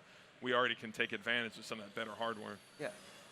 Just to go back to XCOM toward the end, we have another guest coming on soonish, but I do want to go back before we leave. Yeah. Future of XCOM, right? Like I said, it took a while for you to get XCOM to be a reality. Back in 2012, it was like a decade-long kind of struggle thing from a, you know, like a cult classic back in the 90s. Yeah. Bringing that like pretty hardcore game to life. But now you've got you got a few DLCs for XCOM 2. Yeah. You got Shen's Last Gift, you got Anarchy's Children, there's some more cosmetic stuff, and then you've got Chosen War coming out soon. Yeah. Do you think you'll like leave XCOM behind anytime soon? Obviously, you probably can't go into too much detail, but are you itching to kind of do something new, or is this still like something you're committed to? And this is, and I get asked this, and I can answer it honestly because I can tell you. So I've been at Firaxis Games for 17 years, over 17 years. It was my first job out of college. I've been married for 17 years. I am a guy, when I like something, I like it, and I just don't. I'm gifted to be simple enough to be like, if I like it, I don't typically be like, or I could do this other thing. I'm more like, I like this. I will probably do this for the rest of my. I will probably be on this stage in 50. We'll be floating because it'll be 50 years from now. But wait, in 50, I'll be 90. I think I'm younger than him. Okay, I'll be 90. I'll be making XCOM 27, you know, and I'll be up here. It's great. I love it. I mean, I really don't think. I honestly don't see myself leaving this because especially even when you see other studios dipping their toes into tactical stuff, like there's just so much left to do. There is so much left to do, and I like this genre of games because this is my favorite, and this is what I play, and so I play all kinds of games, but for me, this is what I always come back to. So, you know, sometimes you know I'll see something people are doing, I get blown away by it, but I always get excited about like what more can I do in this space. Yeah, what do you think of the overall state of the strategy, like larger strategy genre now? Because you see so many things. You see Fire Emblem doing really well on 3DS. You see, like you said, Ubisoft showed off a really weird, quirky combination of two big like properties. Yeah. But like, but you see other things like outside of that. You see like tactical games. You see, like his favorite game is Final Fantasy Tactics. That's so nowhere to be seen. Right, and I still have not played that. But surely not for long, right? I mean, that's what I think. I think everybody's recognizing surely not for long. I mean, I think that especially as we have more platforms to play on, strategy games, tactical games, games that are focused around turns, that give the player a little more freedom to play games. Like none of us just sit there or rarely do we just sit there and play games anymore. Like I play games and I've got a stream going and I'm messing around on social media. And so tactical games, any turn-based games, they're great for that. And it doesn't mean that that's all you have to play. I think that people are just more open now to being like, yeah, that every once in a while I'll have this kind of experience with games, or I'll play this different kind of game. So I don't think that I'm also dying for Final Fantasy Tactics to come back strong. It needs to be like a medieval, high fantasy type, not we're kids, we opened a book and we time traveled and we're still kids. See, somebody's been thinking about this. Yeah. Oh, waiting every for day. me to jump on it. And what bugs me is that I've been telling him since I've known him that it's my favorite game of all time, and he has never played it. Play XCOM 2, and then we can talk. That's right. Sickness. Just kidding. But I'll play Final Fantasy Tactics. But all right, so Jake Solomon, when can we play War of the Chosen? August 29th. It's out on PC, Xbox One, and PS4. Awesome. Well, we really appreciate you taking time out. I know you're probably busy this week. No, I love stopping by here. So thank you guys for taking the time to talk to me. Thank you so much, and I'm looking forward to it. But unfortunately, we do have to bring someone else on. Yes, now I will leave. All right, Jake Solomon. Don't forget me. All right. All right, cool. We're going to bring on Harvey Smith to talk about Death of the Outsider. Bring him up right now. Dishonored 2. Harvey, we've actually had you on GameSpot a lot over the last few Hi, guys. Hello. How's it going? Nice to meet you. Good to see you. Oh, here we go. Hi, Harvey. I didn't know that was you sitting down there. Hey, guys. A So- crossover. I saw your badge back at the green room. Don't lose Really? it. Yeah, I'm sitting Okay. on the couch. Take it. We could swap. I sold it on Reddit. I'm sure you got like 50 cents for it. Anyway, you just announced Death of the Outsider. I think Yeah. a lot of people were kind of predicting this seems like the time for Dishonored 2 DLC, right? Like Prey just came out. Oh, what are you talking about? It was a total surprise. Yeah. Like, come on. So tell us about it. What was it like to have this out in the open now? Yeah, so it is called Death of the Outsider. It stars Billy Lurk. That's the thing we're really excited about. We've been waiting years to do this. She's a fan favorite. She first appeared in Knife of Dunwall and The Brigmore Witches. She's going after her old mentor, Dowd, and together they conceived this almost impossible assassination mission to take down the Outsider, godlike figure in our world. Something I should say, though, is we push really hard to make this standalone. Right. So even if you have not played Dishonored before, you can go check out Death of the Outsider. It's a little shorter than a full release. It's just a few missions, but it does feature Billy Lurk, and she has her own powers, her own gadgets, and you don't need any prior Dishonored stuff. You can buy it as a standalone thing. Okay. Yeah, the opening trailer, if I'm not mistaken, was this Megan Foster and Dowd that we're seeing? Yeah, this is Billy Lurk. So Okay. it's a spoiler. Cover your ears if you haven't played Dishonored 2. But there's a character named Billy Lurk from the earlier Dishonored games who is in Dishonored 2 under an assumed name as the boat captain, Megan Foster. Yeah. Captain of a boat that she owns called the Dreadful Whale, which is an anagram for Farewell Dowd. Yep. So she's still got some unresolved issues with her old mentor. And after the adventure with Emily in Dishonored 2 in Karnaca, they go their separate ways, and she begins to hunt for Dowd. Yeah, you're saying it's been fans have been asking to know more about what we previously called Megan Foster and everything because she's such a cool character in Dishonored 2 and like you said, Knife of Dunwall and everything. Were you always trying to explore the story? Was it largely because of fans wanted to know so much more about her? You know, there was a moment early on in Dishonored 2's development where the idea popped up about revisiting or visiting this concept, sort of the end of the Outsider. And it just percolated in the back of my head, and I would talk to various team members about it. And all of us love Dowd as a character. Where would he be 15 years later at the end of his life, an older man with regrets? Billy, now that she's found her footing at the end of Dishonored 2 and she's got new purpose, what would she do? She's now the actor in the world. She's the one that's gonna realize this almost impossible assassination mission. So you know, at one level, Dishonored is about badass supernatural assassin moving through a steampunk city, killing off high-value targets, aristocrats, and corrupt leaders and things like that. At another level, it's a family story. So the whole Dishonored series, which we've worked on for 8 years now, has had Corvo Atano as a protagonist. It's had Dowd as a protagonist.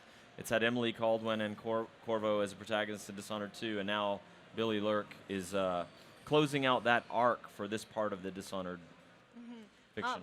Yeah, I do want to talk about how it's standalone, because I think like 2 days ago, after we asked Bethesda, it's like, oh, I think you can get it for $30, even if you didn't play Dishonored 2. Yeah, I was just telling someone, like, talking to Dinga Bakaba, our lead designer, we realized at some point if we did this that it may be for some percentage of the audience their first and only foray into Dishonored. Sure. It might be the first time they played the game, which is a weird concept, you know. So it had to work as a standalone piece about this woman who's was part of the underworld and now has some remorse about that, wants to set things right, going after this legendary assassin who's gone into retirement, finding him, and then undertaking this mission. So it stands alone, you know, both in terms of you can just buy it and play it, but also fictionally you understand the world if you move into it.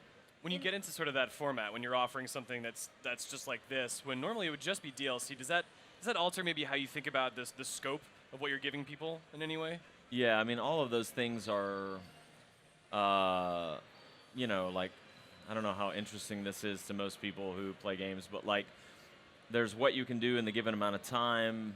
There's like how much it should cost. There's how much of it should be reuse of space in Karnaka versus new levels versus some old levels but that have been heavily updated, new locations. Do you scrap all the existing powers and movement model and start over because it's a new protagonist? Like Billy Lurk has entirely different powers than Corvo or Emily had or Dowd. And you can play through with her powers, and once you've completed the game, then you can play what we call OG Plus, Original Game Plus, where you can play it again with some of Corvo and Emily's powers instead swapped out. Okay. Cool. But she has her own gadgets too. She doesn't use the pistol crossbow combination that they used. She has like a voltaic gun that fires like magnetically charged particles. Okay. So she's a really interesting character, but it's like where you put the work, because there's a lot of work that goes into something like this. And where you put that, you know, to give value to the people that love the series and want to see Billy Lurk, want to explore Karnaka again, want to take this thing with the Outsider to its end conclusion. Those are all like highly subjective calls that we have to make during the course of development. So in addition to being standalone, do you think it's something that can be an entry point for people who haven't played Dishonored? Yeah, absolutely. Yeah, that's, you know, again, like it occurred to us as we were talking about it, wow, it is possible. It's going to be a small percentage of the audience, I guess, because most people who are familiar with Dishonored 1 or 2 or the Knife of Dunwall, Brigmore Witches. But when we made Knife of Dunwall and Brigmore Witches, it was a very popular DLC for Dishonored 1, but only people who already had Dishonored 1 could play it, you know, so I don't know. I mean, I definitely think it works, and it's exciting for some players that might have a different reason for playing this. They weren't interested in the former one, but they like Billy Lurk as a character more, or they like the idea of going after the Outsider more. I don't know, but it's definitely playable if you have never played Dishonored before. It's a potential entry point to the series. Do you ever have a concern when you're using like fan favorite characters or existing locations that somebody who maybe starts out on this and goes back to the first Dishonored, going back in time doesn't work as well as kind of starting here? No, I didn't think about that. That's an interesting idea. Like, I mean, there are so many players out there, and we mostly hear from the people that like Dishonored 1 and 2, or our DLC for Dishonored 1 and 2, Knife of Dunwall, Brigmore Witches. But it is entirely possible that someone out there is going to play all of these in reverse order or something. So, and I have no idea what that experience would be like, but it'd be interesting, I think. Mm-hmm. Like, in a way, this whole thing constantly cross-references the political assassination of the Empress in the first game. And that's still reverberating, you know? Like, Dowd feels he made the world a worse place. He destabilized the world by doing that. Corvo misses the woman he loved. Mm-hmm. Emily, it was her mother. Billy Lurk was Dowd's right hand during that time and was there that day, participated in it. And doesn't want to just feel guilty about it. She wants to do something about it. So if she sees the outsider as a concentration of power that can be abused by people, and so by taking him out, she'd remove that from the world. Yeah, so it's all in, you know, the whole thing like weaves back and forth across the timeline of roughly 15 years. I'm curious, it seems like with Billy you're going for a more gadget-oriented approach, or does she have like outsider powers as well, even despite the fact that she's trying to kill him? She's not marked by the outsider. Her powers come from another source. Okay. So again, badass supernatural assassin. That's the promise that if you play the game, that's what you get. But she doesn't use blink. She uses something called displace, where she can imagine being 2 places at once and choose which one she wants to go to, basically. Oh, cool. Which means she can leave a marker behind that no one else can see and later go to it, which effectively means she can go through walls. She doesn't have to have line of sight to the place she's going. She also has a power called Void Strike that she can charge up. She has Semblance, where she can take someone down and take their identity, so their allies speak to her as if she were, you know, the person that she's copying, basically. And then she has a talisman she's carried, presumably, we say she was a teenage girl, given to her by her friend Deirdre, that allows her to hear the thoughts of rats. So she can, if you get near pools of rats, which in Dishonored 1 were very scary. Yeah. With Billy's talisman, she can get near them. It's called Rat Whispers, and she gets little clues and pieces of information from the rats. So yeah, she has supernatural powers, but they come from artifacts. She has the sword that was originally used to sacrifice the outsider. She has an arm made up of void particles. She has an eye called a sliver of the eye that is a big chunk of the eye of the divinity that existed before the outsider, to get super nerdy on you. And then she has this talisman, Rat Whispers. So yeah, she's a combination. On top of that, she has the hook mines, the magnetic thing that you can put on the wall and will drag people across the room. You can put multiple in different spots and it will pull them apart. Hook mines are super fun to play with. When I saw her eye, I instantly thought of Kano from Mortal Kombat, and I can't unsee it. Very on brand. Just a little anecdote, I'm sorry. Someone said earlier, you know, I worked on the original Deus Ex and the second Deus Ex, and we had a character that was pretty popular called Anna Navarre, who had a cybernetic eye that glowed red, I think. And so someone said, oh, this reminds me of Anna Navarre as well. So I think once in a while, the world needs a character with an evil red glowing eye. Everything's cyclical, right? You're going to come back to it. Yeah. But the fact that it is Death of the Outsider, it's called, it seems pretty bold, because you think if you kill the outsider, how do you do like a Dishonored 3? Yeah, I guess you have to get creative. Yeah, or have an alternate power source outside of the outsider. I do want to talk about, like, I kind of was asking, you actually just brought up Deus Ex. You worked on Deus Ex, and I know you did a QA on System Shock. Yeah. Back at when it was Origin and EA. But I'm curious, you know, you see Arcane is known as kind of the torchbearer of immersive sims, which, you know, is like the dry term for these like emergent gameplay based, you know, like just putting you in these realized worlds where you can kind of use the tools at your disposal to play with it and find different, you know, like experiment differently with different mechanics and systems. I'm curious why, I've talked to you extensively about this in the past, why this kind of game seems to be making a comeback. Because like Breath of the Wild is doing this emergent gameplay kind of stuff. Metal Gear Solid 5 even did more of that open-ended kind of stuff, whereas before it was like a, you know, more linear, fine-tuned stealth game. What do you think it is that's bringing back these kind of games? You know, I think there's strength in all kinds of games. Recently I played What Remains of Edith Finch, and it's one of my favorite games. Everyone should go play that game. It's amazing. Every now and then I pull my phone out and I play Hoplite, which is an amazing little roguelike. Hitman Go was one of my favorite games the year that it came out, you know.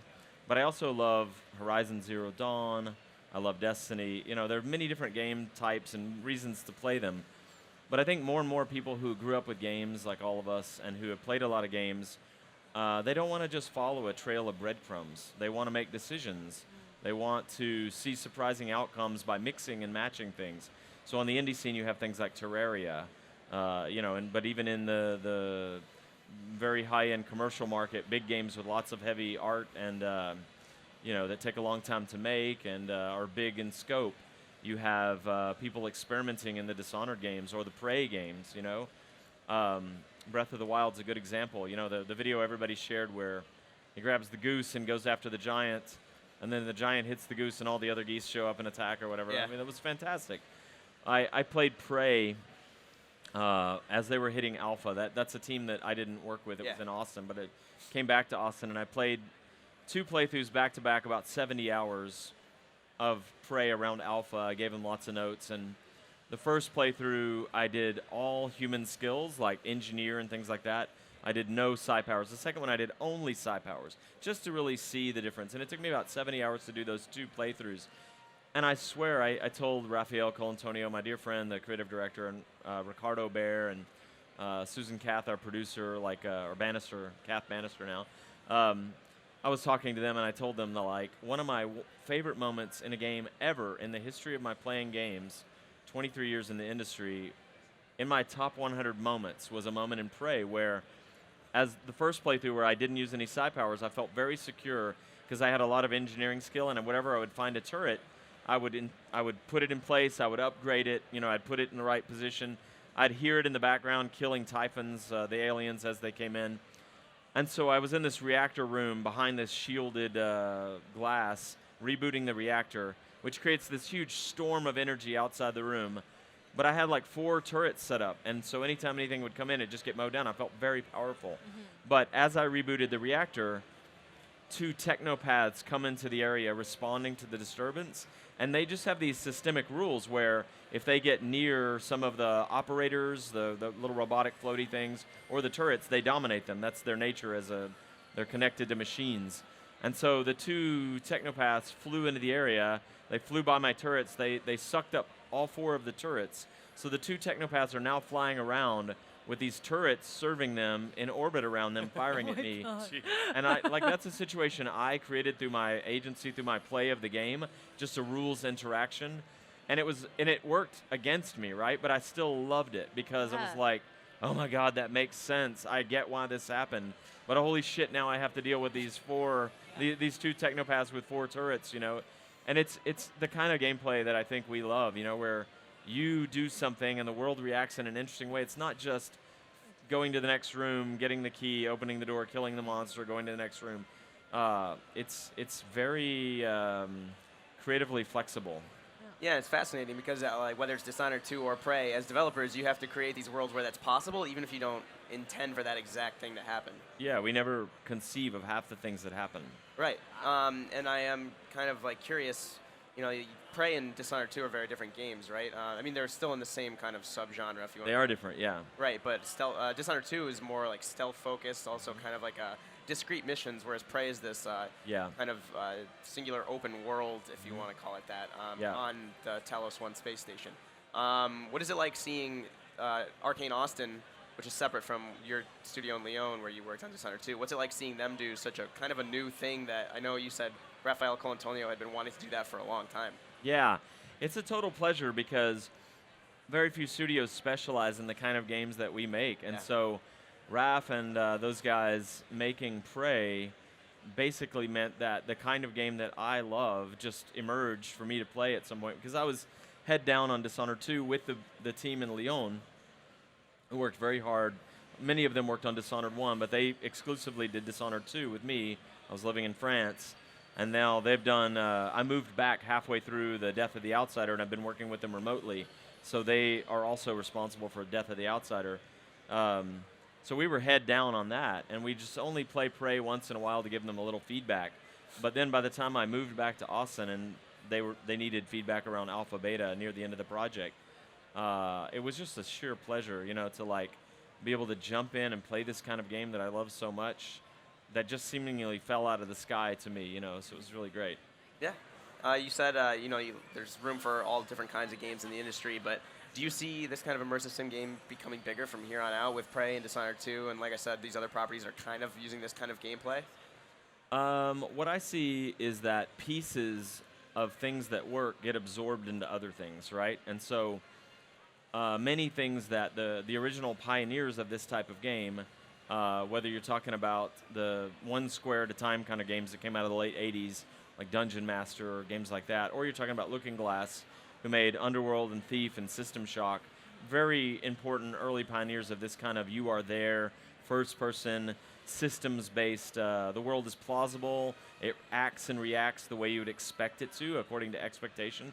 I just see all the pieces of those games have been largely absorbed, even into games that are more abstract in nature. The same way RPGs used to be this thing that were like very esoteric, and now play Call of Duty and it has all these RPG features in it, you know. So I think it's more like that people have cherry-picked parts of it and it's spread, you know. Yeah, you see some EA Sports games are actually doing RPG stuff now, like NBA Live and everything outside of that. Madden is doing that now. It's weird to see it kind of invade all these other genres. Yeah. But I am, it's fascinating to see how, like, to go back to Death of the Outsider. I was just talking to Jake Solomon before this. Do you ever feel like you're getting burnt down Dishonored? Like, I know you love it because you've worked on it, but like, is there ever this, like, seeing Arcane Austin make Prey? Do you have this kind of itch to do something different? Yeah, I mean, I've worked on Dishonored games for 8 years now. Like, from the time that Raph and I started Dishonored 1 in Austin, it was co-developed between Leon and Austin. Through Dishonored 1, Knife of Dunwall, Brigmore Witches, Dishonored 2 with Emily and Corvo, and now with Billy Lurk and Death of the Outsider, and Dowd. That has been 8 years, and so I definitely am feeling that call to, you know, what else is out there? What should I be exploring right now? You know, but that said, we love our fans, we love our players, and it's been an amazing ride. It does feel like Death of the Outsider is the end of kind of an arc, not the end of Dishonored, but the end of an arc. Sure. Like the event around the assassination of Jessamine Caldwin and the Corvo, Emily, Dowd, Billy story. It does feel like closure to that, you know. So, which also gives us creative latitude if we ever talk about new Dishonored stuff. I don't know. Yeah. I do kind of want to get your take on the rest of the conference, unless you guys have any other Death of the Outsider questions. That seems pretty well covered, yeah, but there's so much here. That's what I was curious about, is what you thought of what you've seen here. I haven't seen much, actually. I went to the Bethesda showcase, so believe it or not, we don't see some of that stuff. So I had never seen the Wolfenstein trailer, which blew me away. I had never seen the Evil Within with the amazing cover of the Duran Duran song Ordinary World way back, but I was blown away by that stuff. It's very cool. I've been part of a publisher off and on through my 23-year career, but I have to say, this is the first time you just look around at all the other studios and you're just like intimidated, humbled, amazed at the things your peers are working on, whether it's the Fallout games or the Elder Scrolls, bringing Morrowind to the MMO, the guys at Machine Games working on Wolfenstein. It's all cool, and we got lots of feedback from them on Death of the Outsider and Billy Lurk as a character. But that said, also walking around, I'm aware of what's here or what people are talking about, and you mentioned Jake Solomon. Like, I'm super excited about the new XCOM stuff. I hope that's really good. I want to play that. There's new content coming for Horizon Zero Dawn, I think. I'm so excited about that. Tacoma is something I'm watching because I love Gone Home and the guys that worked on that. So, I mean, it's overwhelming because, especially when you guys, you're working, well, your view is probably more transversal of everything. Mine is much more head down talking about Billy Lurk and Dowd and the Death of the Outsider. So a lot of it for me is watching the videos later when I get back to the hotel room and I'm just wiped out and exhausted. I'm in a bathrobe and I'm watching it. That's my evening, by the way. Like, that's what it sounds like. Sounds about right. What about the Xbox One X? I guess that's like a thing. I've kind of been asking anytime I get the chance to chat with a developer this week. I'm asking what they kind of think of this new console cycle, if you want to call it, that's moving toward more like the PC side of things. From your perspective as a developer, does that change how you think about development at all? You know, I have a developer's view of that. In that more power is always better. But at the same time, it's also requires more support and backward support and all that, and it's a little more complicated. But I think in general, we'll see how the players respond to it. But I'm generally very optimistic about it.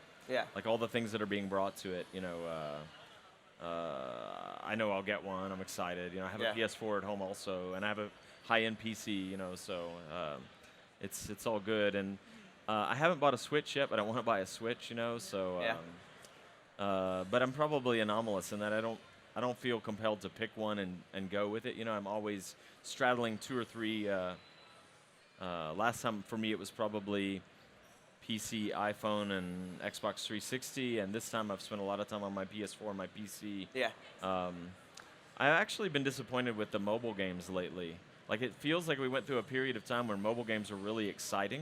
Yeah. And nothing's really caught my attention lately. I don't know. Maybe that'll change soon. But yeah, you mentioned like Hitman Go and like Yeah, what was it, Lara Croft? Lara Croft Go was great too, but since then there hasn't been.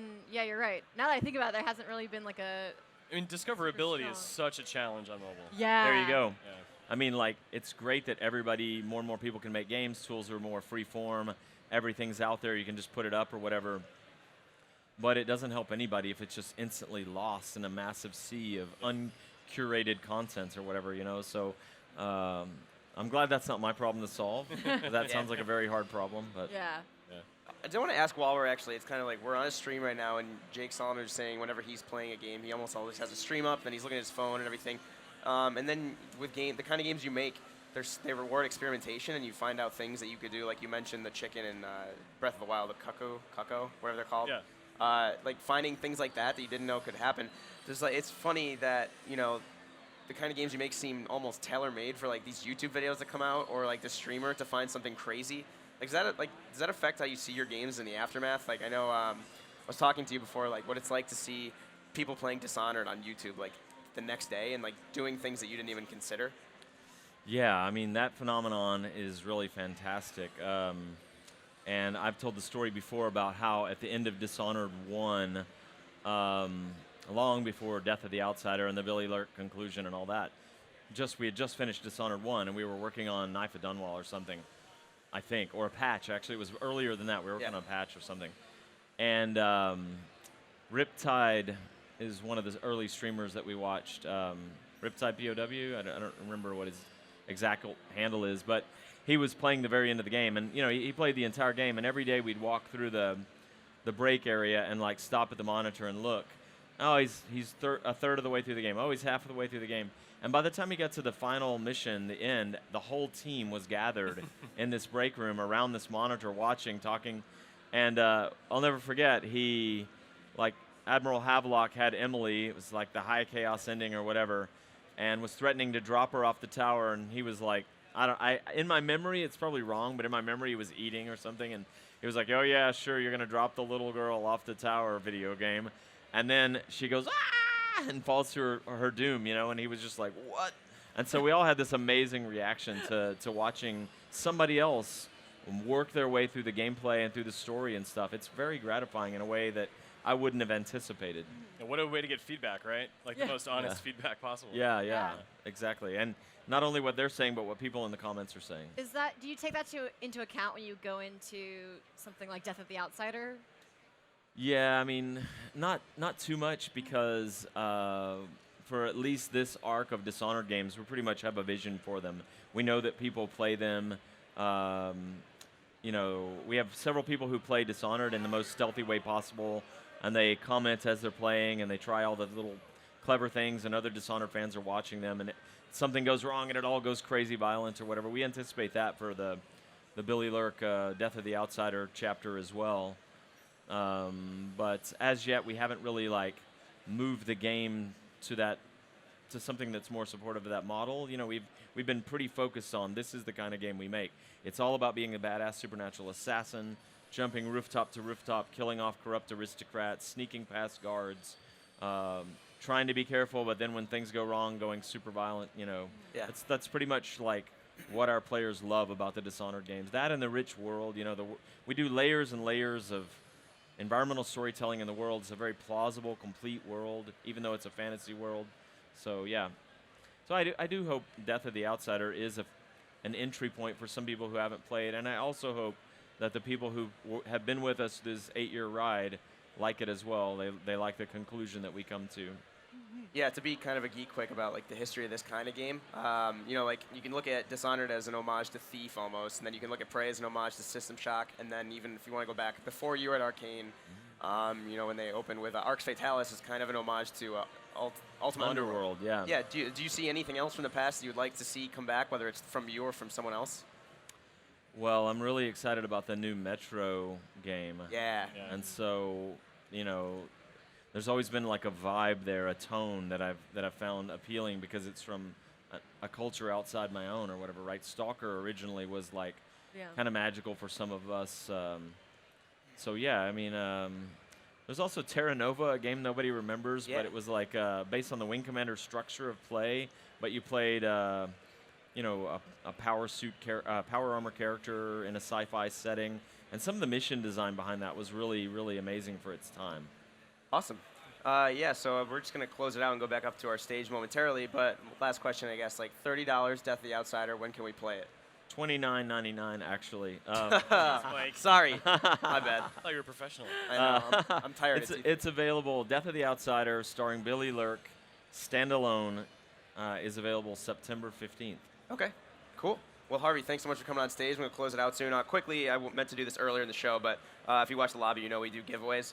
This one's actually kind of huge. If you follow GameSpot on Twitter, you can go. We have a link on the site. Doing LG and Newegg are teaming up to, it's like an entire gaming prize pack. It's a 34-inch ultra-wide HD curved LED gaming monitor, as well as mechanical gaming keyboard, stereo gaming headset, gaming mice, $50 Newegg gift card. We're going to choose one winner tonight and another one tomorrow night. So you can go to GameSpot. If you don't follow us on Twitter, do that, and then you can go check that out. But yeah, we're going to go back up to the stage upstairs. But Harvey, thank you so much for joining us. Yeah, thank you guys. Have a good rest of the show, and thanks for talking about Death of the Outsider with us. Always. Yeah, and everybody, thank you so much for joining here. We really appreciate it. We appreciate seeing some familiar faces in the stream and everything. We're going to throw it back upstairs to the stage for another demo throughout the day, but stay tuned to GameSpot. See you there.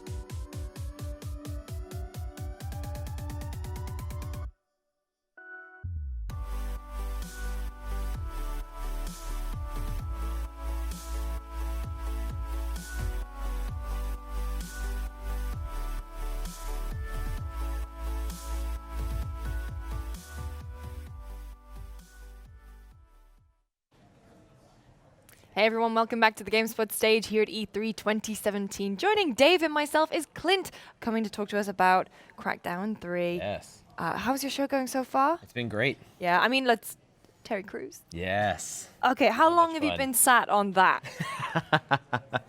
For a while. We Yeah. wanted, the E3 for us this year was all about revealing our campaign experience. Yeah. Nobody had seen campaign yet. We talked a lot about destruction and our cloud compute, and that's part of our competitive multiplayer experience, absolutely part of Crackdown 3.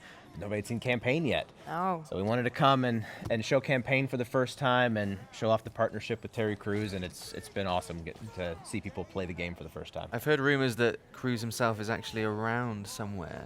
Substantiate those? I have heard similar rumors that he may be at some point. I honestly don't know. If it's now, I'm leaving. Yeah. Just this interview's done, you're out? Yeah, swap him in. Terry Crews. That's fair. I would not be offended if you swapped me out for Terry Crews. I'm not going to lie. So you stay, I'll go. So how did the whole partnership with Terry come about?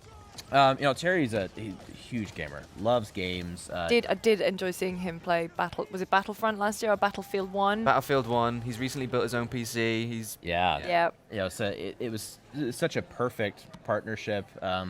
And in some conversations, I think he really wanted to be in the game. And so, now not only is he a character in the game, he's Commander Jackson here, he's actually playable. And you can play as Terry Crews, both in campaign and in competitive multiplayer. Incredible. But does so you have Terry Crews. Are there going to be other celebrities, or is he going to be taking like Right front now, and forefront? Right now, we're only talking about Terry Crews, That's fine. which it's been awesome. The funny story about him, when we were shooting that opening, and he's running around and he's being Terry Crews, he would flex and he would break the suit. Like entire panels of it would flip up, and somebody have to run out and glue him back down and put him back together, and then he would go back to doing his thing. And that gun he's carrying, we actually built. I mean, it's, it's an actual prop. And when we first saw it, we were like, that gun is enormous. And then you put it in his hands, you're like, it's about the right size. All right, so let's talk Crackdown 3. So it's been a while since you guys announced. Then you went quiet for a bit, little resurgence, and now you're back in full force, ready to release later this year. Yes, November 7th.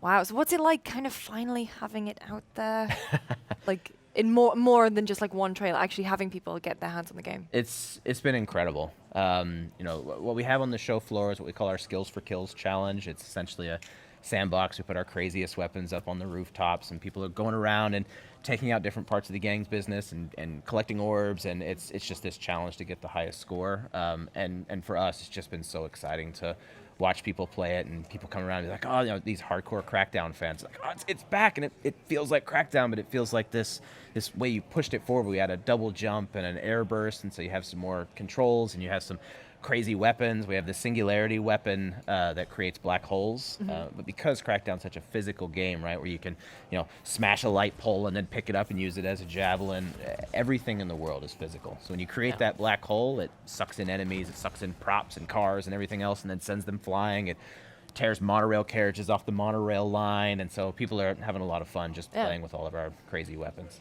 A lot of people have said that, or people that have had some hands-on, they've compared it. It's more like Crackdown 1 than it is to Crackdown 2. Was that a conscious thing, returning to your roots after the kind of departure when you went to Crackdown 2, the whole mutants thing? Absolutely. We wanted to take it back to its roots.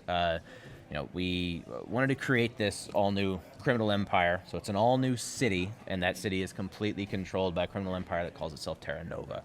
City is twice as large as the one in the original, and the tallest building in the original was the Agency Tower.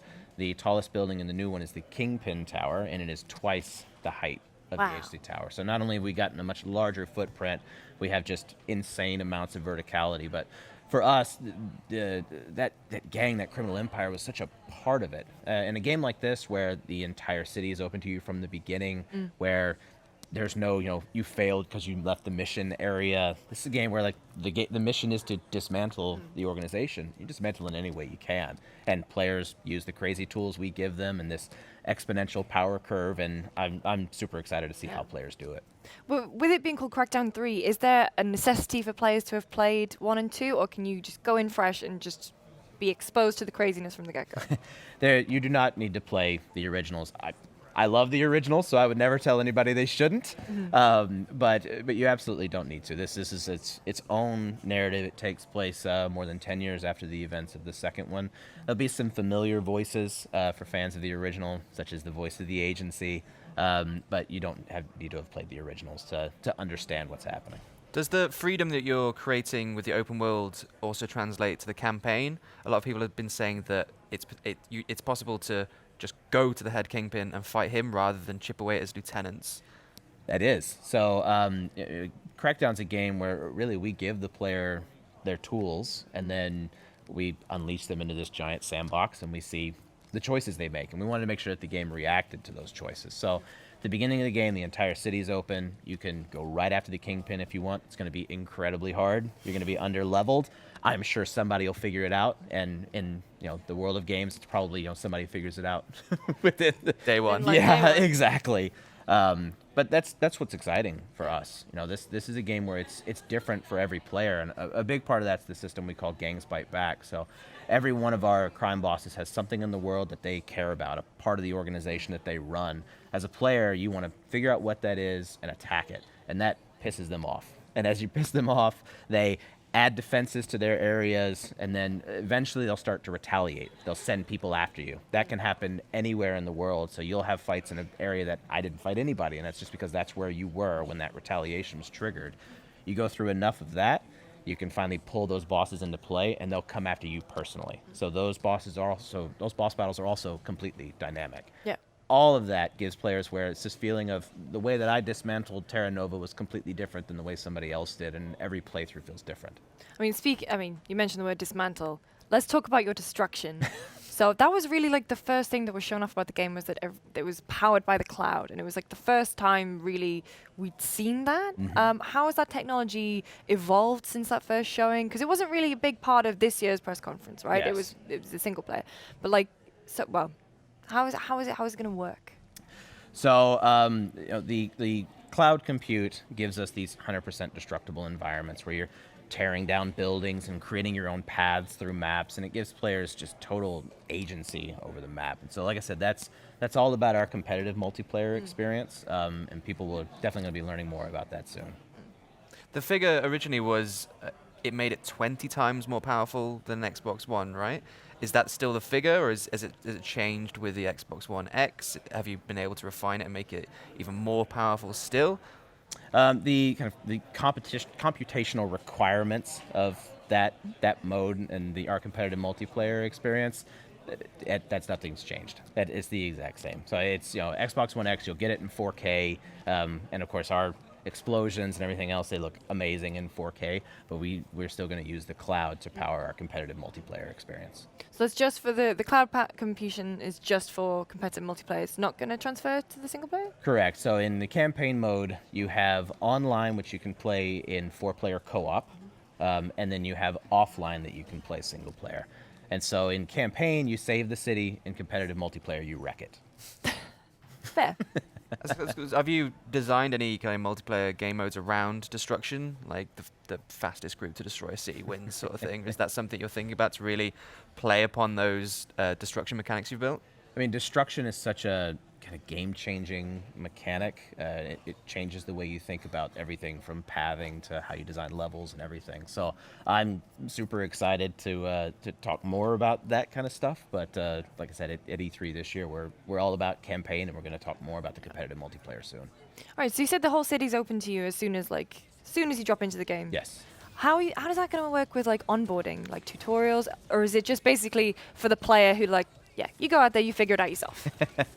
So, I mean, much like the originals, you have the voice of the agency in your ear, and this is one of the characters that really helps you understand, what's going on and who you are and what you should be doing in the world. But because it's this giant sandbox, players, we never completely limit the player. Yeah. We never block off parts of the city. You don't fail because you left the mission area. And so we give you the entire city, but certainly we're going to help players kind of figure out how to play the game, and we want players to obviously have success, and we want them climbing up and collecting orbs and getting these crazy weapons and leveling up their skills for kills, and so we'll have plenty of stuff to get people there. You mentioned orbs. That's obviously a very classic Crackdown staple. Is it the same as the original Crackdown, or have you evolved the orb system, the upgrade system, into something a little different this time? So the skills for kills system, we really took, again, kind of taking it back to its roots, we took that original system, but we wanted to add some stuff to it. So it still has that crazy exponential curve where in the beginning of the game, you're throwing rocks or trash cans, but level up a couple of times and suddenly you're throwing giant fuel trucks. And at the beginning of the game, you're running around and you feel really fast, but you level up your agility a couple of times and suddenly you're jumping over entire buildings. And so that's still, it's such a part of the DNA of the franchise. I mean, Crackdown was always such a vertical platformer. But now what we wanted to add was some new abilities you unlock as you progress. So we've added a double jump, we've added an air burst, we've added the ability to be able to pick up objects from a distance so that you can do everything on the run. You never really have to stop. So you can jump through the air and target a car and sub-target the gas cap, blow up the car, turn, pull a prop off a rooftop, throw and hit somebody with it all before you hit the ground. And the idea is, again, just give player all these crazy options and then see how they play. With all of these these variables, right? Through playtesting, you guys must have come up against some, I didn't know I could do that. Always, but that's, for me, and it's just, personally, these are the kinds of games I love to make. Yeah. I like games where players kind of create their own experiences in many ways. And I think then you multiply that by 4 players in co-op. You multiply that by dynamic boss battles that can happen anywhere. So the 3 of us could be playing together in 3 different parts of the city, pissing off 3 different gang bosses at the same time, triggering retaliations, pulling bosses into play, and all be happening in the same world. Yeah. And that for me, it's so interesting to see a game that kind of allows the player to make those kinds of second-to-second choices, how to want to play this game, and that it can react to them. I've been reading a lot about the retaliation system. It sounds like there's a lot of emergent gameplay there. You can get a retaliation, flee to another area. All that chaos creates another retaliation. How chaotic can it get? Can you get like the whole city on your back or something? It can be incredibly chaotic. So we'll have some ways for players to feel like if they need to cool it down, they can cool it down. But at the end of the day, I mean, this is a game that's bombastic. It's crazy, over the top, and so we want to make sure that we can crank that up. And we've always talked about Crackdown as being the OP game. I mean, it's a game where you have a black hole gun. Like, you have another one called the micro missile launcher that's a fully automatic rifle, except it shoots rockets. And so you can juggle cars and things like that. And so we'll give you plenty of tools to be able to deal with that chaos. What's it like, I mean, it's been a good few years now since Crackdown 2, and in that time, there have been a lot of similar games. I'm thinking like Saints Row 4, I'm pretty sure had a black hole gun or something very similar. What's it like now being like, oh no, we're back. We're back, guys. It's been an incredibly exciting show. I've had a lot of fun hanging out in the booth and watching people play, and I've already got, we came in and I had done, a 10-minute playthrough, and I had, a 5-star rating, and I had my 26,000 point, and I've, had a person who's come back and played multiple times, and they've almost beaten my score now. Wow. And so it's been a blast to watch people get to play, and frankly, I've seen people do crazy stuff on the show floor that I wasn't expecting either. So feels like we're already there. How have you really upped the ante? Because as a huge Crackdown 1 and 2 fan, I'm imagining it in my brain, like, every time I play one of your games, it's like, how can this get crazier? Because you always seem to hit that ceiling of insanity. So what have you done to really push this forward? Because without getting hands-on yet, I can't really imagine how crazy you could have gotten it. I mean, a big part of that is that Gangs Bite Back system, is the fact that you can have all of these different elements interacting to create experiences that were completely unique to your playthrough. So if you've got a boss battle and you end up, dragging that boss battle into another area and then triggering a retaliation, then it just gives you this experience that's completely your own. And so for me, that's a big part of the game. We've always said, like, every playthrough is different. That's what we wanted, and that the Gangs Bite Back is how we get there. This year's E3 press conference from Microsoft, not a lot of first party, but what they did have on show was this incredible sort of mix of developer with third-party relations, right? So what was it like being sort of like at the front and foremost and all eyes on you guys? And the pyro. Yeah. Yes, it was awesome. That was pretty cool. I mean, you're always in those moments. You're sitting in the show and you're like, oh, I can't wait for people to see this. And it starts with Terry Crews, and people clap through his first line, so people didn't even hear it. Like, it's showing a game for the first time and having a big reveal like that. It's always it's one of the most exhilarating parts of making games. So now you're, gearing up to release. It's like it's on the horizon now. Yes. I mean, the reason a lot of people got the first Crackdown, it was like bundled with Halo beta key. You've obviously got a lot of steez in your back catalog. Why now? Why with this Xbox One X? Do you think that's going to push you over the horizon? Do you think you're going to be the ones to be like, this game is the reason to buy an Xbox One X? Yes. I think when you see this in 4K with our explosions, with all that bombastic, crazy action, and our living graphic novel style, I think it's amazing on Xbox One X, but also playing on Xbox One S, playing on Xbox One, playing on Windows 10, and it was important for us also to have cross-play across those devices. So just because you've got a friend playing on a different device doesn't mean you can't play co-op together. What's been the biggest challenge in bringing Crackdown 3 to fruition, I guess? I mean, I think Crackdown has such a devoted following, even after it's been 10 years since the original or so, and it's still one of these games that people talk about. They remember their stories. And we knew that it had to come back right. And so the focus was on taking it back to its roots, but pushing it forward. How do we change it? How do we add to it so it feels like, again, every playthrough is different, and it's that's always the challenge with these games, is trying to bring these back, and you've got to make sure, like, okay, this has to feel like the original Crackdown, has to feel like a love letter to fans of the original, and I think that we're in a really good spot there. Since it's been 7 years since Crackdown 2 now, that's kind of a lot of time to be away from the spotlight. Now Crackdown 3 is in here. Are you determined to remain in the gaming space and say, like, Crackdown is now here to stay? We're not going anywhere for a while. We've got cool stuff to show you. That is absolutely my hope. I mean, obviously, we're focused on landing a super high quality campaign experience, and then an incredibly kind of game-changing competitive multiplayer experience. And right now, we're focused on that for November 7th. Awesome. Right. Well, Clint, thank you so much for joining us. So November 7th. November 7th. Xbox One, Xbox One S, X, and S, PC, all on the same day. Windows 10. Yep. Excellent. Thank you so much for joining us. Thank you for having me. Guys, make sure you don't go anywhere. In just a few short minutes, we'll be talking about The Crew 2. Don't go anywhere.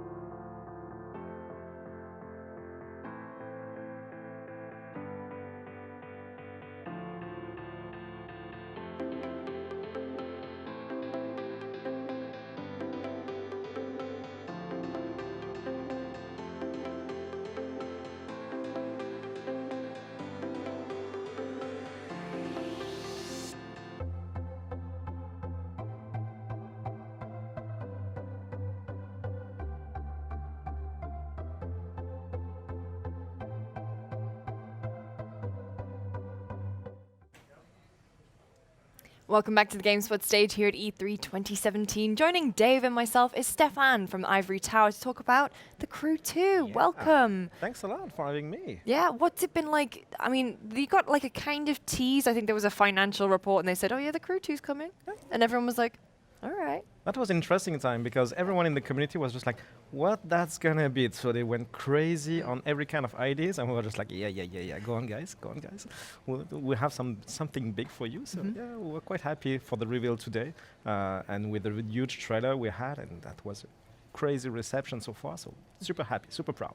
I mean, it's a very big departure from the first game. I mean, so the first game it was like driving across America and having like the good old American road trip, and now it's like you can drive, you can ride a plane, you can pilot a boat, you can do everything, and you can change between them. So where did this come from? From the players, actually, really from the players. We saw a lot of players inside of The Crew 1 just having fun going around. So we had that dark story, you know, in The Crew 1, and that was a bit of a forced progression.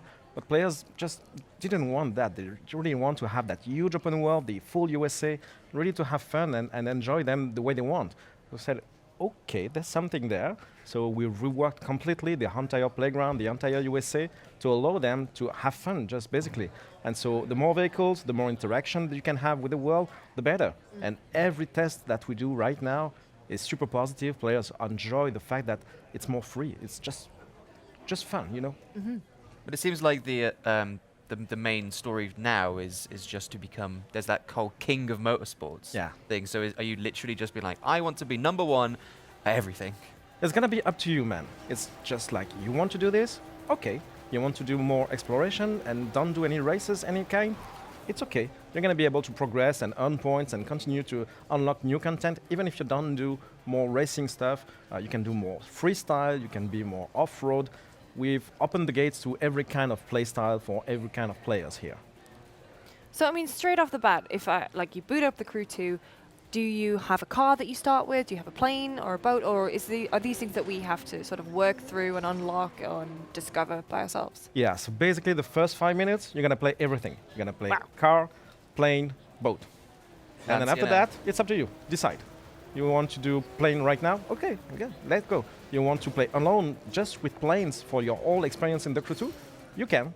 It's okay. If it's your kind of fun, that's where you're gonna have fun, and we have a lot of diversity in planes and in boats and in cars and in bikes and all that kind of stuff. It's just for any kind of players, you know. We wanted to access everything, to give access to everything for all the players instantly. So no more gating, no more you have to do this and this and this before having the game. It's just like, go on, have fun. So what challenges has that brought, taking your vehicles just from the tarmac to the huge open sky and then seas and rivers all across America? Like how did you build that after being stuck to the road? A lot of work. No, seriously, that was a huge, intense work for the team to recreate and reshape the whole USA. But now for all these kind of new vehicles. So even the far view, the graphics engine, the render has been improved to be sure that now when you are flying through the sky, you have these wonderful volumetric clouds in the sky. You can go through them. You can see at a very far view.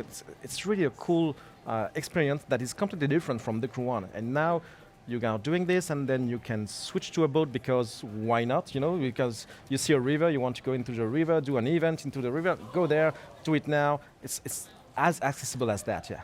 If I wanted to be, a bit of a renegade, could I take a boat and just sort of like, if I'm in a plane, can I just go boat and then land on the road? I mean, obviously I wouldn't get very far. Yeah. But I could do it. Yeah. If you want to have fun like that, you can do it.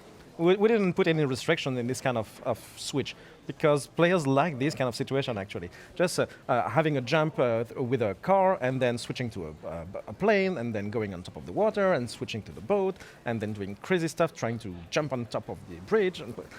And we let the players go. We let the players do it because that's what they want to do. Exactly. So you've talked a lot about it being open. A lot of people, when they think of a racing game, they think of the track, of the black arrows and the yellow background to take you around corners. How open is your game? If I see a hill and a forest, can I just drive there? Can I get to point A to point B no matter like what route I want to take? Yeah. Simple answer. No, seriously, it's just as simple as that. Yes, everything in the game is accessible either by car, by boat, by plane. Do whatever you want. And that's it. But we also build some circuits because we have some very pro racing fans in the community. So we have also this covered by different kind of disciplines. We call them the family. So we have a family for off-road, we have a family for freestyle, a family for street racing, and a family for pro racer. So those guys, if they want the perfect line, beating the seconds, the milliseconds, we have something for them here. Yeah. So with these families, how are you ensuring that each family gets like enough content that will keep them satisfied? We test a lot. We have a lot of players doing some playtests for us since a long time now. So we check their interest and we check how they feel with the controller, with the new type of vehicles. Do they like it? Is it too smooth, too hard, etc.? And we fine tune, and we continue to do that. We have beta phases coming very soon for the Crew 2, where we'll let a lot of new players play the game, give the feedback, and we'll do like this and this and this. And this is where we have fun also as a team to really make the game for the players, not just for us as game makers, One of the biggest surprises is when you showed that first trailer, they had the Inception-style bending of the world. Right? I thought that was like, that's just a cool stylistic thing they've gone for. And then you see the gameplay, and the world in front of you is bending. What's happening there? Are we Inception? Is Doctor Strange behind the wheel? What's happening? We had that first idea. The first idea came from for the trailer. We said, okay, what can we do for the trailer? Crazy ideas flowing in, and just like, okay, bending the world can be fun, okay. And then the creative director calls me and said, you know what? We should do it in game. I was just like, really, man? Are you serious? You want to do that in the game? I said, yeah, that can be very fun. And we tested it. We had it in the game. And we were just like, okay, this is so cool. This is just perfect wow moment that we can do in the game that nobody can do, So we are just like, okay, this is pure stuff. So we need to keep it. And actually, the players react really strongly to that. The first time you played the demo, even here at E3, we're just like, whoa, what's happening? What's that bridge doing? It's just like. So we use it as a transition for certain type of events to move from one type of vehicle to the other, more scripted event and stuff like that. So it gives more, how do we call that?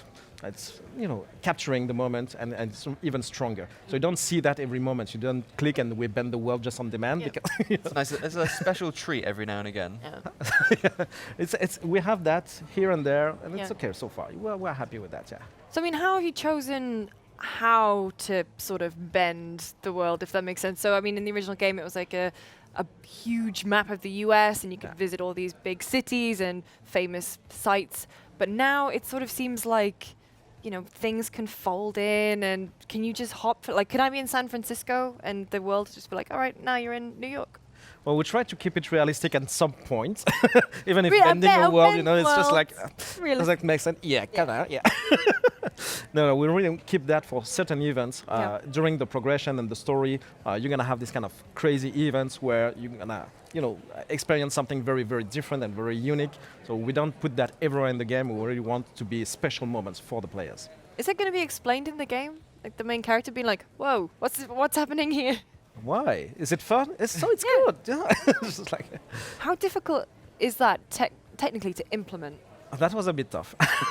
Seriously, that was a bit tough. I still remember discussion with the tech guys. They were just like, no, we shouldn't do that. It's not a very good idea, You want to do what? Yeah, starting like that, yeah. But at the end of the day, we have that tech that allows us to build that huge country, the USA, completely reshaped for us. So we can use some tricks here and there to really use that at our advantage. So that was really fun at the end of the day. What was the choice behind staging your game in America? Was it because you're kind of familiar with the country, or was it more of a decision that America has such a vast array of landmarks and sceneries that you can go to? It all comes down to a trip we did with the team in the United States, and to discover more about those new motorsports rising here and there, and we wanted to really feel how those guys were living this. And we really, we call our game Moto Nation. That's kind of a motto we have in the game. This is really this. This is the United States. This is where all motorsports behave and live and evolve to crazy new races on ice lake and whatnot. And it's just like, this is where it's happening right now. So we had that huge playground already for the Crew 1 with keep that, and we decided, okay, like how we can make it even better. So we've reshaped everything. Now in the city, you have jumps going on rooftops of New York buildings because it's fun, and going through parking lots good to find shortcuts. We really reshaped everything in the world just for the fun of the new vehicles, and even for the existing vehicles to be just fun. Let's talk a little bit in terms of, so as a player, what can I do? Like, what can I just go up to a family event and just take part in it, or is there some kind of story progression that I can follow, or can I just drive around, fly around, and just find my own path? So we're going to give more details in the future regarding progression. I'm sorry. I've been told not to give more details. I'm sorry. No, seriously. We have that very open progression system where you can go into the 4 families. It's not a choice that you are stuck in and then you have to do all the stuff before moving. It's just, today you want to do more off-road? Okay, go there. You're going to do events for the off-road family. Tomorrow you're more freestyler in your mood. Okay, you can go there and have new events, new challenges for you, discover new disciplines in that family. So it's really open and really the way you want in that particular session. If tomorrow it's different, it's okay. You can switch. There's no restriction. It's more like a support for people to understand the vast majority of the the variety of content that we have. So we have the families, the disciplines. It's there for you to understand. But it's not a locker, you are allowed to do whatever you want. This huge playground you've got, is it kind of segmented in different areas, or can I literally drive from the west coast of America all the way to the east coast if I had enough time? So you can drive, you can fly, you can do it by boat if you want. We created actually a river network that goes west to east coast. The entire breadth of the United States? Yeah. If you want it by boat and just have fun, and you can do it. I think we even did it on north to south because it's cool, because even that doesn't exist in real life. That made sense in the game, so we said, okay, let's do it, because we saw the players in the Crew 1 doing it with the bikes and the cars. We need to support that also for the new type of vehicles. Just let the exploration exist and people embracing it the way they want. So yeah. How long is that going to take me though if I decide to take a road trip from San Fran to New York? That's going to be around 3 to 4 hours. Wow. Yeah. Just constant driving. Yeah. That's amazing. Player schedule. You can take the small roads, the big roads, whatever you want. Off-road if you want. Yeah.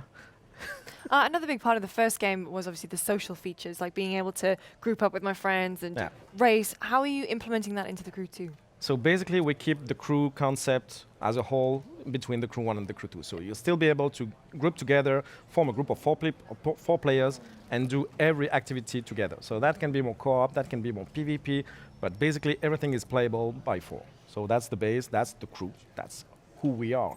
But we've reworked a lot on connectivity and network between the two, the Crew 1 and the Crew 2, obviously, to make sure that everyone is allowed to group more easily than we had in the first one. So we really reshaped that to be sure that people can embrace it. Are there going to be any sort of bonuses for veteran Crew 1 players if they open up in Crew 2? Oh, yes. So we love our community. It's just like, they love us, we love them. It's just like, okay, we thought about a new system, a new reward program for them. So we said, okay, what can be a good measurement of their engagement? We said, well, we have achievements. So we can unlock new vehicles in the Crew 2 waiting for you if you have unlocked certain type of achievements in the Crew 1. Saying you are more an explorer, you have unlocked those achievements, you have vehicles waiting for you in the Crew 2, and that can go up to 18 vehicles for free waiting for you when you get the first time in the Crew 2. So it's our way to say thank you. Thank you for playing so hard in the Crew 1. Yeah. In the spectrum of racing games, they're kind of defined with like an arcade style that's for fun and a simulator style that's like very tactile and very precise. Where does the Crew 2 sit in that, or have you kind of got elements of both? We're much more on the arcade side, definitely. We don't want to go in the simulation side. There are other guys doing it really well, and we respect them for that. But on our side, it's pure fun, accessibility, take the pad, have fun, and just drive, drive, ride, pilot, whatever you want now, Yeah, so arcade is definitely our main focus, yeah. So is Ivory Tower the lead developer, the solo developer? Because, I mean, a lot of the times with Ubisoft, you have so many studios Yeah, and yeah. everyone kind of pitches in. So We're who's working, we're working with a lot of people inside of Ubisoft. So we have people from Shanghai, from Bucharest in Romania, people from Paris, from even a massive studio in Sweden is working with us. So it's a huge team. That's the strength of Ubisoft here, where we can put a lot of people playing, working and playing actually together sometimes to really create that huge, powerful team to deliver this kind of impressive scope, you know? Yeah. And in terms of engine, what are you using? We're using our own engine that was already used for the Crew 1, that we've beefed up a bit, you know, and you see now the graphics, that looks amazing. The vegetation have been reworked completely also. So we really pushed the envelope here, yeah. So now, the Crew 1 had hundreds of vehicles. You did a great job of really expanding that garage. You've added 2 more elements, the entire ocean, the rivers, and the sky. How many vehicles are we going to be getting in the Crew 2? More. The real answer is much more. Much more. Yeah. No ballpark figures. No, we don't have the real figures right now because we are still working with the licensors and working that huge lineup that we want to have. And as much as we have all the details, we'll communicate on that. So far, we're still hard at work on this, yeah. How has that been working with a lot of licensed, like, motorsports and engines and different manufacturers? I'm guessing there must be some people that you approach to be like, you want to put our weird vehicles in the game? Because, like, helicopters, for example, not a lot of helicopters in games where, like, McLarens and Fords, I'm sure they're used to that sort of thing. Did you ever get anyone being like, I guess, if you want to put a helicopter or plane in the game, sure. But you know, as soon as you show what you want to do with those vehicles in the game, they are just like, oh, that can be cool, and they understand, and we value them, you know. We're not here to destroy their vehicles, we're not here to make them look bad, you know, so they are super happy to see their creation inside of that huge world and the players having fun with them. So we really respect those licensors, those manufacturers, and they return the favor. They really like us, and we have a very, very good partnership with them now. We use the words destruction. Are you adding much in the way of destruction physics into your game? When are the cars going to end up beat up if I decide to drop one off a cliff? So we'll still have a bit of destruction on the vehicles, but we are a bit lighter now because we went very far on the Crew 1, and even the community was just like, don't destroy my Porsches. Like it's so beautiful. I was like, okay. So now the destruction aspect is much lighter because we really want to respect and you know, embrace those wonderful vehicles that we have in the game. So yeah.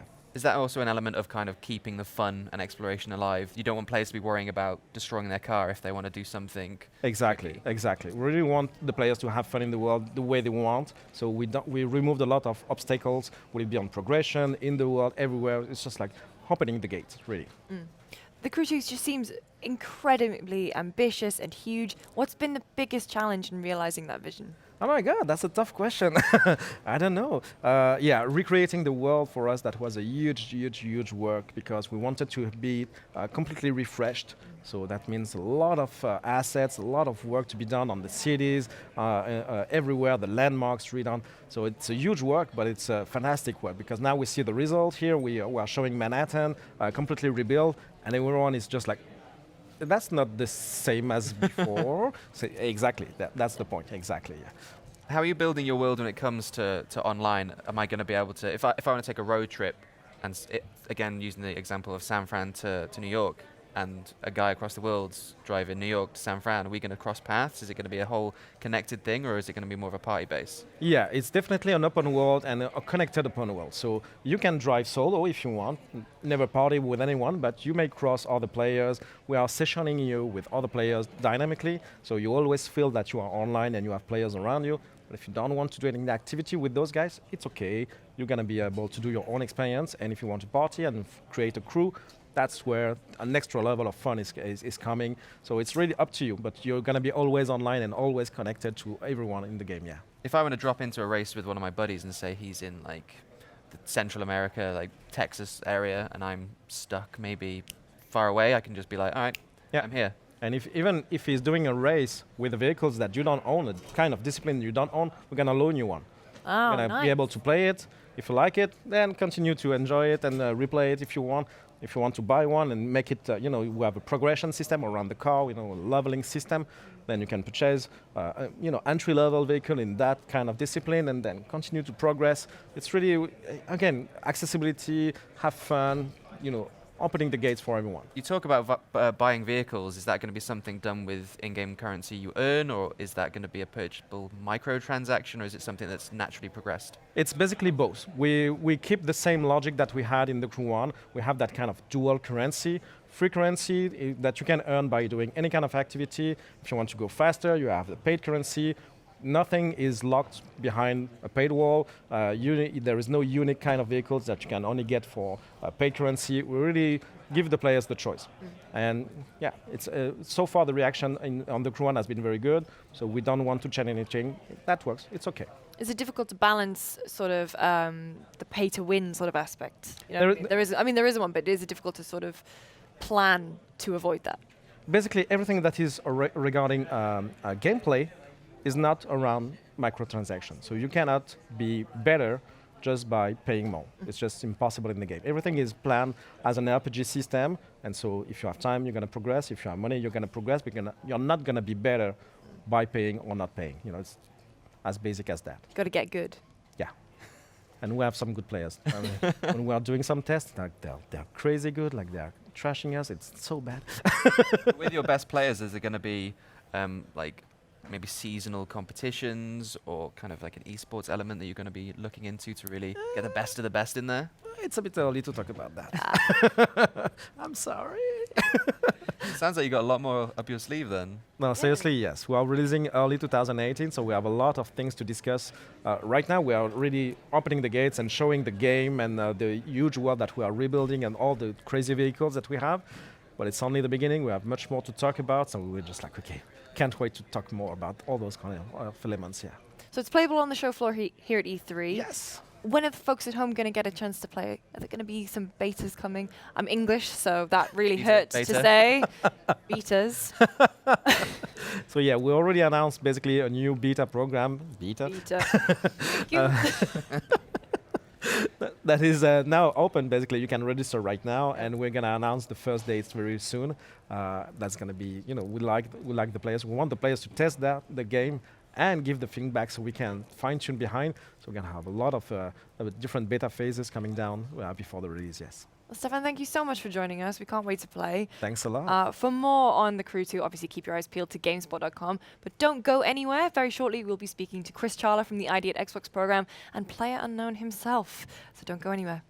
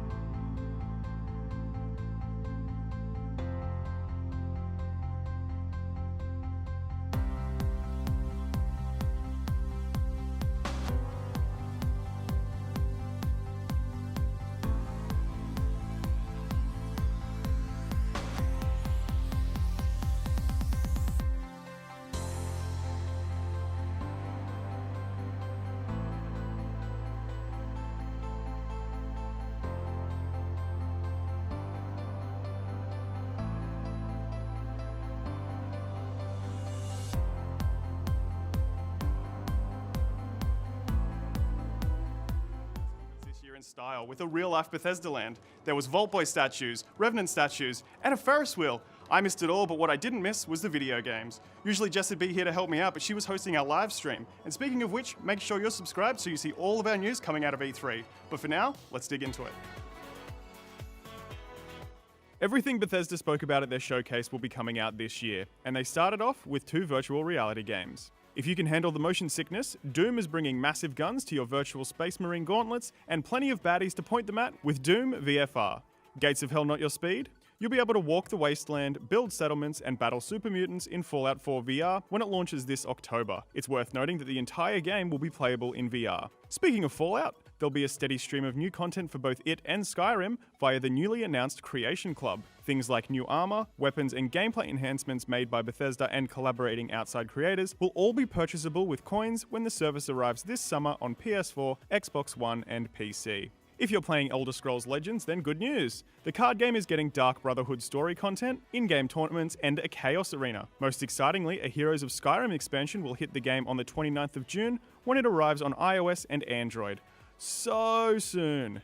Let's keep that Skyrim train a-rolling. The long-awaited Nintendo Switch version of Skyrim was shown off, along with some very Nintendo features. You'll be able to cosplay in Link's Breath of the Wild tunic, as well as wield the Master Sword by tapping your Link amiibo. There are also motion controls for swords, shields, and bows, which looks pretty damn cool. Unfortunately, no concrete release date has been announced for this one yet, but keep an eye on Nintendo's press conference for that. Dishonored 2 is getting some DLC in the form of Death of the Outsider. It stars the quest giver from the main game, Megan Foster, as she teams up with Dowd from the original Dishonored's Knife of Dunwall DLC. The pair appear to be teaming up to kill the Outsider, the source of the character's powers. Megan Foster looks to be every bit as formidable as Emily in Corvo 2, as she teleports through walls and skulks around behind enemies. The DLC is set for release on September 15. Bethesda also used their showcase to position Quake Champions as a major esport. They announced a sponsored competition for August 26 during QuakeCon that will have a $1 million prize. If you want to get some practice in, the beta has been reopened indefinitely and you can sign up on the website right now. Go, go, go, go, go, go, go, go, go. Bethesda closed their 2017 showcase with 2 new games, The Evil Within 2 and Wolfenstein 2: The New Colossus. The Evil Within 2 will launch on October 13 this year and is being developed by the devs of the original Tango Gameworks. It was revealed via a cinematic trailer that looks as psychologically freaky as you'd expect from Resident Evil creator Shinji Mikami. The protagonist from the first game is returning, this time closing out the show was Wolfenstein 2: The New Colossus, and it just might be my favorite reveal. After a fake TV show about a girl and a giant robot dog, BJ Blazkowicz was revealed to be still alive and Nazis have taken over America. There's dogs, crazy dual-wielding weapons, and a comrade who acid. Yep, it's more of the same crazy game started with the New Order. And you won't have to wait long as it releases on October 27 this year. BJ will also make the jump to Quake Champions, where he'll have his own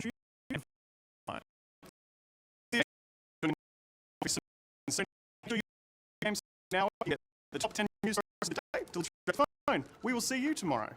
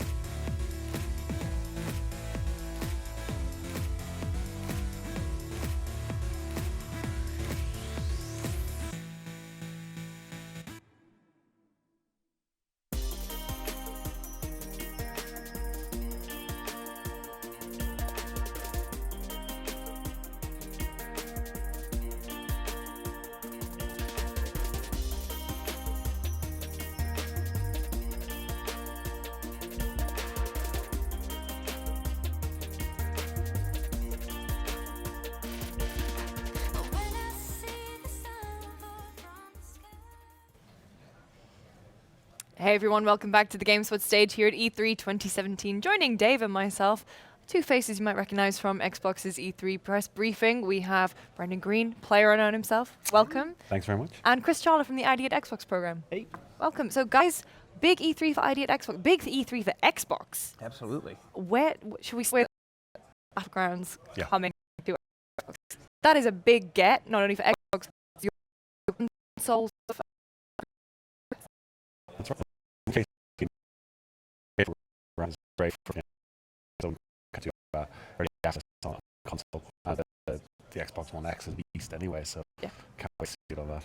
You guys have been doing a really great job at supporting and optimizing your game for PC at least. You've had that mantra of a monthly update. Yeah. Is that going to be the same going to console, or is it like will the versions always be tied together? I'd like to think so, but again, I'm not 100% sure on our development plans for that, but you know, we have a pretty, as I said, active development. We have weekly and monthly updates, and you know, I'm sure that will carry over to Xbox as well. So how did this sort of new partnership come about? We saw the game. It's awesome. You know, we've known the folks at Bluehole for a little while, and obviously they do Terra and everything, and then the game's fantastic. So I was over in Korea and met up, and there you go. Yeah. So do we know the extent of is it going to be Xbox exclusive in terms of consoles, or is it? It's a console launch exclusive, so it'll be when it's in Xbox Game Preview. Awesome. So I mean, what are the challenges in bringing it to console? Well, again, it's a massive open world. It's like 8x8 with 100 players, which in itself is a challenge. But Unreal is a great engine for that, and like we have it running on Scorpio already, and it runs relatively stably, right? Like we're getting a pretty solid 30 FPS on which is like for a game that we haven't really spent a lot of time optimizing yet. I mean, it's a great start. Yeah. For a game it's obviously heavily influenced by like the online community, like Twitch. You guys have also been, Xbox has been talking about Mixer.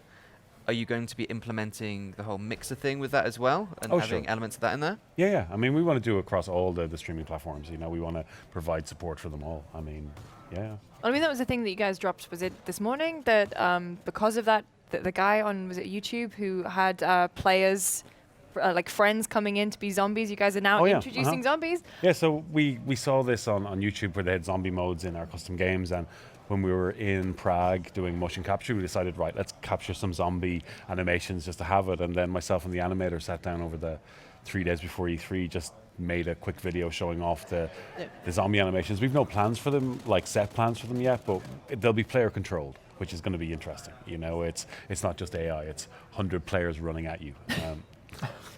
Right? If we hope.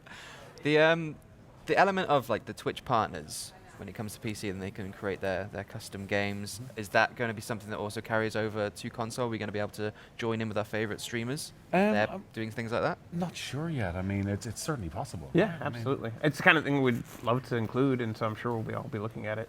Yeah, we want to do deep integration with all the streaming sites, so like it is easy for content creators to play with their fan base and stuff like that. And you know, our partner program is like, it's not just for Twitch partners, it's for like community members that do a good job, and for bigger communities and LAN events and stuff like that. And you know, it's a great way to see what they come up with.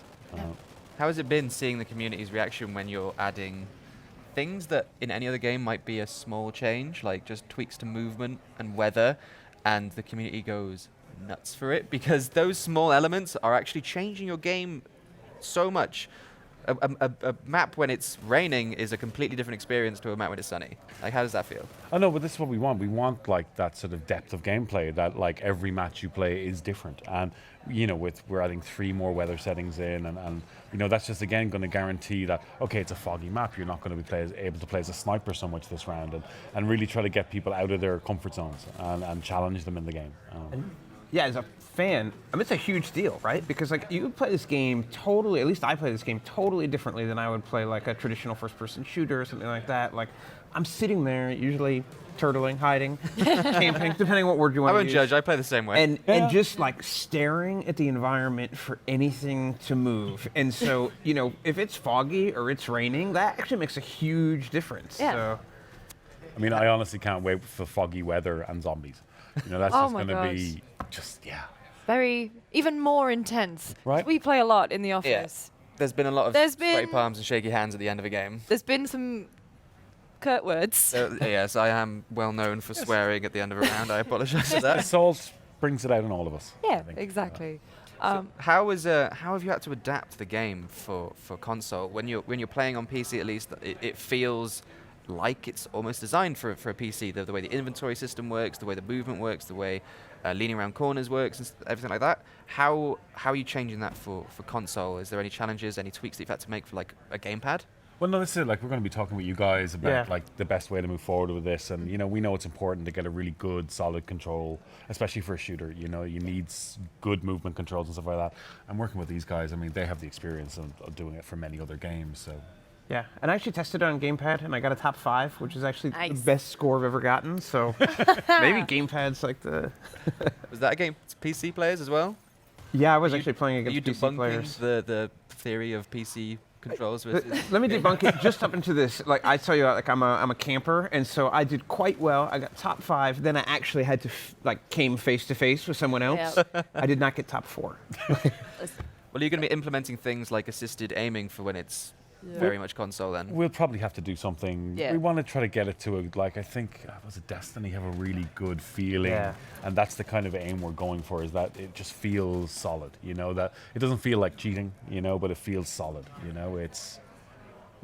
So with Xbox, a big thing that you guys are doing these days is like play anywhere, like cross-platform play. Is that going to be implemented with the console version?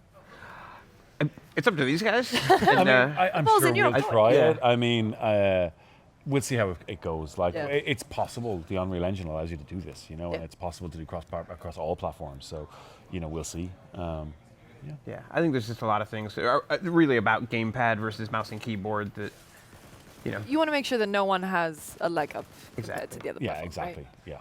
And you guys, obviously, you're in early access at the moment, and you've said previously you've not really given yourselves a landmark date. It's kind of coming out when you're happy with it and when it's ready. Mm-hmm. But you know whenabouts the console players are going to get their hands on it? Well, we said later this year. I mean, we don't want to give any certain ETA because that comes with problems. You say this thing and then you have to delay it. So it's later this year. We want to make sure that it's solid. It's the same as like when we were going from our closed beta into early access. That we wanted like the game that was sold in early access to be pretty stable. And it has been pretty stable since launch. So we still have to improve a lot of stuff, but that's the same we want to go for console. Make sure it's stable and playable. Go from there.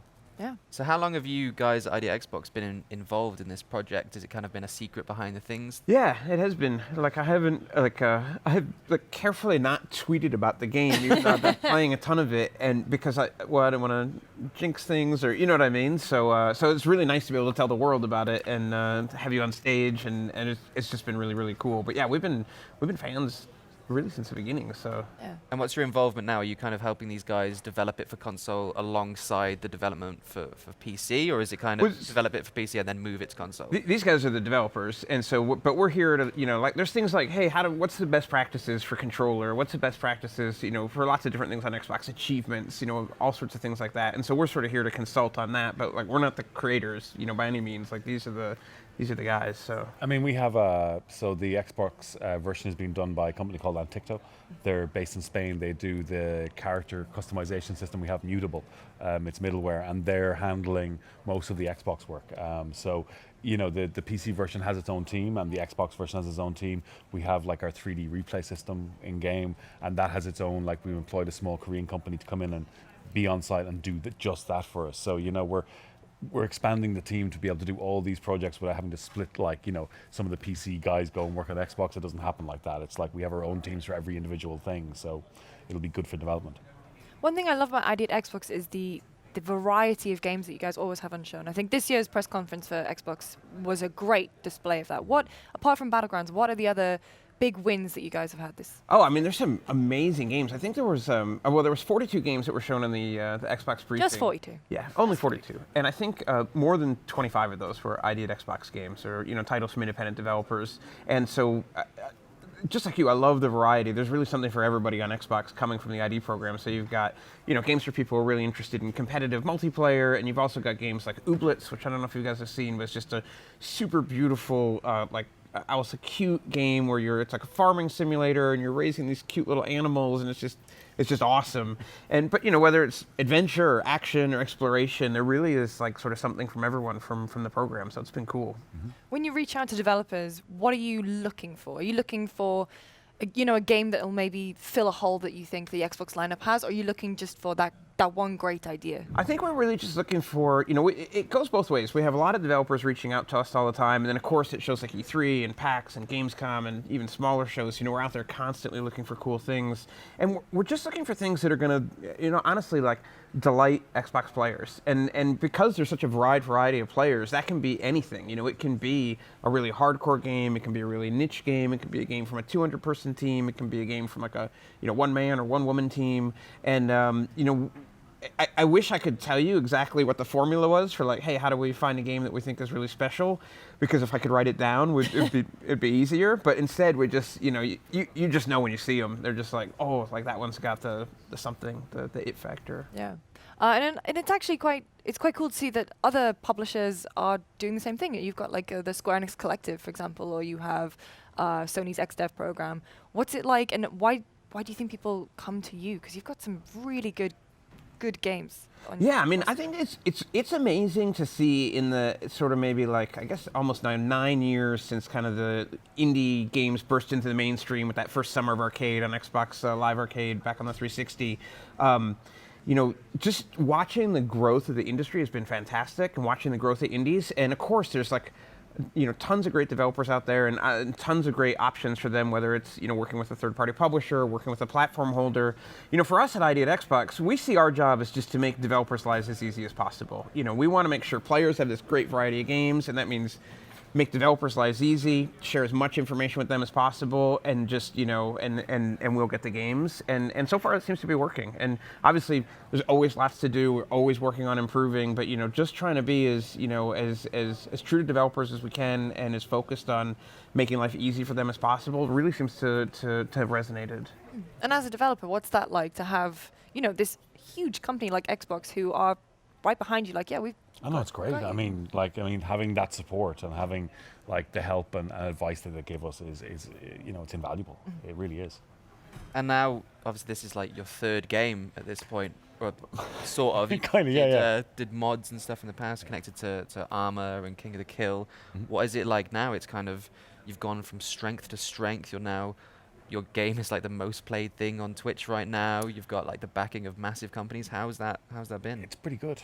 No, I mean, I'm really like, I'm holding my celebration. Like, it's nice, the success we've seen. We passed 3 million copies sold on PC, which is insane to me. But it's really, I'll be happy once we have a stable platform there for games, and then I'll celebrate. We've still got months' work to do, on the game and stuff like that. And the success is great, but it's really just, made us batten down the hatches and kind of go, okay, let's get this finished. Yeah, I was going to say, because with so many more eyes on you, the pressure must be. Oh yeah, I mean, we're happy. Like, we have our plan, we have a really strong development team. Like our executive producer, Chang Kim, he's just a very clever man. Like, you've met him, and he's awesome. He plans everything down to like the finest detail, and as a result, we've been able to do this development at a hair's pace.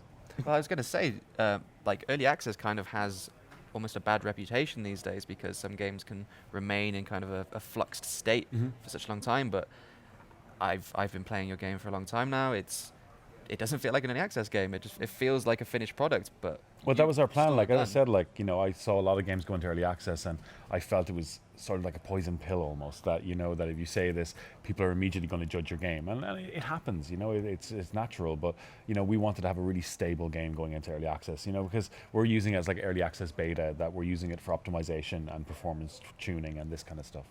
Are you still holding true to that original mantra of you will build optimization and stability before adding like big gameplay elements or things like cosmetics? Oh, no, I mean, like, we have focused on optimization so far. We're going to be adding cosmetics after we launch. We may have to add the system in like a month or so before we go just to test it, But in general, yeah, we're focused on optimization. We're focused on finishing the platform, and then we'll worry about monetization and all that kind of stuff. A question that I have been asked while streaming myself, people have asked, will you keep the cosmetics that you've earned now when the game launches? Yeah, you should do. Yeah. So I'll keep my nice coat. I was going to say, we're going to keep the coat. Yeah, you'll be able to keep that all the way through. We may reset the points and stuff like that, but coming out of early access. But the skins, we don't see any reason to give away or take away. What is with that coat? Why is that lauded so highly? It's like worth $800 on Steam right now. What's the coat about? I don't know. It's just a rare coat. It's like it was our pre-order. You know, we had limited numbers, and as a result, it's. But this is what we want from our skin economy: is that you do have rarity, you do have that chance to get a great skin from getting a case. You know that it's. I think it rewards people for playing the game. That coat's my retirement fund. Yeah, that's sat in my Steam inventory, just getting healthier and healthier. What was it like stepping out on the stage at the Xbox press conference? Nerve-wracking as all hell. Yeah. Should have done it in a ghillie suit. I know, right? No, it was great though, because we had like what's his name, Dirk? Is it Dirk? Someone or other. Yeah. He's like a speech coach, and you know that we had 4 or 5 rehearsals, and you know it was all done so clinically and so well that you know I was really nervous because the penultimate rehearsal, they had actually people sitting out front. And before that, it was just you were kind of doing it to an empty hall, and that was fine. And then doing it to like people, you're like, shit, nervous. But then when I actually did the thing, just a huge sense of relief. You know, I was going, all I can do is fuck up. You know, it's like, that's all I can do. And I didn't. And I was You just... didn't get memed. No, I was happy. Yeah. No big mistakes. No you big know, memeing. it's... Don't be a meme. It's like the only advice you can give anybody. But it was great because in the green room we had all the speakers, and you know when we were going out, big clap. You know, you can do it, and came back and everyone did their piece pretty much. You know, perfectly. Yeah. There was no major screw ups at all from anyone, which was great. Yeah, it was awesome. Yeah. So you're not really releasing any. You're just saying later this year. You're when it's ready, basically. Yeah, exactly. When we're happy with the build we have, but later this year is the plan. But in terms of other ID at Xbox titles, we've got Tacoma coming out very soon. Yeah, Tacoma on August 2nd. Cuphead finally has a September release 29th. date. September 29th. I don't know which camera I'm supposed to look at, but yeah, pre-order now. It's awesome. We're super happy for those guys, and that game is just looking like spectacular. I still have to figure out what's the one Escape from. Oh, the Artful Escape. That game is. Have you guys seen it? I've not in that Yeah, yet. watch that trailer and try to figure out what it's about. Yeah, it's amazing. It's playable in the Xbox booth, and really? it's Okay. just like just an unbelievable journey game. It's like if Monty Python made a Snowboarding. movie, basically, Yeah. in a game. It's Snowboarding and air guitar. right. Something that might be fun for you to do. We've got PlayerUnknown Battleground playable at our booth downstairs. Oh, really? If you go downstairs and get a chicken dinner in front of people, Imagine. my hero. yeah, no, I can't do that. I would fail. You're not telling me you've never got a chicken dinner in your own game. Oh, I have, but I've been carried by my team. That's the only reason I ever got top 5. Yeah, exactly. It's all right. Well, I don't mind carrying my teammates if they're good. Chicken dinner's chicken dinner. Oh, there it is. Oh, here. Oh, yes, I remember this because I thought it looked like Double Finey, actually. Yeah, when I was watching the trailer. it's from Annapurna's the publisher, and those are a great crew. And the game is just like it's impossible to play this demo without like just having a huge smile on your face at the end. And like same with watching the video. It's just there's just something really special about this. When I saw the trailer, I was like, "Is John Lennon somehow made a game?" Pretty much. His Where's name this is come Johnny from? Galvatron. So That's an incredible name. I might change my name to that. You can. I'd go for that. Another one that I thought looked really cool is Ashen. yeah, Ashen's awesome from Aurora 44 down in New Zealand. Like you know, we showed that a couple years ago on stage. I think I teased it a little bit. Everybody got really excited. And those guys have been heads down since then, just working on it. And you look at this game, and like the art is just unbelievable. And then what they're doing with just the environment, and then actually then you start to play the game, and it's like, holy cow! Like this game is going to be. I think this is really, really something special, and super creepy, but it's going to be a really, really fun title. It kind of looks like it has elements of Dark Souls, but is also kind of adding a more presence of co-op to it. Yeah, that's exactly right. It's definitely gonna have co-op, and but it's definitely got that sort of Dark Souls sort of vibe. And I think it's not gonna be a super easy game to play. Like I think it's gonna have some challenge in there for players. Is that the new idea Xbox mantra? Where you're getting games that are really hard to play because PlayerUnknown, you've got this. You're just absolutely stressing everyone out now. Cuphead. Battlegrounds is not hard to play. It's easy. It's hard to play. win. It's hard to win. It's hard to win. However, I do recommend camping as a good strategy if you want to get a top 20. Well, this is like if you want to win, like I don't care how many kills you get. If you come in second, you still lost. You know, it's like, you know, if you win, it doesn't matter how you do it, you just win. There is no bad strategy. There is no right way to play the game. Have you seen the very outlandish strategies of some of the players that have been trying to do different things, like a pair won a game of Battlegrounds without getting a kill? Yes. Someone beats it by only using a car? Mm-hmm. Are you expecting the Xbox players to kind of get even more insane with it then? Oh, yeah. I think there can be some fun achievement design too. with Yeah, some yeah. of the- Yeah, I was just gonna say there could be some fun to be had, some punny achievement titles. Because I was talking with someone like that they had a custom game of just pans and grenades, right? So that's all it was, pans and grenades. And I was talking, well, maybe we should make the pan that it can deflect grenades, so you can like bat the grenade away and play That's some, awesome. you know, Like grenade tennis. handball. Yeah, grenade tennis. There you That'd go. be great. That's a whole mode right there. Frying pan is the end game loot in that game. I've been saved before by being shot in the back and just pinging off my frying pan. And that was like a ninja commit by one of our developers. He told no one he was putting it in. Oh, he just worked on it, and then the next day was like, "See, your ninja commit made the front page of PC Gamer." It's like, oh, okay.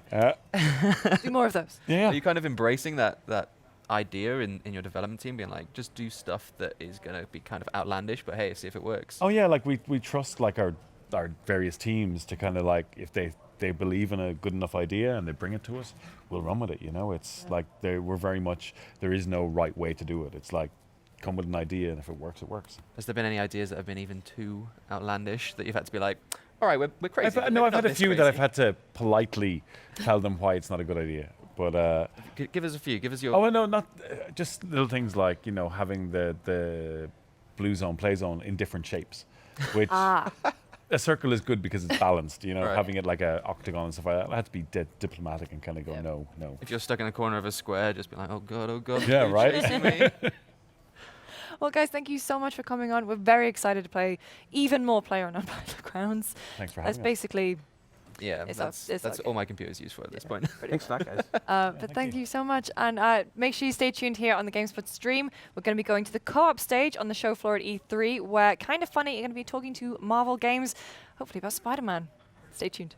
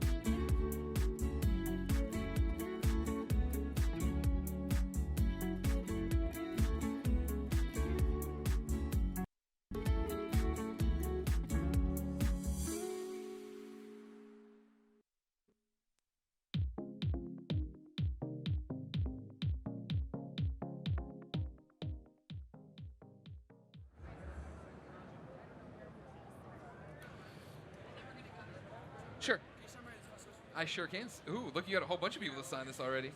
Man.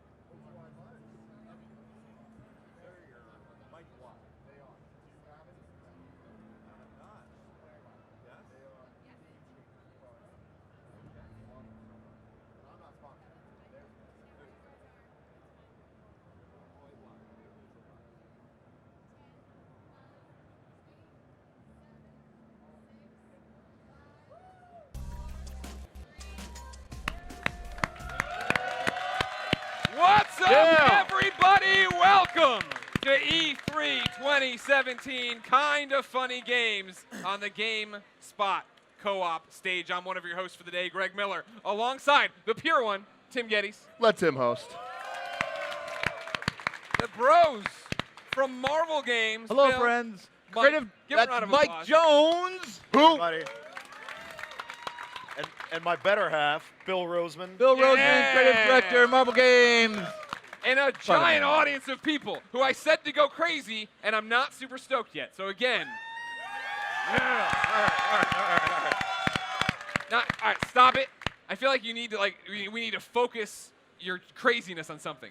So ladies and gentlemen, give a round of applause for Tara Bruno, right there in the audience. There we go, Yeah. Tara Bruno. Yeah! Now we're talking. What an E3 it's been, Tim. Oh my God. I think at the top of everyone's list of amazing shit they've seen. Amazing, spectacular, would you say? I would say Ultimate Spider-Man. Oh my So God. many descriptors. Yeah, So right. many. What do we think of Spider-Man so far from what you guys have seen? Like it, good footage, good footage. It is unbelievable. There it is. There What do you guys think of the White Spider? Yeah. Good? Good? Now, Greg Miller over here has a lot of thoughts on the White Spider. I get since you've debuted it, Right. I understood. When Insomniac debuted it, I totally got it. Yeah, and sure. today, when we were getting our behind closed doors demo from Brian, Right. he drove it home of like, we want you to look at it and say, oh, it's Spider-Man, but see it and say, oh, that's not a Spider-Man I immediately know. I need to understand who it is, and now it's Insomniac's. Exactly. For all of our games, when we work with our partners, we want them to bring their vision to the game. Yeah. And we want when they approach the Marvel characters, we want them to be very familiar and identifiable, but also unique and ownable for each game. So when you see Spider-Man, it's not just any Spider-Man. Like that's Spider-Man from Marvel Spider-Man on PS4. And yeah, we're building a new universe with Insomniac, a new Spider-Man, telling a new story, right? So we want to make sure that it still feels right, but it's new and different. You don't know what's going to happen. I mean, we did right? a huge study of the costume because, we think Spider-Man is one of the, if not the, best designed superhero costumes of all time. Damn. So if we change anything, we want to understand what the original suit did. What does the red mean, what the blue means, the white, all the elements, even the spokes on the mask, how many should there be? So we studied it, and before we changed anything, we just said, how can we analyze it, how can we add something to it, but still respect Stan Lee, Steve Ditko, John Romita Sr., and all the great creators who made that suit what it is. Well, what I loved about Brian talking about it today, because he's doing the developer thing. We're not talking about this. Hey, who else? Are there any? You're not going to get any secrets from us. I'm not looking for the secrets. I'm complimenting you. All right, we protect the secrets. I'm saying what he was saying though. That kind of started bringing me around on the suit, on the White Spider. Yeah. Was he's like, somebody asked in the crowd, how much liberty has Marvel given you? To play with it. And he's like, well, as long as we can justify anything we're doing, that's how we do it. And he's like, there's a reason the suit looks like the suit. Yeah. And so I understand, of course. I'm saying, stick with me. I'm sticking with you, Uncle Greg. Ben had some kind of white spider business. It was his logo, and now he's keeping on, right? Not canon. Not canon. canon. I actually have No. a side white spider business if you guys want to buy some white. Oh, you're selling white White spider? Spider sounds Yeah. awesome. So No, my but favorite thing is, so Brian, the creative director on the game, his passion was so obvious, not just from him talking about the game, but showing it and just every little detail, how stoked and hyped he was for how Spider-Man it looked and felt. Like, you can just see looking at this, you're like, oh man, they nailed it. Like, within 5 seconds, you're like, they got it right. Yeah, Brian and the team at Insomniac are incredible. They're all like super passionate about, and from day one, just immerse themselves in Spider-Man. And we're lucky because we're just right down the road from Insomniac Games. Our office is like 10 minutes away from their office. So we're Bill there and I once or twice a get to week. visit them. We get to see stuff in progress. We get to talk about the story. We get to talk about the gameplay. We get to talk about the suit design.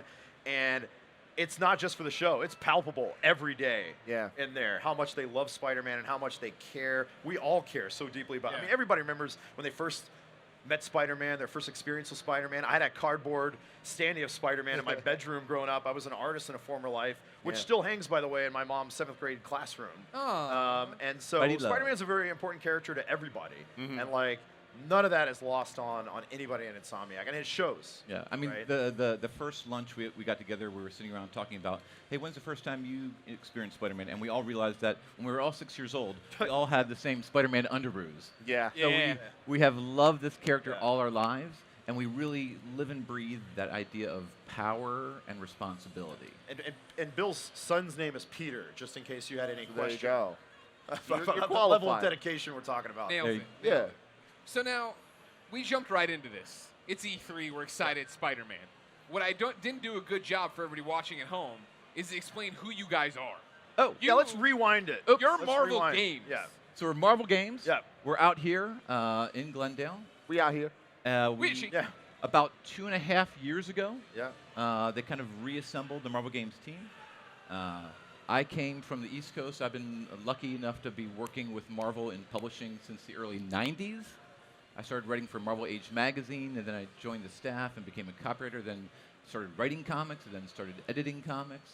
Had that long run, and Bill's then- being modest. He edited all the Guardians of the Galaxy comics that became the inspiration for the films. Yeah, he did. Put that team Yeah, he together. did, Bill. Right. So I remembered Rocket he's Raccoon being modest. when I was 14, and there was that Rocket Raccoon miniseries, and I said, I want to bring him back. Everyone made fun of me. Yeah. I said, come on. He's short. He's furry. He'll be our Wolverine. He's a rocket with a big gun and a jetpack. What's not to like? Attitude. And there you go. You made it happen. And then the call came to reassemble the games team, and I wanted to work with this guy, so I jetted out here. And Mike Jones came from 2 decades of building games, traveling the world. Yeah, so I'm a lifelong Marvel fan and worked in game development, game publishing my whole career, and never thought I would ever get a chance to work on Marvel properties or games. And I worked at Capcom for a while, which was a brush with Marvel. Yeah. But then, 2.5 years ago, this opportunity came up, and Marvel was getting really serious about, like, hey, our games should be awesome as all of our other entertainment movies, TV, publishing.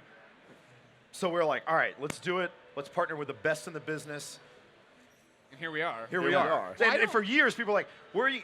When we joined, they're like, "Where are your big games? Where are the console games?" And it's like, it takes time. Yeah, It takes time. You have to get Been in there. the But creative cave. that's the thing is, it's like that time and energy, it's going to pay off. Yeah. And it's already starting to pay off. I remember when Greg and I got to go see Avengers Ultron. 2 back in the day, and it was because the Marvel Games got us in, and there was this whole presentation before, and they're like, we are Marvel Games. This is our future. We are building towards this. We're partnering with Telltale for this. We're doing all these different partnerships, and now to see Spider-Man with Insomniac, to see Avengers with Square, it's like we're building this Marvel Games universe that is so exciting, and I feel that the quality control is the most important thing, and that's obvious that you guys And get that. that's what takes the time. We don't want to rush anything out. We don't want to do Spider-Man the game that's a game based on the movie and rush it out for a movie window. That's not what we're about. We're like, let's just make the best Spider-Man game and release it when it's ready. And think of gaming as it's not a derivative business. It's another pillar of the brand. People, the movies come out twice a year, starting 3 times a year this year. We have our Netflix shows, TV shows that people love to binge and watch. Comics, people reading the comics weekly, monthly. but people are playing our games every day and experience our characters, stories every day. It's an opportunity to tell new stories, engage with fans in different ways, introduce them to new characters they may not know about, as you've seen Mr. Negative, Martin Lee, Miles Morales, Yuri Watanabe, right? We're going to keep mixing it up. But games is a very, very important destination now for Marvel storytelling, Marvel fans, and the quality you've come to know and love from that Marvel brick. Right. Right? Yeah. We want you to see that Marvel logo on a game package and be like, oh, it's going to be awesome. Yeah, seeing Right? Mr. Negative in this Yeah. game, I think, is such a huge selling point because Yeah. that shows that it is not just the Green Goblin story we've seen a million times. This is really for fans, and I think even for people that aren't necessarily the hardcore Spider-Man fans, it's a good introduction to the wider world. You may not know who he is, Yeah. but you're going to learn. We wanted to mix it up, and we're really inspired by like looking at our Netflix shows, and you see Jessica Jones, and most people did not know like what's a Killgrave, what's a Purple Man. Yeah. Now, we knew what a Purple Man was, Yeah. and they really put the spotlight on him and elevated Made him so cool. And so we thought this was our opportunity to, we're going to have a lot of familiar faces in this game, but why not pick a character that we believe in? It's only been in comics for the past 5 to 6 years, but we believe has a great potential. Let's put the spotlight on him, let's elevate him, and then the world will be like, I love Mr. Negative, he's awesome. Which, to be clear, it's not like we're like, oh, this game has to have Mr. Negative. That was Brian and the team coming to us being like, we want to take this character and put our spin on it and like introduce him to the world. And we're like, hell yeah, let's do it. So that's an interesting, for me, how did these partnerships start? You guys, 2.5 years ago, we're bringing Marvel games together. We're only going to put out good stuff. Is it you then going to Insomniac? Is it Insomniac coming to you? It's music and lyrics, man. Like, so Bit of both, sometimes, bit of both. sometimes you write the music first. Sometimes partners come to us and they're like, hey, we have an awesome pitch for a game. We have a really cool idea. We'll talk about it. We'll high five. We'll rock and roll. Sometimes we're like, we really respect this developer. We really respect, what these developers do, these creatives do in this space, this genre, or whatever it is.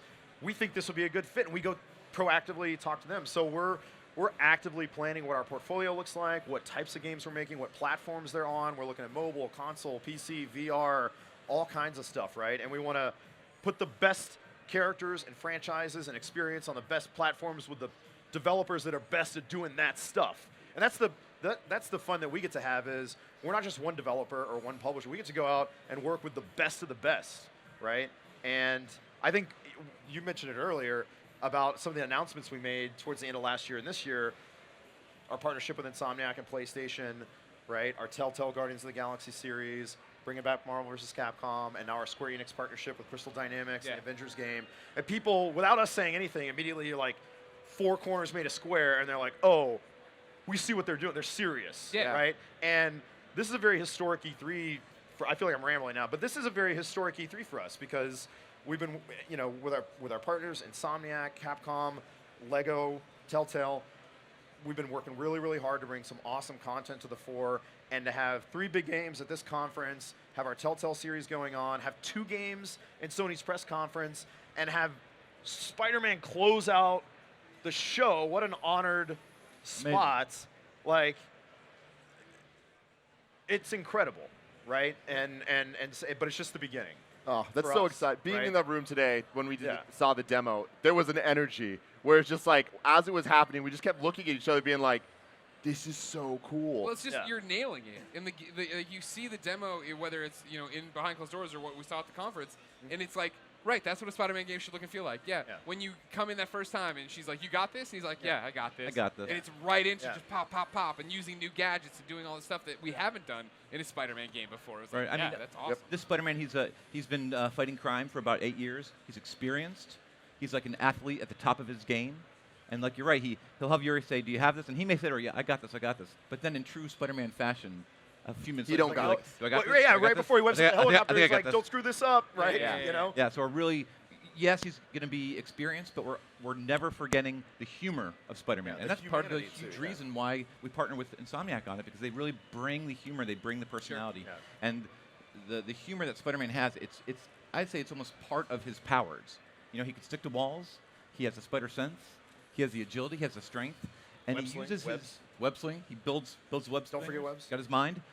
And he also uses humor as a weapon when he's fighting a foe that may be more powerful than him, that's older than him, to get them off their game, he may use humor, but he always uses it with himself too. Just as we do as we go through our daily lives, and we kind of have that voice in our head as we talk to ourselves. So hopefully you'll see that fun, that sense of fun and humor throughout it all. You guys get it. That's the thing, is like when I was watching the demo, like the parts we had seen of, don't screw this up and all that, but there was in the behind closed doors demo a part where there was a steel beam that was on a chain. Right. And you could have fought all the guys and not done it. Instead you went that and did that and pulled it and hit them all. Like and everyone in the room style. laughed. It was like, oh, that's what there's humor in combat. I mean, if you look closely, and hopefully everybody will get a chance to go in the theater, because they're playing it differently in there. They're trying different things, like that little web trap that he uses. You can actually use it between two guys, and they'll pop together. When you web them up with the impact webs, in the demo that we showed at the press conference, he knocks them up and sticks them to a wall. You can swing them around, stick them. I stuck a guy to a parking meter one time, or to a car that was driving by. And so it gets really, really sort of dynamic and organic when you start getting in there messing with all your spider powers and your tech and your web abilities. But something that we haven't really shown much of, but we get asked a lot about, is that human side, that Peter Parker side. This game is very much going to show. I mean, Bill loves to talk about how the best Spider-Man stories are the ones where Peter's and Spider-Man's worlds collide. That's right. And that's actually one of the reasons why Mr. Negative is such a great villain, because his philanthropist persona, Martin Lee, where Aunt May works at his feast shelters, and Mr. Negative as a supervillain foil to Spider-Man is just a perfect nexus of, we're going to bring Peter and Spider-Man's worlds together in a way you've never seen in a game, right? The original Spider-Man creators were so smart. Before they made superhero comics, Stan Lee, Steve Ditko, John Romita Sr., they were working on like teen romance comics, right? So when they created the first Spider-Man comics, they didn't leave that behind. It was revolutionary in that it was a superhero story, and they brought that soap opera element to it, and you had that awesome supporting cast. And as Mike said, the best stories are where Peter's civilian lives that he's trying to protect are in danger because of his costume lives, and they're smashing together. So here, Peter, and every Spider-Man story is a Peter Parker story. He's always Peter, and he's always Spider-Man. And it's when these worlds collide, you have to make decisions like, wait, if Martin Lee is Mr. Negative, do I take him down? That's going to ruin Aunt May's life because she's finding meaning in her life. Her life will be all right.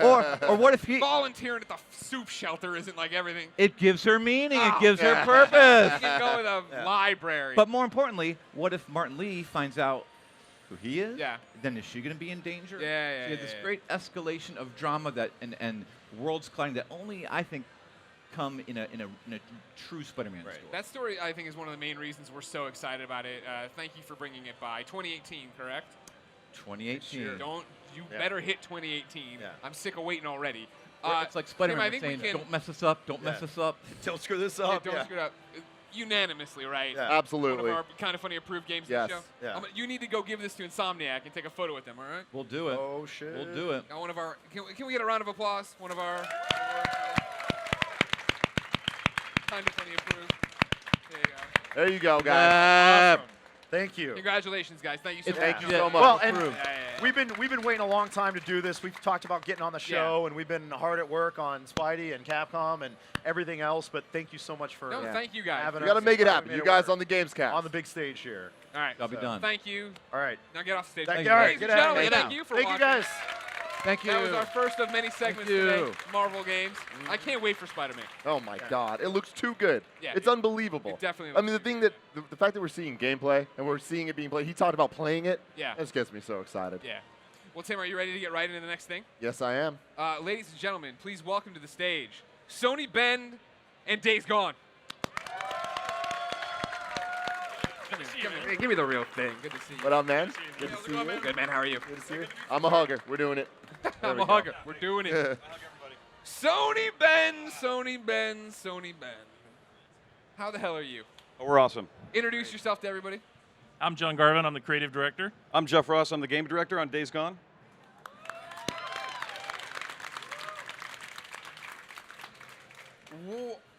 It sounds insulting, but stick with me. What a difference a year makes. Last year you guys came out, you showed that first cinematic trailer, Whitwer on the bike, looked great. All right, zombies, we're shooting zombies, that's cool. And then this demo this year, I was like, I'm all in. Because last year you guys had talked a little bit about systems, mechanics, open world, all that jazz. I was so blown away with this demo, and then you went behind closed doors today. Yeah, and I got to see a bit more of it, and it's what blew my mind was the demo that everybody saw on the PlayStation Showcase. That was awesome. The demo we saw was the same mission, but it was snowing because the season was different, or just the weather was different, and it totally changed the gameplay of what we were doing. So the scene that you saw where there was the rope that kind of choked him out and he like fell off his motorcycle, in this thing he totally avoided that and went around, killed the guys, cut the rope so he didn't have to deal with that. And the ambushes he dealt with and the situations were totally different. And I was like, this is so much more dynamic than I expected it to be. Yeah, and that's really what we wanted to emphasize this year is just the open world dynamic systems. Yeah. So, things like you said, last year we showed the Horde, which is hundreds and hundreds of freakers, and it was a life and death sort of chase for Deacon just running for his life. This year we wanted to show how you could, and I think this is a term Jeff came up with, weaponizing the Horde. You can actually use enemies against each other because, we introduced, Marauders, so human enemies this year. And just the idea that it's an open world system where everything's alive, everything has its own needs, everything has its own faction, and it can be used against each other. Yeah, so if we said a lot of mumbo-jumbo last year, like systems and blah, blah, blah, really what we were trying to say was it's a deadly world that's going to try to kill you a lot of different ways. Yeah. That's a good thing that you have. Yeah, and I mean, speaking of that, like another thing I noticed about the demo is it is extremely violent in a way that kind of makes you feel uncomfortable, but that's the point. Like, this is obviously an apocalypse, obviously things are really bad, but seeing some of the death animations, there was a moment in the demo I saw behind closed doors where after he cut the rope, he killed one of the guys, runs up on the other guy, like shanks him in the spleen, he falls back, and he's like, please, no, no, and then he just stomps on his face and his head explodes, and I was like, whoa, okay. But I mean, that's the world that they're in. Yeah, it is. And one of the things that we really wanted to do, and you can see that kind of happening right here, is this is that same ambush that on the media showcase demo, Deacon was distracted by runners, which are infected wolves, and so he's dealing with that, and then he gets clotheslined, and just bam, he's on the ground, and these guys are on him. And in the alternate demo that you saw, he's able to go around them, and it's like what he tells that guy when he's begging for his life. He's like, no, and he stomps him, and he says, you just paid the price. Yeah. You had your chance, and that's the world we really wanted to kind of explore was how, it's like how savage it can be, how brutal it can be, but keeping it real. So, we're trying to keep it as realistic as we can. Another thing that surprised me was how open the game was. Like in the demo I saw, he's riding his motorcycle around, and it was a really vast open worlds, and it seemed like there was a lot going on where even if it wasn't like side missions and things like that, there was like world building going on. Like there was a tree with a freaker attached to it by a chain, and one of the marauders was giving him shit and kind of like, oh, you can't get me, and then you as a player can shoot the chain, the freaker goes and kills the dude, and he's just like, you shouldn't have been talking shit, you got shot. And we love that moment because it's one of those things where it shows the depravity of the world and how, we stomped a guy's face in, but there's no great people left in this world. I mean, people who got this far did some nasty stuff. So, and these guys would have killed Deacon if he didn't get the upper hand on him. So, but the depravity that we can witness, we also want to make that interactive, which is why, the player had the tools to turn that situation around. And again, it's not a prescribed way of doing it. The player can choose to engage it or not, or try other techniques, but we just want to give the player a set of tools where he can be as violent as he needs to be in the context of this world, because it's kill or be killed to the extreme. Yeah. And like you were saying, it's open. That's the thing. So we really wanted to show off that this is one small part of the Cascade Wilderness, which is one of the regions in the game. And, Copeland's Camp, which is where the demo starts, is one of the encampments where you find, survivors who are sort of law-abiding. So not everybody's depraved, probably. There are still some people who have a shred of decency, a shred of humanity. And, that's kind of one of the things the game is about, is that you see Deacon's character at the start when Copeland is telling him, hey, a supplierman just got hit, we got to go get these guys. And he's like, not my problem. Yeah. And if that were the whole story, then this would be like, why the hell would you want to play as this guy? Yeah. Right? But instead, we're like, no, there's a shred of humanity in there. And he, when it's his friends, and that's sort of where the MC comes into it, is brotherhood and loyalty. And there are these sort of deep traits within Deacon, and then that's kind of what we want to explore over the course of the game, is like, why do you want to survive in a world like this? What gives you hope? What makes you want to continue? What is, for what you can tell us, the narrative of this game? Because is the MC still intact? Is that how he's been surviving? what are his driving motivations? Because that's always the thing when you get a bleak landscape like this, right? Where it is, yeah, everybody's a horrible person. Well, why would I want to hang out? And it's 2 years after Day Zero, right? Yes. Where this starts. Yeah, so so again, we set it 2 years after this event, the pandemic. We're really not going into a lot of detail about that yet, but in terms of the timing and the setting of it, a lot of post-apocalyptic experiences are 20 years on or 20,000 years on, and we wanted it to be just after. So there's still a lot there's still a lot of resources that can be found and gathered. The roads aren't complete, the buildings aren't completely destroyed. They're still mostly intact, and that's kind of why we chose that setting. And and then the same thing with the high desert. Like you can see, it's snowing like crazy here, and the reason is because in the high desert it can be July. The high desert is where Ben's studio is. Pure coincidence. Right, what you know. But it can be snowing in July. It's very extreme. We get extreme weather. We have extreme all kinds of environments within a very, very small area. So forests and deserts and lava tube caves. They can all be in a very small area. Yeah.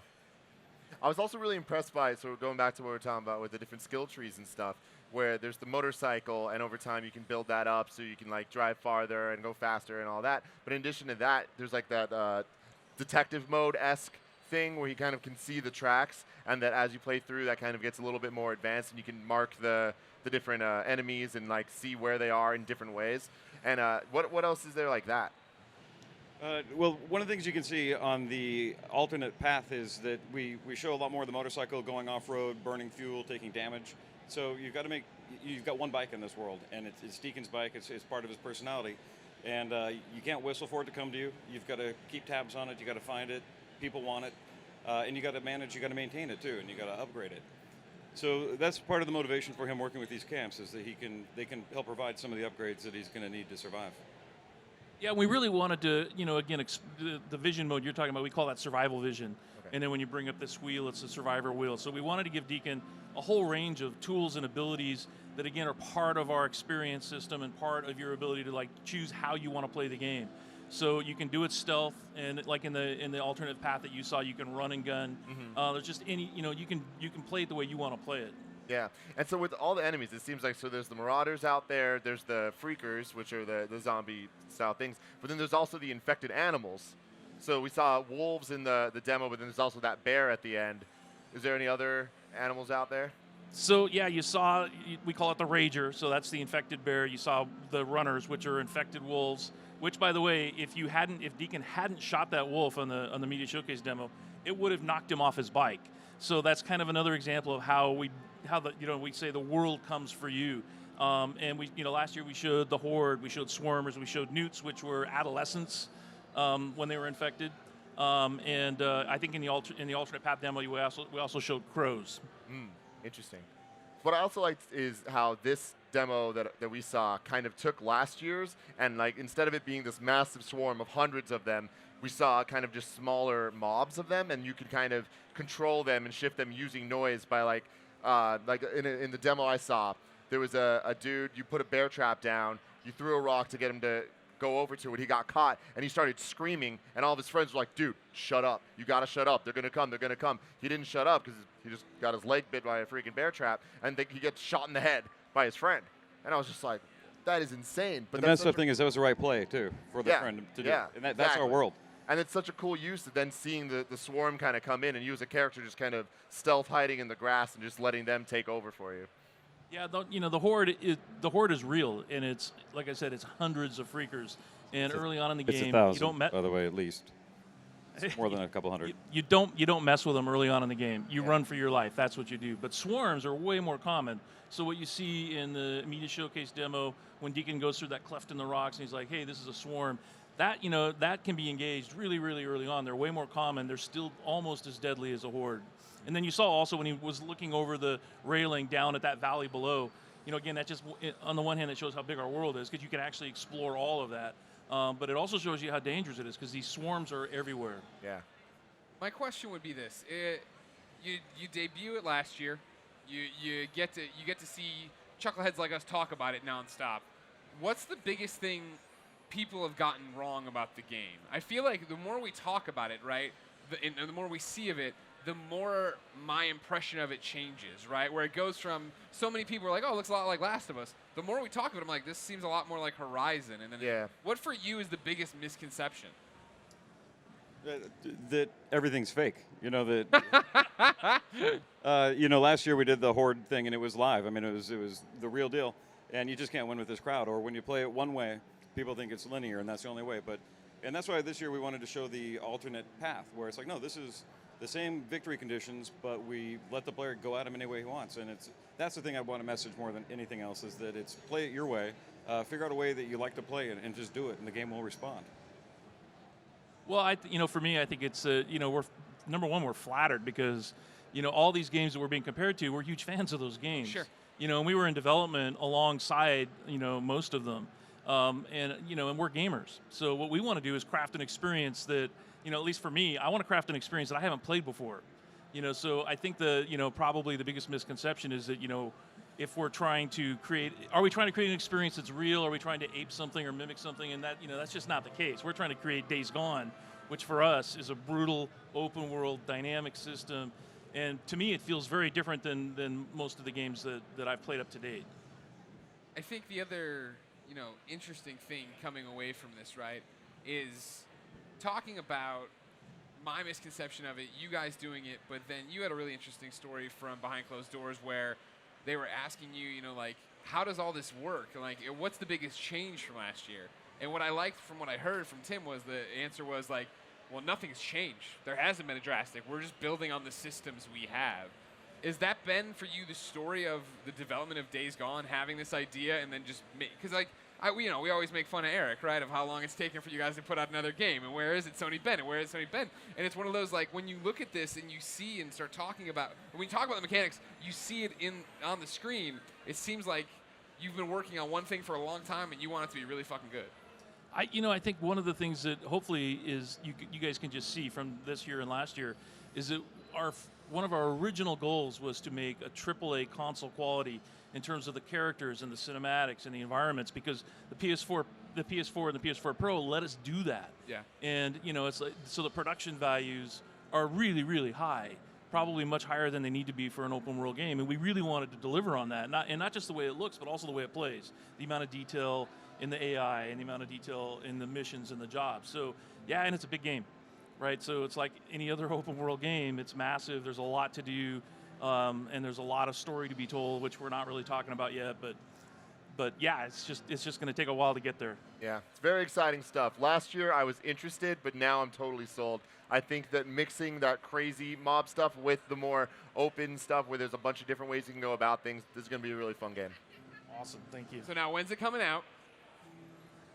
We're not talking about that, Greg. Good try. Nice try, dude. Nice try. Damn it, that was a nice try. It's all him. Well, thank you guys for coming by.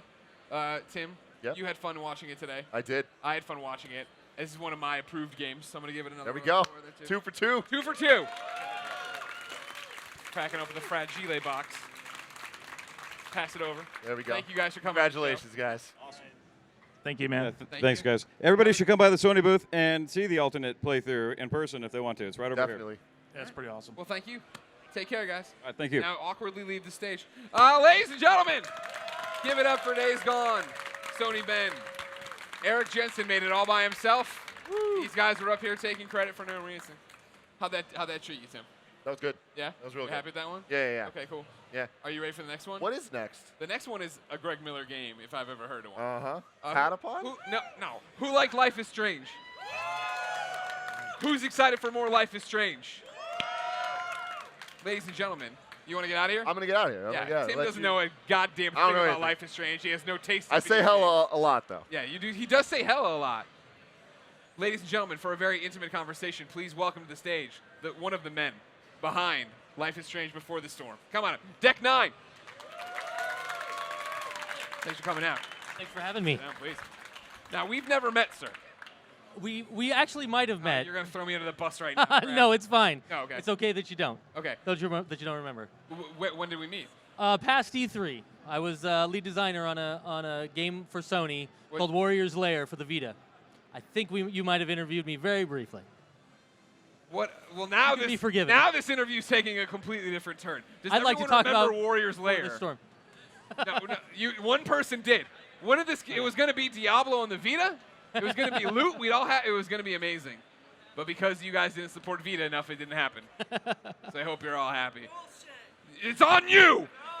That man has a Vita. I appreciate that a lot. No. Well, what's your name? Introduce yourself to everybody. My name is Chris Floyd. I'm the co-game director at Deck 9 Games, and we're working on Life is Strange Before the Storm.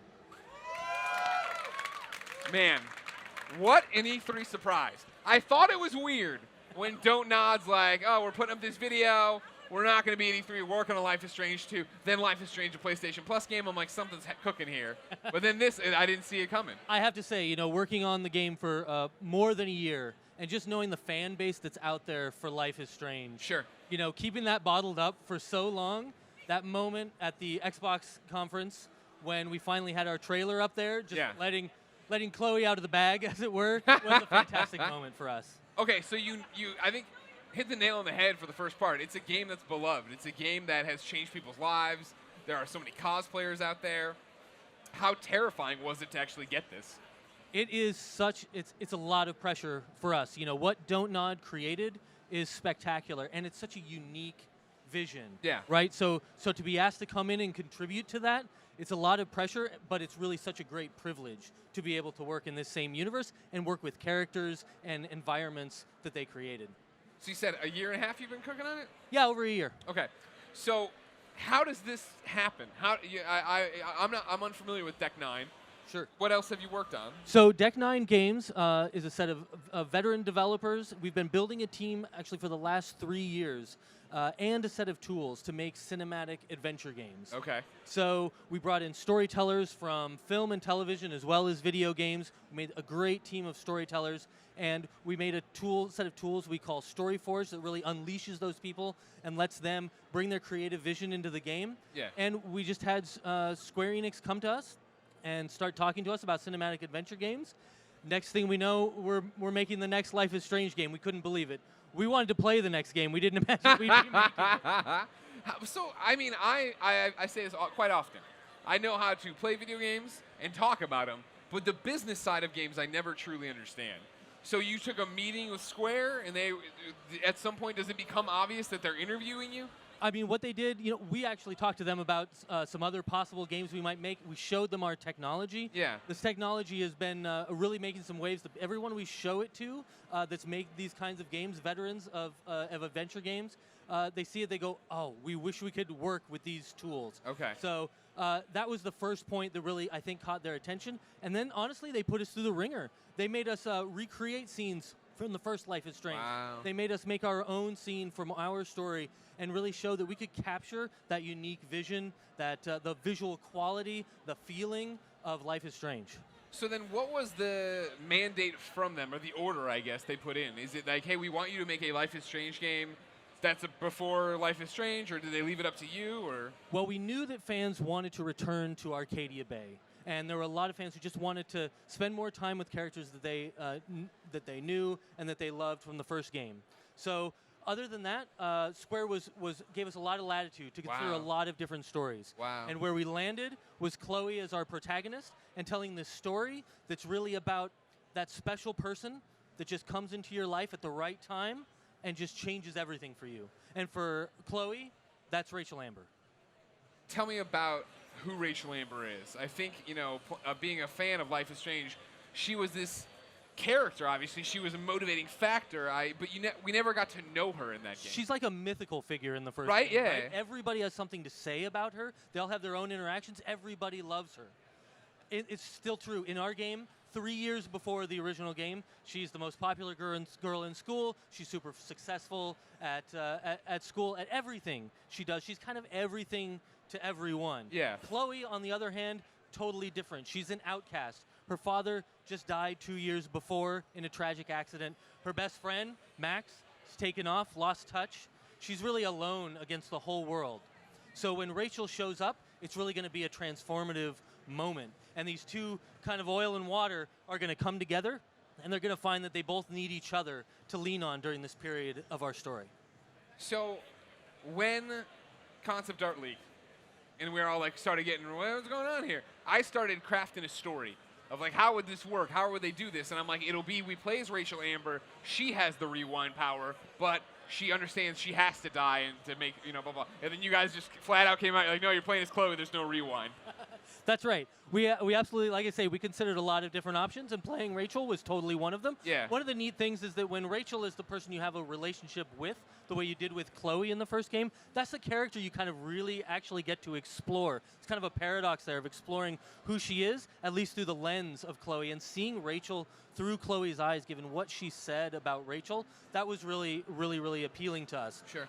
So, yeah, I mean, there's so many other things about Chloe that also were really interesting. Partly how different she is from Max, right? Sure. She's a little spiky. She's got a lot of attitude. Max is very timid and cautious, and that just really appealed to us too. We think it brings a whole new tone to the game. So, I understand StoryForge. You're talking about how great the tools are.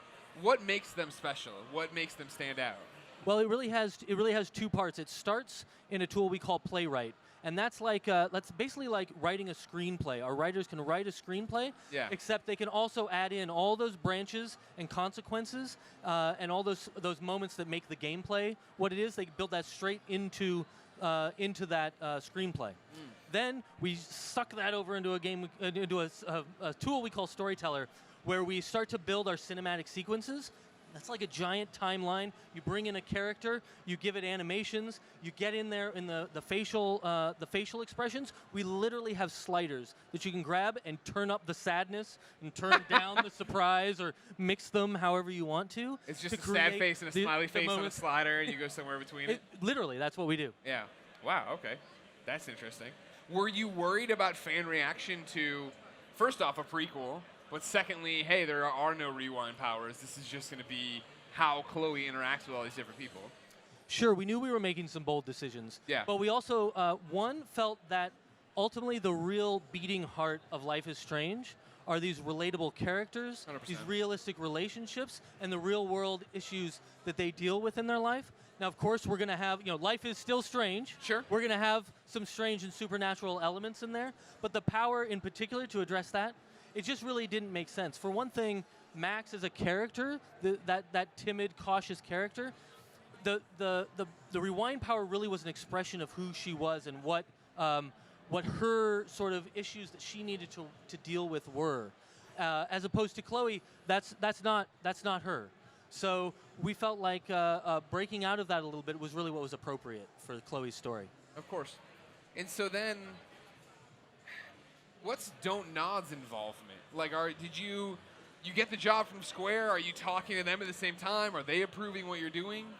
So Don't Nod is very, very busy, as they announced a few weeks ago, working on their own follow-up to Life is Strange. And like everybody else, we're really excited to see what that's going to be. We've been very, very busy working on the first episode of Before the Storm. But we did get opportunities to share what we were working on with Don't Nod. We've collected some of their feedback. Our head writer took our first episode out to them, sat down and played the game with them. Man. Collected up a bunch of really fantastic feedback, and that's really informed how we've gone along and tried to stay true to the original Life is Strange. That must have been so nightmarish, of sitting there just wincing every time anybody said or did anything, just like, I don't. They set the bar colossally high, right? And there's no doubt about that. So we're just really proud to have the opportunity to live up to that. So why 3 episodes? 3 episodes, we could have gone with more. We maybe could have gone with less. I really like it, in these days of digital television, with Netflix, you now have creators that really get to define. They don't need to hit those 47 minutes or whatever with commercial breaks anymore. They get to define how long their TV show should be. Same with us. We had the option, we just had to look at our story and say, what did we need to tell this story? And 3 episodes felt just right.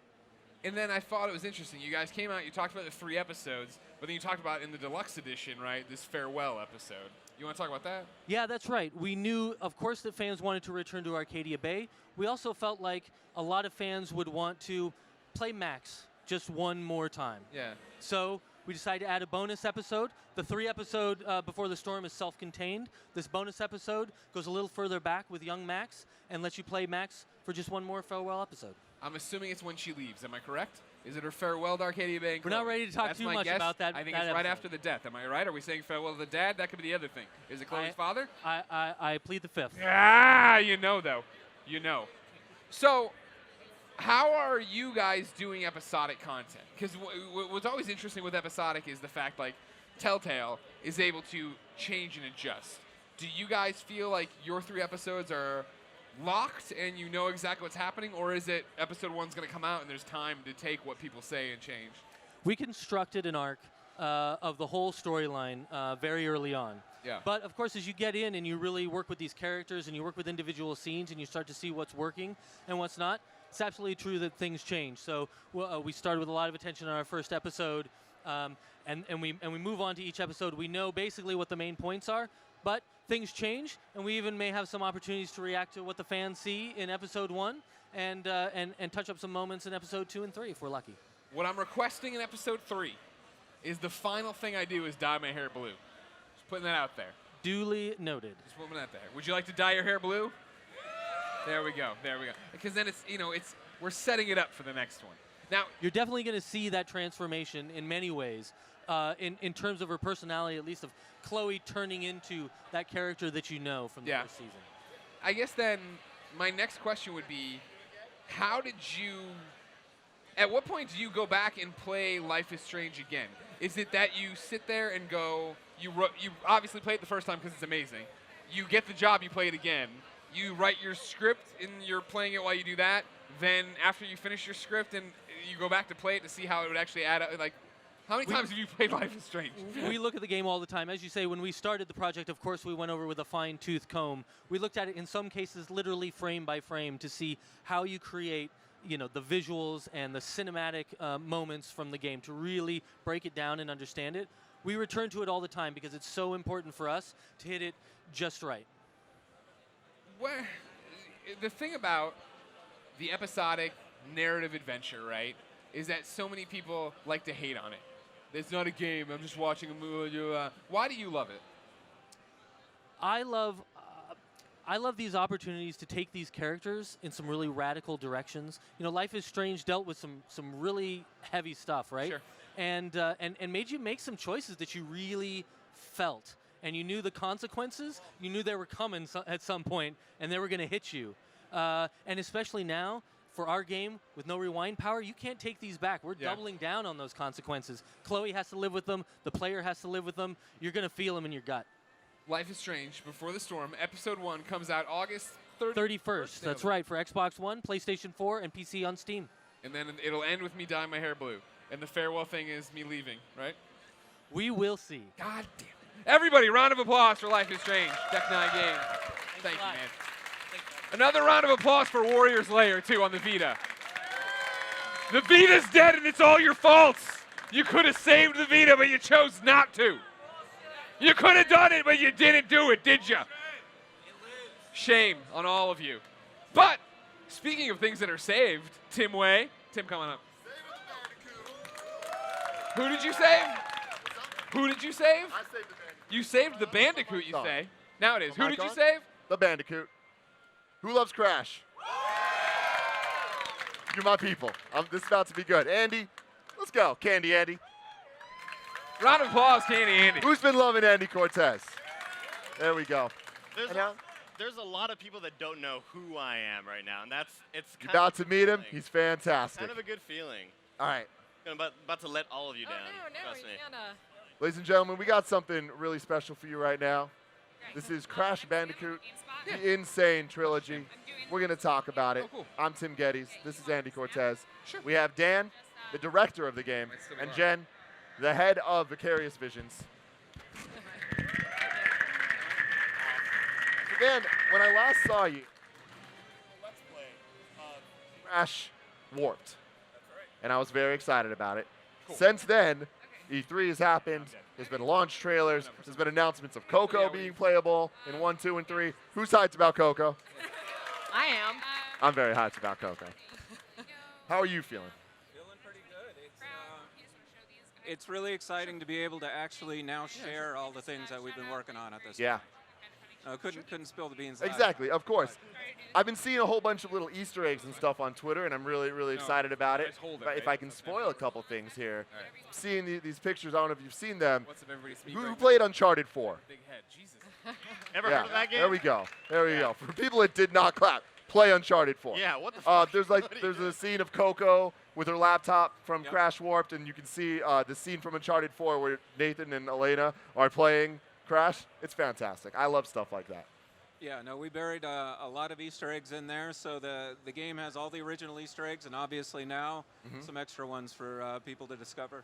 So. Yeah, I love it. So, Jen, Yes. Crash Bandicoot, how big of a deal is it to you that you saved the Bandicoot? You're bringing it back into all these people's lives. Oh my gosh, it's a huge deal.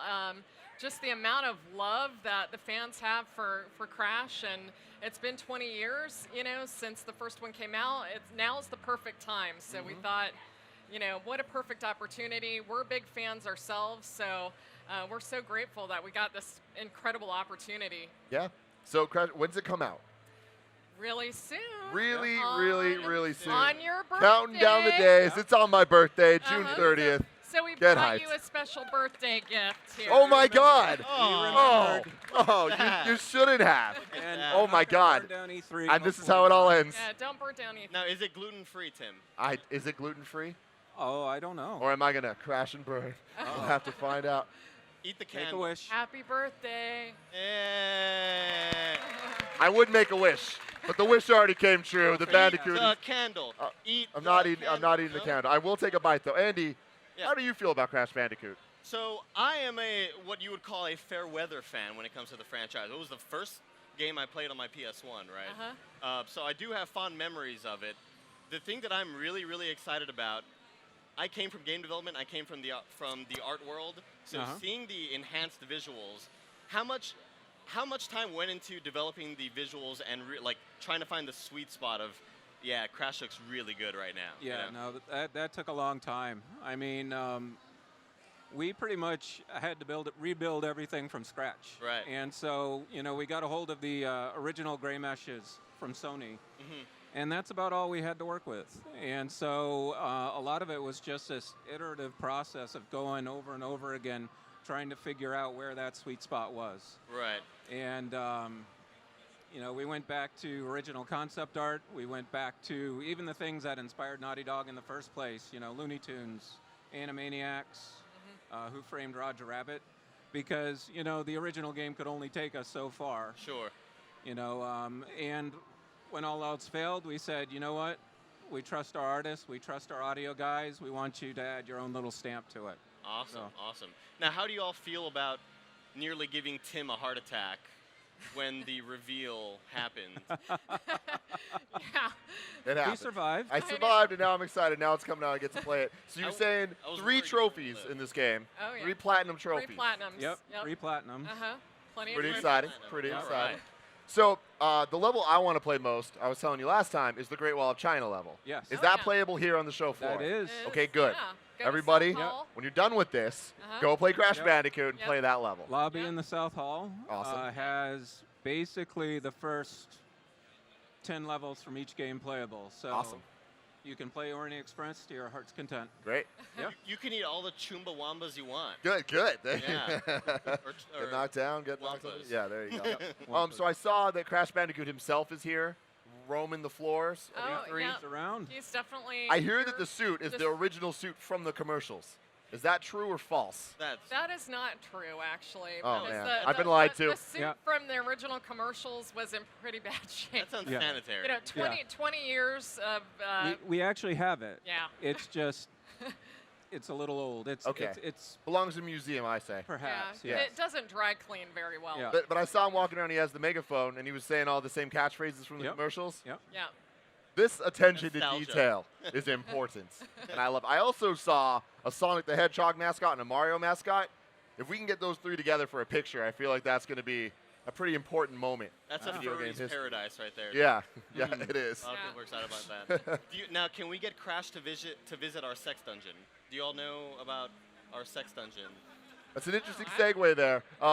We're staying in an Airbnb, and it's a whole thing. There's a sex Sounds swing. like in it. it. Crash Bandicoot should come through, though. Okay. Yeah, that'd be great. So if you give me his number We later. can arrange that. I don't. Yeah, yeah, You know, figure it call out. that in. Sure. Yeah. So what are you most excited for now that the game is about to be released? Let's see. Outside of vacation. Well deserved. Yeah. I don't know. I'm super excited for Coco, but outside of Coco, I think the thing I'm most excited about is that we've got, time trials across all 3 games now, and we can announce that time trials also have online leaderboard support. Okay. So, for our hardcore fans, the ones who really just want to, get the best times on each of the levels, I mean, that's 80 plus levels leaderboards. Yeah, that's going to be a lot of gameplay for folks, so I'm pretty excited about that. Yeah. Yeah, in general, it's like, we've been talking about Crash, showing lots of levels, seeing the fans actually get their hands on the game. I think that's what we're excited to see, and and I hope they can see the level of love and attention to detail that the team has given it. Yeah. So back with the team at home, how have they kind of had to deal with remaking something that is so cherished while adding their own flavor but still staying true to what Crash is? It's a tough balance to strike. I think it really does start with kind of really knowing the franchise in and out. And once you know the franchise, you can sort of... Boom. You can sort of... Oh, man. Some of these questions are so boring. Some of these things are so boring. Pardon me as I crash the area. Hey! This guy. Yeah, watch out. Oh my God. All right. I'm starstruck right now. I think there's a person named Tim here. Is that the handsome area right here? That is me. That That's is the me. handsome. Tim, from everybody here, we all know it's his birthday, right? We're going to give you the biggest happy birthday. It's not going to be You know the what? song. I'll take it. Because it's copyrighted, okay? So it's going to be one big happy birthday for you. Okay. But with a song-like voice. Are you guys ready? 1, 2, 3. Happy birthday. Yes. All right. Oh, bring it in. Oh my God. I love this. I love this. That was man. Can we That was do man the- hug. True man hug. Hey, you want to do it? Yeah. I don't know. Do you know the dance? Can you teach me the dance? I will teach you the dance. Do you guys know the Crash dance? Do you want to see the Crash dance? Yeah. All right, Yeah, here it goes. We should all dance, right? Wait I'll a dance second. Do you know a dance too? I know the Coco dance. You're kidding me. Yeah. Can we have a moment Sure. of silence? I'm so awkward. glad that you're here. That wasn't awkward. This is awkward. Make out. That was awkward. Okay. Oh, okay. Dance time. Are you All right, ready? Yeah, we're ready. All right. All right. I'm going to start it. Okay. Pay attention, okay? I'm paying attention. All right. Hey, it's going to five. start off real nice and slow. Yeah, you're gonna count it. 5, 4, 3, 2. 1. It's like he's right here. Yeah. Jazz hands. All Thank right. you guys. All right. Thank you. One more hug. Unbelievable. I get a hug too. And come to the South Hall and check me out because the polygons of the 90s, you know those graphics? Finished. We've been completely digitally remastered so you can play the Insane Trilogy, all 3 games, in absolute HD 4K technology. 4K. Come see me South Hall. Bye, 4K. guys. Thank you. Yeah. Happy birthday, buddy. Thank you. Thank you. All right. That was awesome, guys. All right. Yeah. So, when he was doing the dance, I thought I I was should watching. get off the stage. I'm sorry. That's fine. It's Okay. fine. Bye, Crash. Be Bye, careful. guys. Don't When fall. he did the dance, I thought I was watching in-game footage. I was kind of transported. The 4K I thought I was too on real. stage. Yeah. Yeah. Only possible on the PS4 Pro like that. Unbelievable. I was actually Unbelievable. surprised he knew the dance. That was great. That was amazing. Everything about that was not planned. Still here. At least not by me. Still here, I guess. So yeah, I mean, I guess I'm out of questions. I don't even know how. Oh God, there's so much happening right now. Yeah. Still here. Oh, I love it. Still here. You came back. Pile. And now I That's don't a know pile if of I want nerds. Say that to one, too. Oh, he's just eating up the crowd. I love it. So I have a question. This is a little bit inside baseball. When you all were making the 3 games, right? Yep. Did you?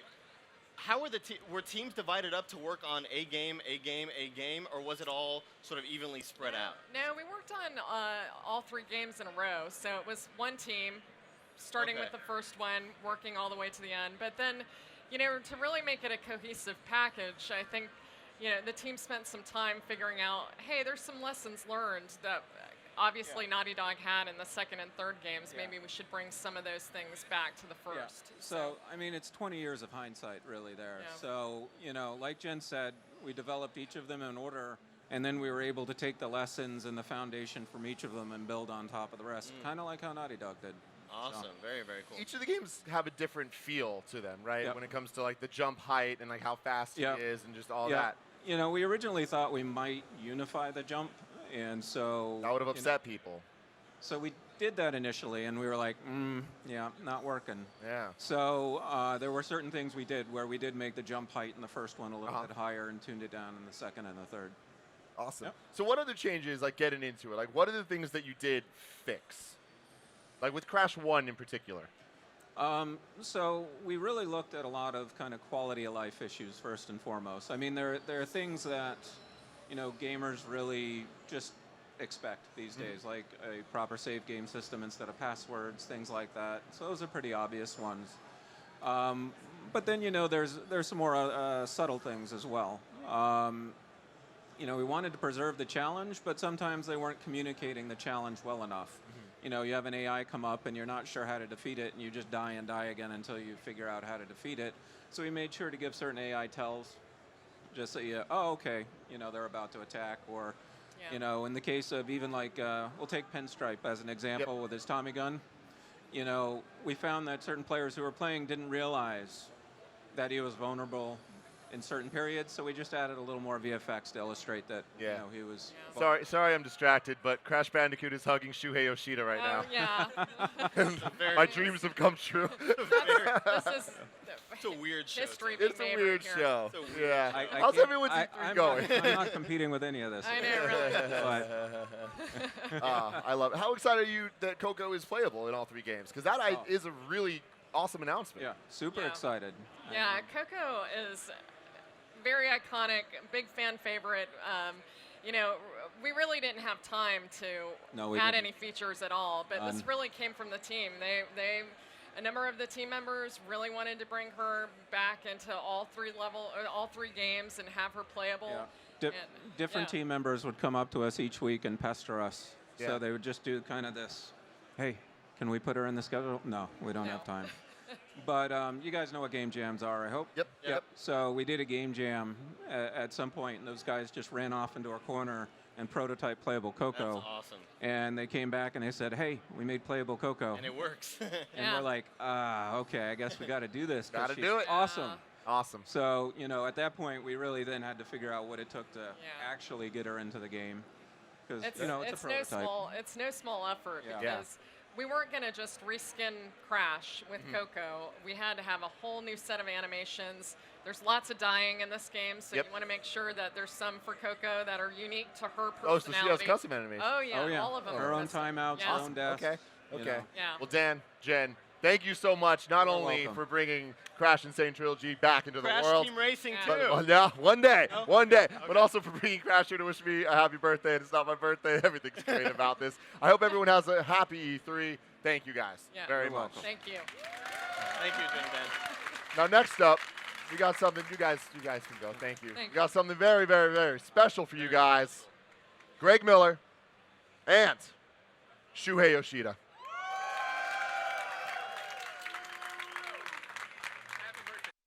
Happy birthday, Tim. Happy birthday. Happy birthday, Tim. Hi, everybody. How are you? How are you enjoying the show so far? Shout out to the man in the Wing Wing shirt. Keep the dream alive. Ladies and gentlemen, please welcome to the stage, Shuhei Yoshida. Grab a seat right there, Shu. Thank you for coming, Shuhei. Oh, yeah, you need a microphone, don't you? There you go. Hello. There you go. Yeah, you know that I was one of the producers of the original Crash Bandicoot game, Oh, yeah. so I cannot be excited enough. I had a chance to play Crash 1, 2, and 3 on PS4 the other day, and like they are saying, they made Crash 1 a little bit easier because it's too hard. Yeah. I struggled as a producer, but every level. Well, is stop right there. okay. If you were struggling as a producer, Yeah, I did was. you think about dialing down the difficulty? Actually, we did. We did for the Japanese version. Okay. The US and European version came out in September, I remember, but we had 3 months. We released the first Crash game in December in Japan. So I worked with Mark Cerny and Naughty Dog guys to make it a little bit, easier for the Japanese version. Well, we're happy to reunite you and your former employee over there, Crash Bandicoot. Let's start with the biggest PlayStation story of E3 2017. Which was? You're in everybody's golf. Yes! As if I couldn't love the Hot Shots / everybody golf more. You put Shuhei in there. I got to play as you today. It was fantastic. Thank you, thank you. So I was at the booth, and I saw someone playing as me, and I was like putting. So how is Shuhei doing? Here. There, this is you right there. They're talking about it. How did that happen? Did they just? Oh yeah. So this character was made just using the same character edit tool that they have in game. Yeah. So you can create anyone, and as a developer made this tool, they wanted to demonstrate how versatile it is. So they created me and Sean Layden and Drew House and all those bunch of people just using the same tool. Gotcha. And one of the PR person, suggested, well, why don't we use just Shuhei character for the E3 demonstration? That might attract, people's attention. Just a little bit, yeah. Is it shipping with you? You're going to be in the game? I could be, yeah. You have to saw an earlier. Do you want him in the game? Everybody's golf. In the earlier version, I saw me as one of the galleries, watching, people play. Yeah, you got to do it. I think for the people who love everybody's golf, if you're a Hot Shots fan like me, you know Shuhei Yoshida. It makes perfect sense. Thank you. So Shu, how has it been? How has E3 2017 been for you in PlayStation? Yeah, it's been very relaxing. Yeah. Nobody asking questions. Nothing happened. Yeah. Like you saw the show, right? Yeah, I did. Just Sean Layden came up, spoke for 1 minute. Yeah. And all the presentation was like, video game. Yeah. Yeah. So there's no a technical issue that we don't have to, be worried about. Yeah. And there's no switching people, and so we didn't have rehearsal. Yeah. There's just one run through at the night of the day before, the show. Sure. That was it. We didn't do any rehearsal on the same day, so. Because somebody just had hit play pretty much, right, and walk off. Pretty much. However, if you are, you are in the auditorium, right? No, I was watching from home. Oh, okay. Which that's kind of funny game. Did you notice there's a people coming down when there's a zombie freaker Yeah, for Days Gone, yeah. And they moved. They are people. Yeah, you hired real people to hang like zombies. Yeah. An interesting scary. choice. So all those things, that water came down from the ceiling and became the display. It was so amazing to be inside. You guys nailed presentation. Last year with the orchestra, this year with, again, more live music. The water was amazing. Yes. So how did you feel about your games lineup? Pretty good. Yeah? How did you feel about PlayStation's games lineup? Thank you. Yeah, so if you had noticed, we had to put many of our games coming out this year in the pre-show of E3 Media Showcase because we wanted to make the actual show within 1 hour. Games like Gran Turismo Sport, Everybody's Golf, NAC 2, and all the new Play Link. Yeah, I was gonna say the party game you were in. Yeah. All those things we had to show it before the show started. So if you have not noticed, we had another show, 1 hour show, we aired live right before the E3 press, media showcase, and it's on our YouTube channel. So please watch. There are lots of new information about Everybody's Golf and Gran Turismo and the Play Link and all these games. So found it interesting. No Patapon in there. Where's it's coming. It better come quick, all right? Yeah, the absolutely. local Roco's out. Good for them. Now give the people what they want, and they want Patapon. it's now playable from beginning to the end.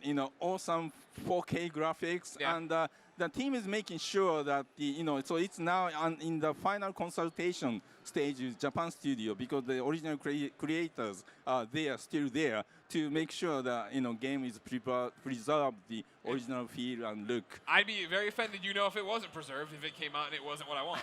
Yeah, you will tell us. I would let you know. Thank you. That and the golf game, you know that. These are like, you're talking about. It's my a decade in the industry. Yeah. We're literally reliving like the 2007, 2000 PSP era that I love so much. 2007, 2008. So I'm stoked with what you're doing. But talking about everybody's golf, did you notice that this time around the developer was able to put 9 holes together in one Not break level. them up? Yeah. So you can walk to or use a card to move to any hole. You don't have to follow the in sequence. Oh, I didn't see that. And when you start a game, you are automatically matched up with other players, playing at the same time. So you just see other people wandering around while you are playing the golf, or you can watch other people play online. And you can clap, or you can do some dancing. Sure, of course. Other players. I expect you to be dancing for me when I'm playing golf. Yeah. So it's a very lively, golf game. It's like an open world. Oh yeah, I can't wait to do it. I can't wait to get hands-on with it, or get like deep hands-on with it. Actually have it at home. Yep. So I think the only criticism I've seen of the PlayStation conference, was the fact that there was a lot of games from last year, and a lot of them didn't have like solid release dates. A lot of them were the Worldwide Studios games. You're in charge of these people. Yeah, you're at the top of the pyramid. Actually, that was really intentional. Yeah. Like Gran Turismo Sport coming fall 2017, God of War coming early 2018, because we had announced release dates of many games that we had to apologize and push back in the past. So we got together and discussed seriously, because the PS4 games are so big, and all the teams, very veteran teams making games for the last 20 years still miscalculate how much work is done at the very last part of the development, being polishing or debugging. So we agreed to not to announce a release date until very, very, very, very close to the release date. So that puts a lot of challenge to our marketing and the sales team. Sure. But they understood and agreed and allowed us to just say the windows, like a season, like a fall or spring or early, until we are so close to like a beta finish. So that's the reason that we didn't announce the actual date. Does that make it a really tough decision on what to show when? Like to show something like Days Gone last year and show it again this year and not have a date or anything like that, which is fine. Eric Jensen working his butt off, I understand. But I mean, is that like, it feels like you guys have had to change strategy, I guess. Well, so we have portfolio of games. We are in development, and we share that with our marketing and the PR teams. And every game has a certain point in development that's optimal to show and announce. And because we have many events in the year, so we have to kind of strategize, like to place where to put what contents. So. Yeah, so. Where are you strategizing to play Sucker Punch's game? Because I'm sick of not seeing it. I think it was 2 years ago on this stage you told me you had played it, and I still don't see anything about it. I think I have played many, many more times. God. Of such game. And every time I play, I shouldn't be talking more. Okay, I can respect that. So it's a game. It is a game. Sucker Punch is making a game. They are not making movies. Thank you. Good. We started knocking it out. It's like Guess Who now. We're just knocking it out. It's now very narrow. Exactly. We're right on top of that. How many E3s you been to, Shu? I remember I was there at the very first one when the Steve Race came out and just said $299 and as to announce the price of original PlayStation. That was a huge. So I think that was the very first E3. So Okay. I've been to E3 every year. Every year. Yeah. What do you think of this year being open to the public? That's lots of energy. Like, Yeah? feel a little bit like PSX. You are there. Sure. Yeah. So I think I like it in terms of the atmosphere and the energy. But it's gonna be much more challenging for like media people to play games, and we have media room, so hopefully they have enough time to get their hands on the games. But I hope people are enjoying. Are you enjoying being in E3? Yeah, they're doing all right. Don't worry about them. They're having a fine time. So, for you right now, what's it like to have so many games coming that people are super excited for, but then still to be able to come out and announce something like Shadow of the Colossus? Yeah. How long had that been in development? How long had that been a thing? Because I had no idea that was coming. Yeah, so this is a complete remake of the game. Every asset, everything is made new for. We're changing the control scheme. With doing some tweaks. Okay. Yeah, I can live with that. I can live with that. Yeah, because it's been a long time since a very original game, and there are certain things that people expect in terms of interface. Yeah. So we developed Bluepoint, and Japan studio are experimenting with something. I'm not allowed to talk about details, but as you know, Bluepoint made the PS3 HD version of Shadow of the Colossus and Echo, so they know the game inside out. Yeah. And there are people in Japan studio who worked on original as well. So they are really making the game, preserving the original game, the feel and gameplay, however, to really recreating the game with the contemporary current gen PS4 graphics and engines. So for people who have no idea about this game, our goal is to make this game look like any other new PS4, brand new PS4 title. That's why we didn't put remake or anything in the title. We just call it Shadow of the Colossus. I feel I would be. Sorry. To answer your question, so they've been spending. Take over, Shu. It's you. They've been spending quite a long time. Yeah. As you could tell. Yeah. Yeah, making this game. Yeah. Yeah. And that was so it was going on in parallel with the Last Guardian development. Yeah. So they've definitely been working on it for quite a while. I feel this is a golden opportunity to catch up with you. Yes. We get to talk quite a bit, but not as often as I'd like. Anytime you want to leave Sony behind, come work for Kinda Funny. Let me know. Oh yeah, so I can take the Collins. We'll bring back PS I Love You XOXO if you want to co-host it. We can get Andrew Golfer back and Ryan Clements back. Sure, we have infinite money. The Patreons are doing really not as well as you think. No, my question for you would be, talk to me a little bit about PlayStation VR. I was so thrilled to see PlayStation VR up during the conference. You guys had the 5 games that I predicted. Good job. And thank you for doing the live stream of Moss. I watched it. Oh, yeah? You played through. And watching the game being played by a person and see the actual game screen and the person playing, that really is a good way to communicate what really is the experience of playing the game. Our audience loves PlayStation VR, and they want to see more and more stuff about it, so we're happy to get out there. But, for you, we talked so much leading up to it. How have you felt post-launch about PlayStation VR? Yeah, so in terms of number of units, we couldn't keep up with, producing enough. Yeah.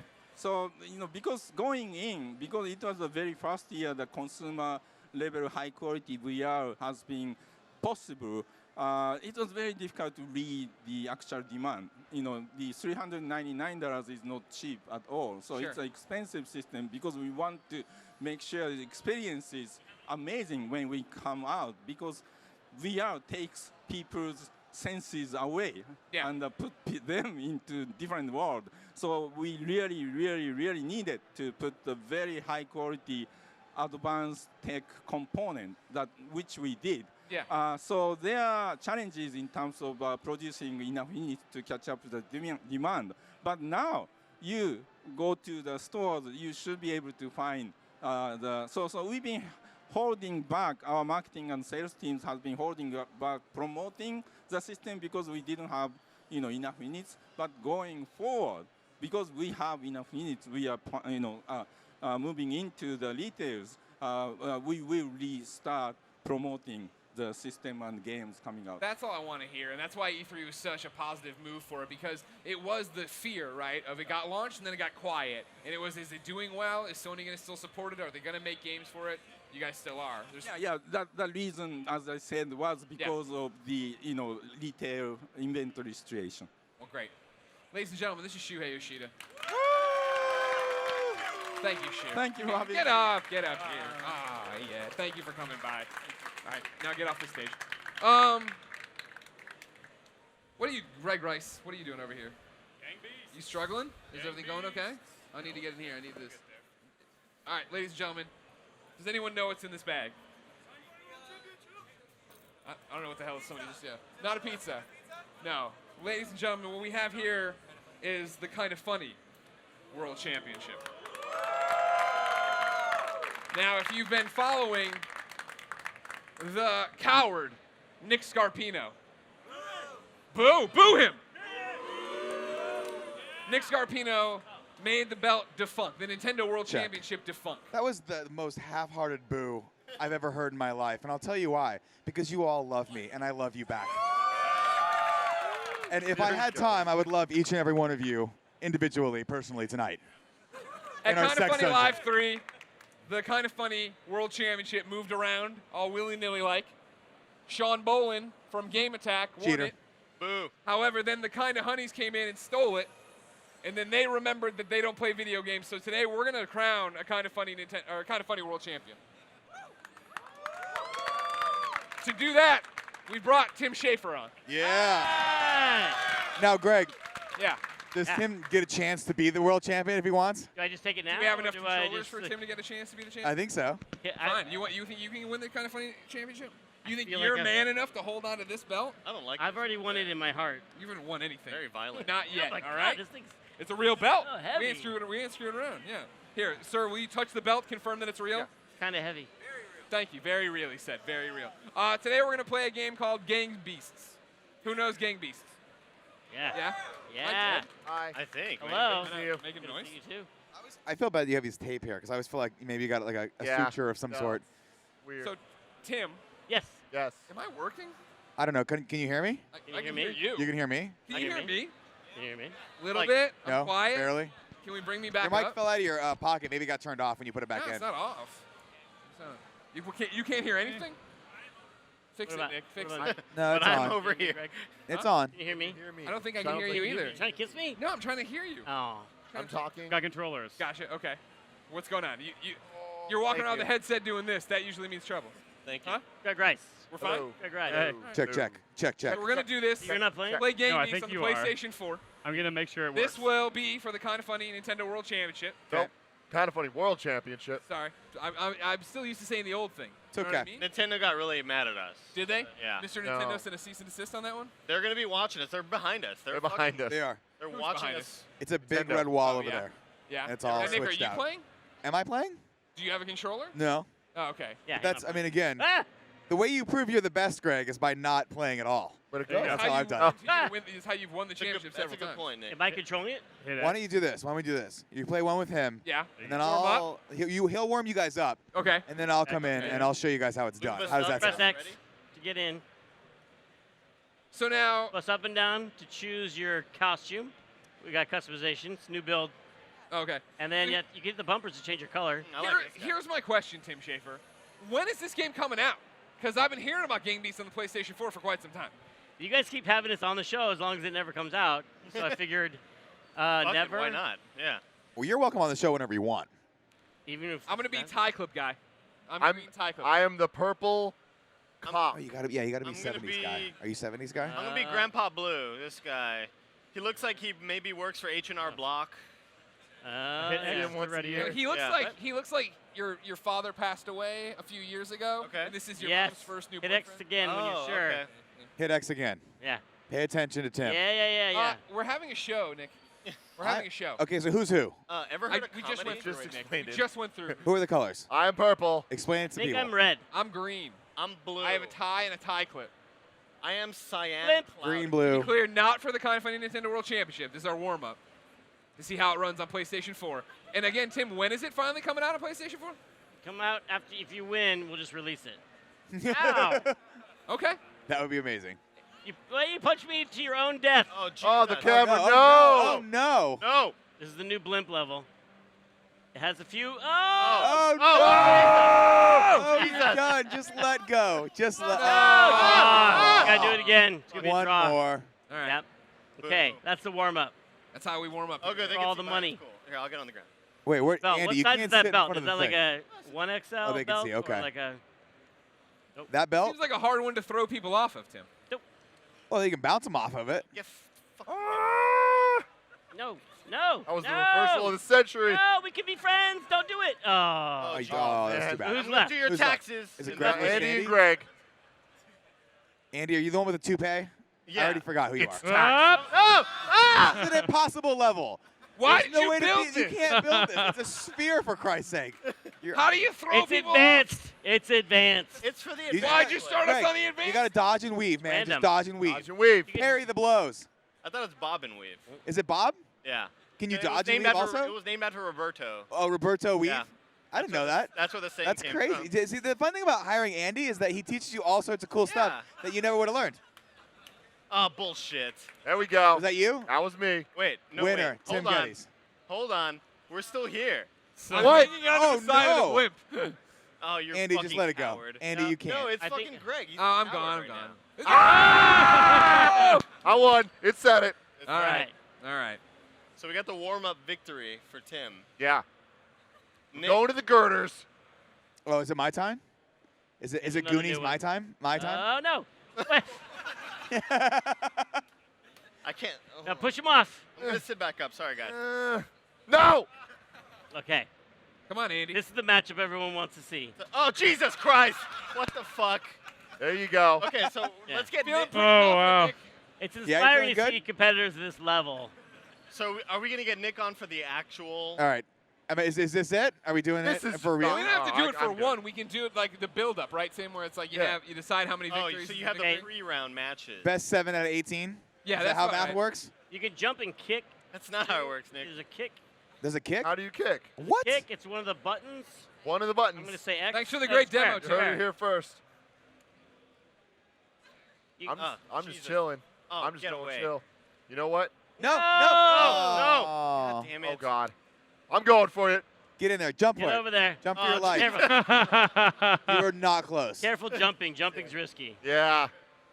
But you got to risk it. Shocker. to get jump that. for Get How the did leather you in do it. that? I don't even know how you did that move, Greg. Does anyone know how to play this game? No, that's why it's not out. It's never coming out. Oh my Yay, God. I'm the winner already. No, come on, no. You are the one going out. Oh. You are the one going out, not No, me. no, not I. No. This is just shit. I just want to win run round. Oh my God. That was so perfect. No. Get out of here! Oh, There we go. Red's No. out. I'm out. Tim, no. Andy Tim, no. versus Greg. Tim, That's no. what everyone No, wanted to wait, see. it's Tim and Oh, it's Greg. Tim versus Greg. Tim, get him. Get him. Get him. Get that ego. Fuck Get that him ego. up, Tim. Raise your Remember hands all up. the shit that Greg talks to you at work, dude? He's always like, He's Remember, Greg, unconscious. all those He's times, like, unconscious. Greg, stupid If grandma's you can't get him raccoon. now, you're remember all the disqualified. times Oh, he mentions mini-chlorians? yeah, jump. 5 minutes. No, we're Spin gonna him around. need 50 more minutes on this. This is the kind Yeah. of. I'm ready. I'm ready. Put the belt on the line, All right. Nick. Nick Here we didn't go, get any ladies and gentlemen. practice. That was inspiring. I'm gonna need to borrow Now, that. how do you want to? Now, Yep. Tim, how do you want to do this? Do you want to set it because we can bounce out, right? Can't you set it for like win conditions of like 4 wins, 3 wins? Greg Rice, make that happen. All right. Everybody, round of Greg applause. for Rice, Double everybody. Fine, Greg Rice. Let me take one of these. He's another main reason this game's not out. I don't know. Yeah. What is the My release fault. date? Put it out already. It's this It'll be is this being year. made by a small family in Sheffield, England. A family's that's, working. Yeah, it's with 3 brothers and their friends. Like they're working at the paper mill, and then they get home. How many lives? Yeah. Game. How many Here's lives? 3 lives. 3 Right? lives? You have to Thanks. win Yeah. 3 times. Huh? You'll have to win 3 times. We have 5 minutes. Oh, Maybe do 2. Do Maybe 2. 2. Nine. I like how you went to 9. Do you have a preferred stage? Not the blimp. I think we've enjoyed. I think the Incinerator. Incinerator. Let's do Oh, God. Incinerator. Okay, let me get back to that. My favorite. You love to Is it your incinerate favorite? things. They're all my favorite. That's All my right. secret. Okay. You're I'm in. always playing game pieces. I'm This going is for the kind of funny world champion. Why are It there is 3 me. people in? They were building suspense. Okay. Now, what I feel bad for, Tag in, baby. I feel bad for Kevin that he's not here. I don't feel. Well, I do feel bad for Kevin for quite a few reasons, but Yeah. this is him not being here. Isn't That's one a of- good point. Great point, Greg. What do you think the Kevin sweat factor is right now? High. High and extremely Intolerable. Yeah. He's sweating as if he's actually playing on this level right here. No. Here's a tip: don't jump into the fire Yeah, no, I'm gonna try not to do that. for no reason. Oh, jeez, I just got clocked. The shadows Oh, are shit. new. That's another reason it hasn't come out yet, Greg. New shadows. Oh, you broke the window. Penalty for that. No. Don't no. jump into the fire. Oh my God! Stop, real quick. Now the manager's coming down from upstairs to see why the workers are. What's going on? What's going on down here? He's dragging that pole. Enough grab ass. Get to work.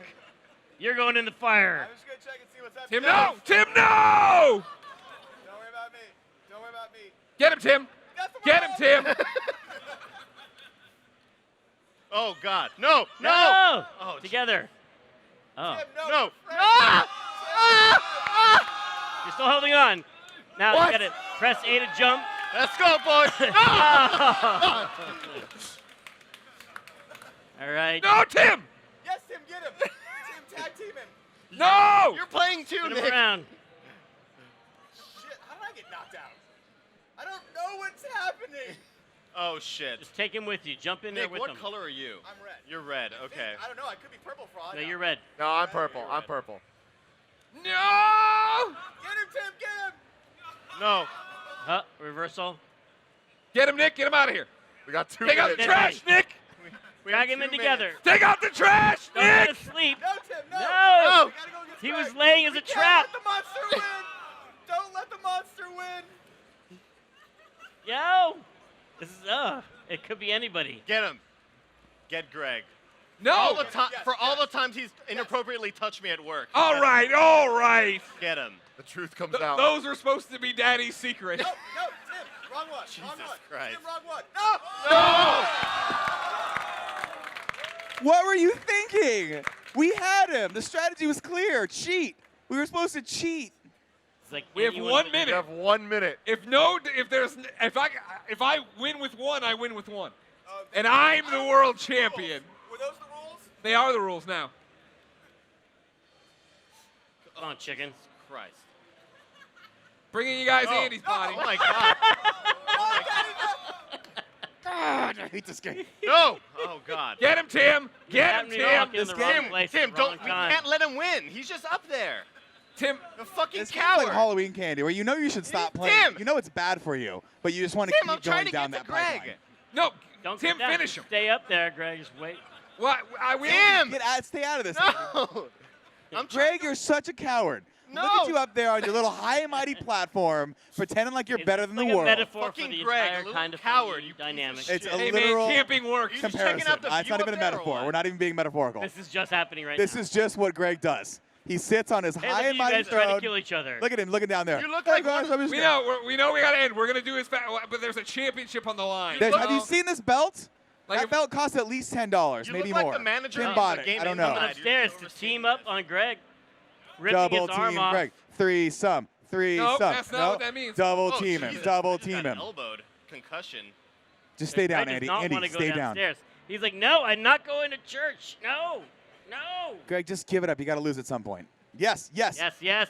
No! Oh What's no! wrong with you? We talked about this. I tried doing a little sneak attack. You were sneak attacking. No! Get him, Ah! Tim. Grab him! Chance. Throw him away! Oh, no. Tim! No!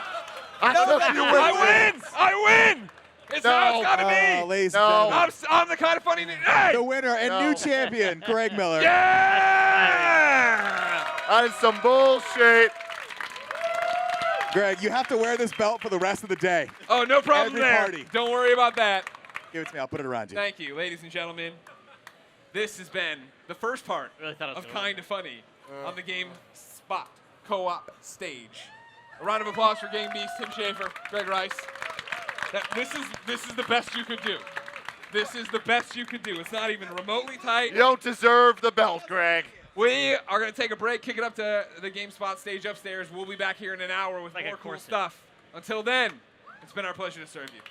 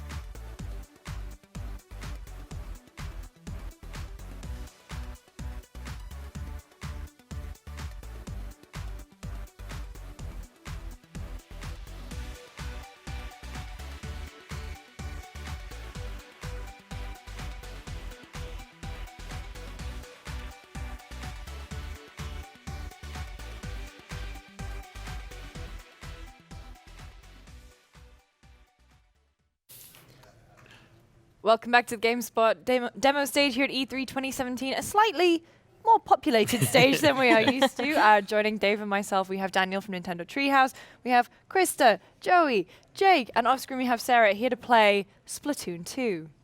Guys, what mode are we going to be playing? So this is a new mode added to the game away from the main mode, the 4-on-4 turf mode people are familiar with. This is called Salmon Run. This is a cooperative game of up to 2 to 4 players.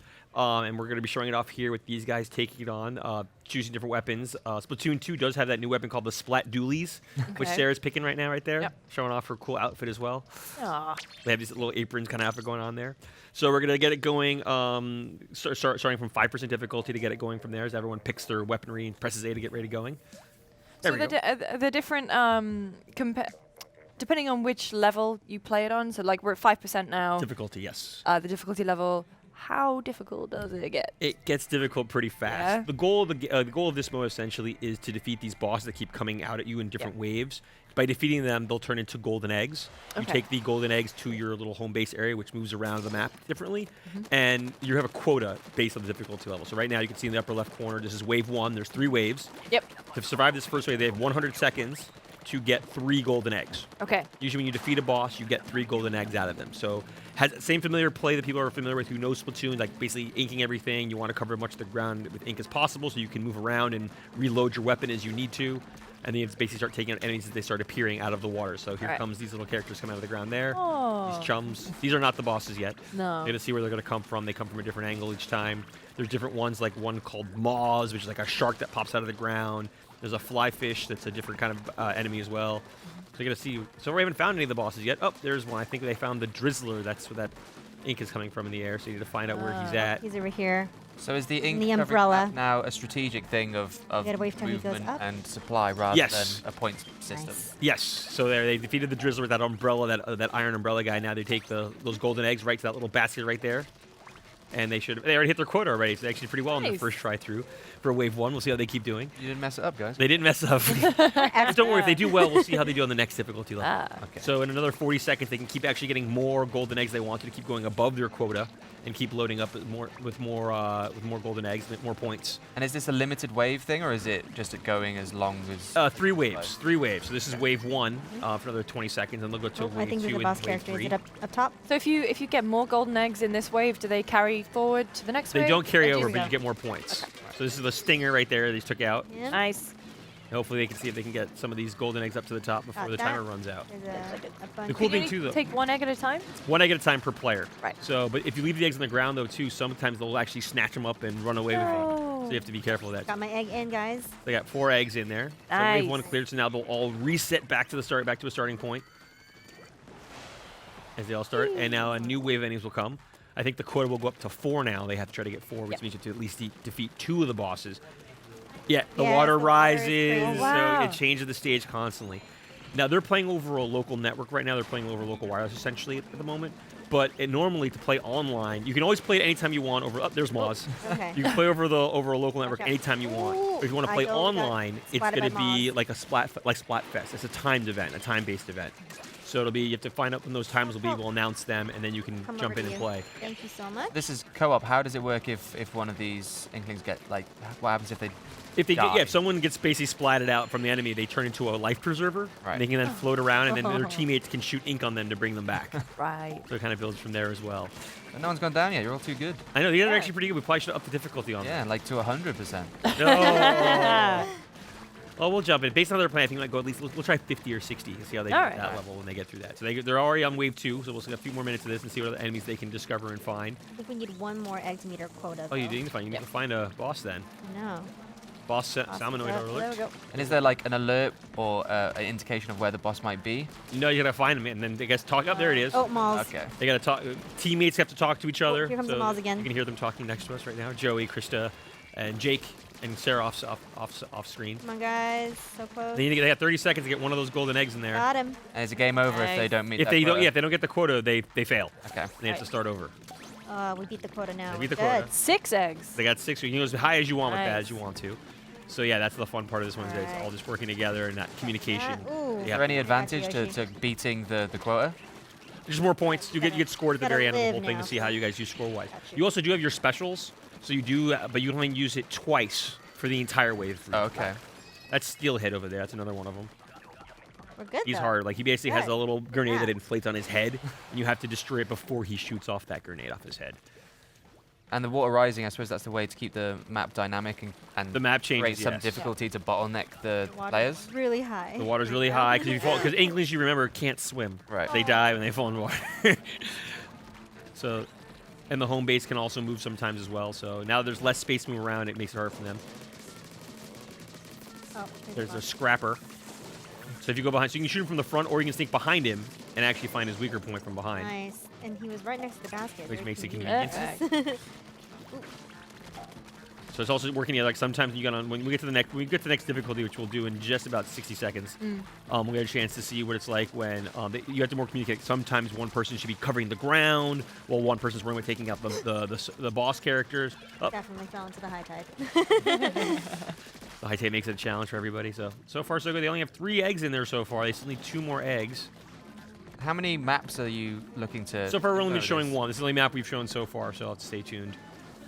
This is a Oh, steel wow. eel. So the front of him is invincible, but if you wait to Oh. the back, there's actually a Get him, little get him. driver in the back of it. Got him. That's terrifying. Oh, Sarah drowned. But now she's turning that back. life preserver. And one of her teammates can just shoot her, and boom, she comes Hey, right she's back. back. Need one more egg, guys. I got you. I'm kind of Joey got covering the egg. back here. So they're all working together. Excellent. You guys are actually really good. Yeah. Making Really this good look at really this. easy. It's a good cohesive team. So in about 20 seconds, we'll get a chance to see the next level of difficulty. So that'll be fun to see how well they do with that. Yeah, that's what I'm kind of. How high do you want to make their difficulty go up to? Oh no. Oh, I don't want to be Our too fates are mean. in their hands. I That's do. not good. Dave does. Where do you want to put it up, Dave? Let's say like, I reckon they could handle 60%. 60%? Yeah. Okay. Look how well they're doing already. I got 6 out of 5 eggs. Right next Because what'll to me. happen when you up the difficulty too is like the water level, as you say, changes. They'll start adding fog into the game where you Oh, can't wow. see. It'll be dark at night. Good job, guys. Yeah. They succeeded. This boys now they'll actually jump back to their home base, which is a little tugboat off to the side, and then they basically got all those golden eggs. Well done. So GG, good guys. job. Yeah. Nice. So they got their Every time, points. So that's, too. you We beat did their really quota every time. Good job, team. Yay. They're all cheering themselves. Luigi, Mario, Yoshi, and Peach by name for this one, but that's not really them. And now we're gonna jump the difficulty up to see how they did. Yeah, let's go for 60. Oh boy. I think you guys can Dave's take feeling 60. 5 to he 60 feels confident, now. you guys. Confidence. Come on. I believe in you. I believe in you all. Yeah. And you notice how That means a lot. it even changes. So now they're overachievers. Good job. Overachievers. What I like to do. So it changes that. When you auto Life. achieve. So now all everyone hits A to get in there. Waiting for Yoshi. Yep. Now we're all in. And now we'll see how they do in this next mode. Oh boy. But yeah, anyway, this is just this is just a new mode to the game, and there is still that classic mode, the 4-on-4 online multiplayer game that the Splatoon is known for. Basically, like turf war, covering everything in ink, or tower control, or splat zones. All those kind of modes are still available in the game with new maps and new weapons as well, and new gear. And you just get a random color. Yes, they get a random color. So now they're all playing with pink ink, and we'll see how they do this time at level 60. See, it's starting to turn a little darker now. Oh, yeah. Oh, you got to get 8 eggs. Now you get 8 eggs in 100 wave seconds. one? In I'm wave 1. so sorry. So that means, and each boss usually gives you 3 eggs. Oh, okay. So that means they got to defeat at least 3 different bosses and not lose any of the. Only can lose only 1 egg. Good thing is it's not high tide, so. Yeah, that's true. It's a little bit of for us space. a little bit. So who's playing as who? Sarah, you're playing Sarah's playing as Mario. Mario, yes. And then I'm not sure what you guys are playing as. I'm Luigi. Chris is. So we got Jake playing as Peach, Joey as Yoshi, and Krista playing as Luigi. Nice. So let's see how these guys do so far. So far, so good. There's one of that's. Doing a little So what other variables are there when you increase the difficulty? Like more enemies dark, appear from fog. everywhere. Is it a better strategy to sort of avoid the grunts and just go straight for the boss, or are the grunts going to really make your life? The grunts will make your life Yeah. a living problem. Yeah, because sometimes people will start ignoring. Yeah, you get overwhelmed by it. They'll start bringing up a lot of them the same. Like if you notice so far, it's been 4. They've used half the time. They have no golden eggs yet. Right here, guys. Yep, get that, and I'll try to cover you a little bit from this. Do the bosses kind of spawn on a timer, or they? Is it? Sarah's down low. So Sarah needs to go help out in the action over there. Okay. There's the action going on over here. So these are like explosive crates here? I believe so. Yeah, they keep. They the seem enemies to be- keep popping is out. that just another way for them to spawn rather than coming out of the water? Ah. If you notice now, they've been trying to get rid of these guys. They have no golden eggs yet. What are you doing, guys? So they're about to fail in 16 seconds. I think they can still get 8 in 10 seconds. Call me an optimist. Got one. There you go. There's one. No one died though, which is impressive. Yeah. We were good at like covering. Oh, the enemy each ink other, also but- slows them down, huh? Oh, yeah. They got Oh. Go. golden eggs. Oh, okay, Alright, maybe, should- maybe not 60. Bump it back down. They scored well. You guys try. You guys want to try with 40? So you guys do Yeah. there? See if that brings some more enemies up there. Find our just right. The right sweet spot to see if you guys Yes. succeed. See how they go from there. Success rate. Is there kind of like the weapons you take on? Is there an advantage to having different ones depending on the map or the enemy? Or The enemy. So yes, to me, everyone's gonna come up with their own strategy, what their weapon preferences are, what they like to use. I'm a big fan of the Splattershot Junior. I know Sarah likes the Splat Dualies, so does Krista right now. I There's a do. cool new move with the Splat Dualies too, that while you're shooting, if you jump, you kind of do a roll, so you can dodge. Nice. It's pretty cool. So yeah, no, just kind of figuring out what you want to do and what works best for your team. Like people are just better with different weapons. That's kind of their play style. Just kind of figure out what works best for each team dynamic and how you want to play through that. This is not dark this time. Yeah. Not dark this time, so we'll see where it goes from there. So far, so good.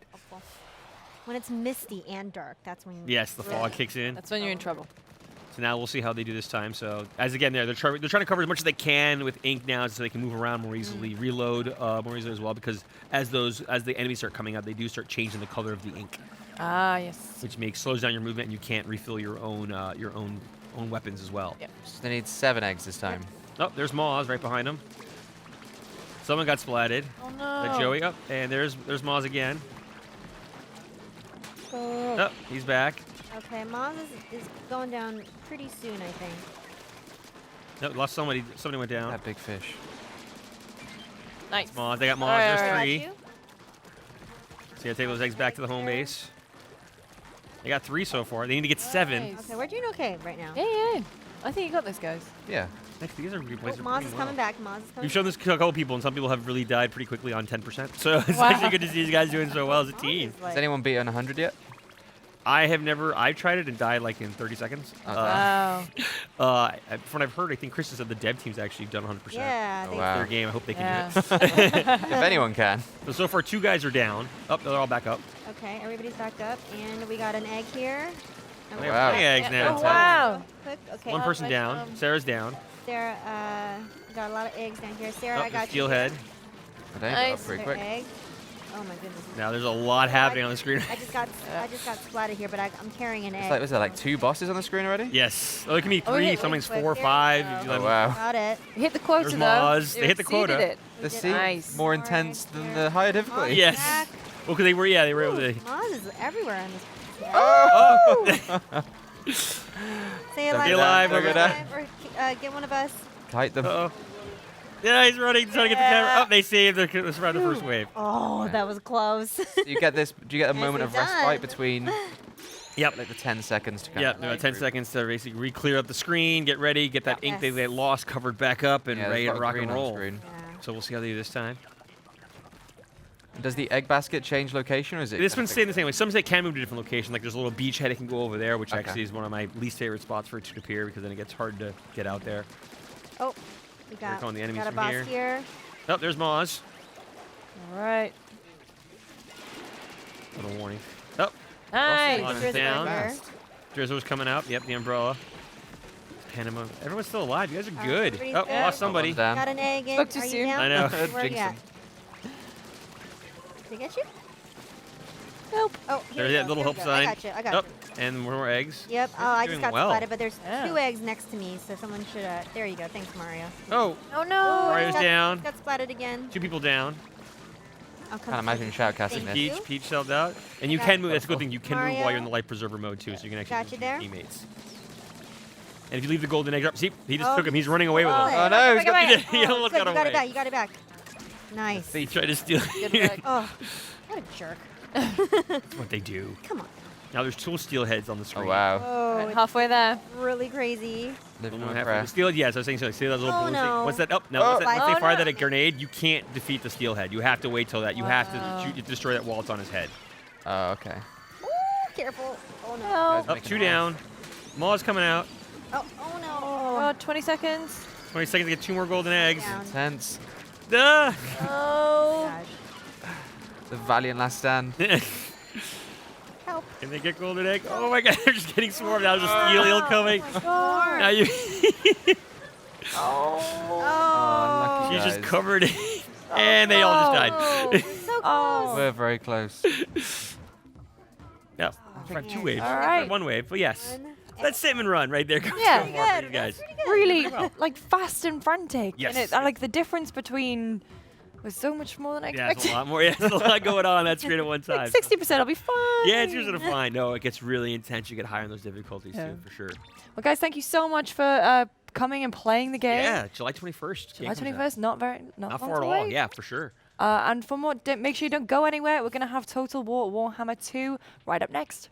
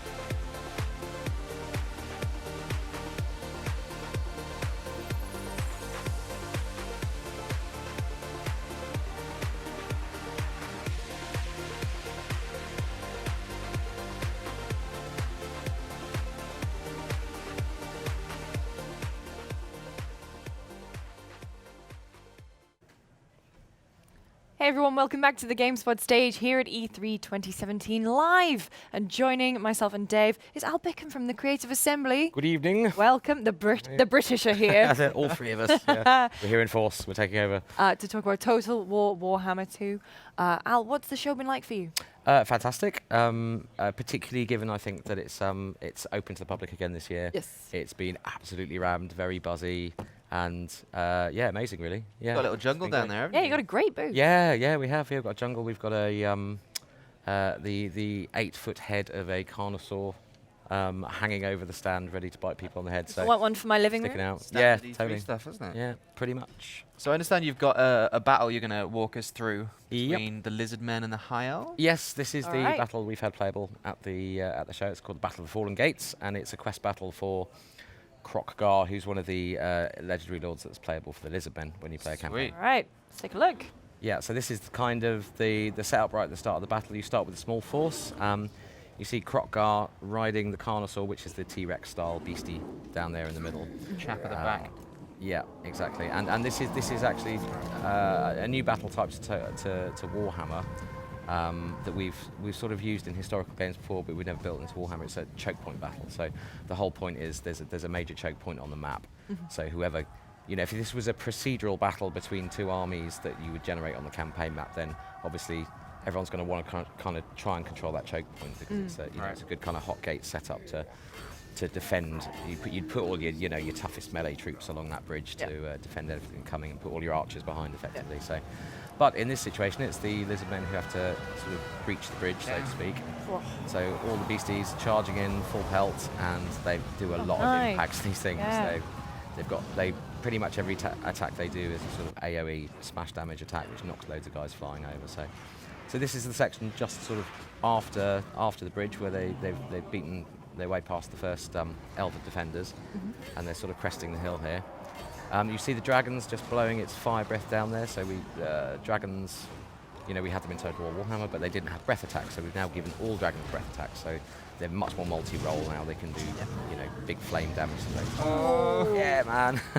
Great Got some lovely. We've got quite a few new synced animations, like combat animations between large versus large, as we call it. So both of those guys have special attacks against each other and special combat moves. So the tail swipe in the face, the classic tail swipe in the face there, and you'll see the Carnosaur shoulder barge the dragon to the ground at points. It's really good fun.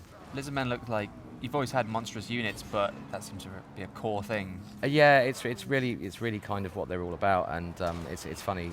I don't think Lizardmen are perhaps one of the better known races in the Warhammer world, and whenever we've shown people this, they've just been humming the Jurassic Park theme tune, and just laughing with glee when they see those high mass units smashing into units of sort of rank and file troops. And there's a load of kind of red angry flashing going on there, which represents those units there. Certain units, especially feral units in the Lizardman army. When they've taken enough damage and they get angry enough, they go rogue basically, and like they a just bloodlust. Yeah, exactly. They just charge pell-mell towards the nearest enemy, and in order to eat them essentially. So this is one of the Lizardmen's the sort of flying skirmish unit really.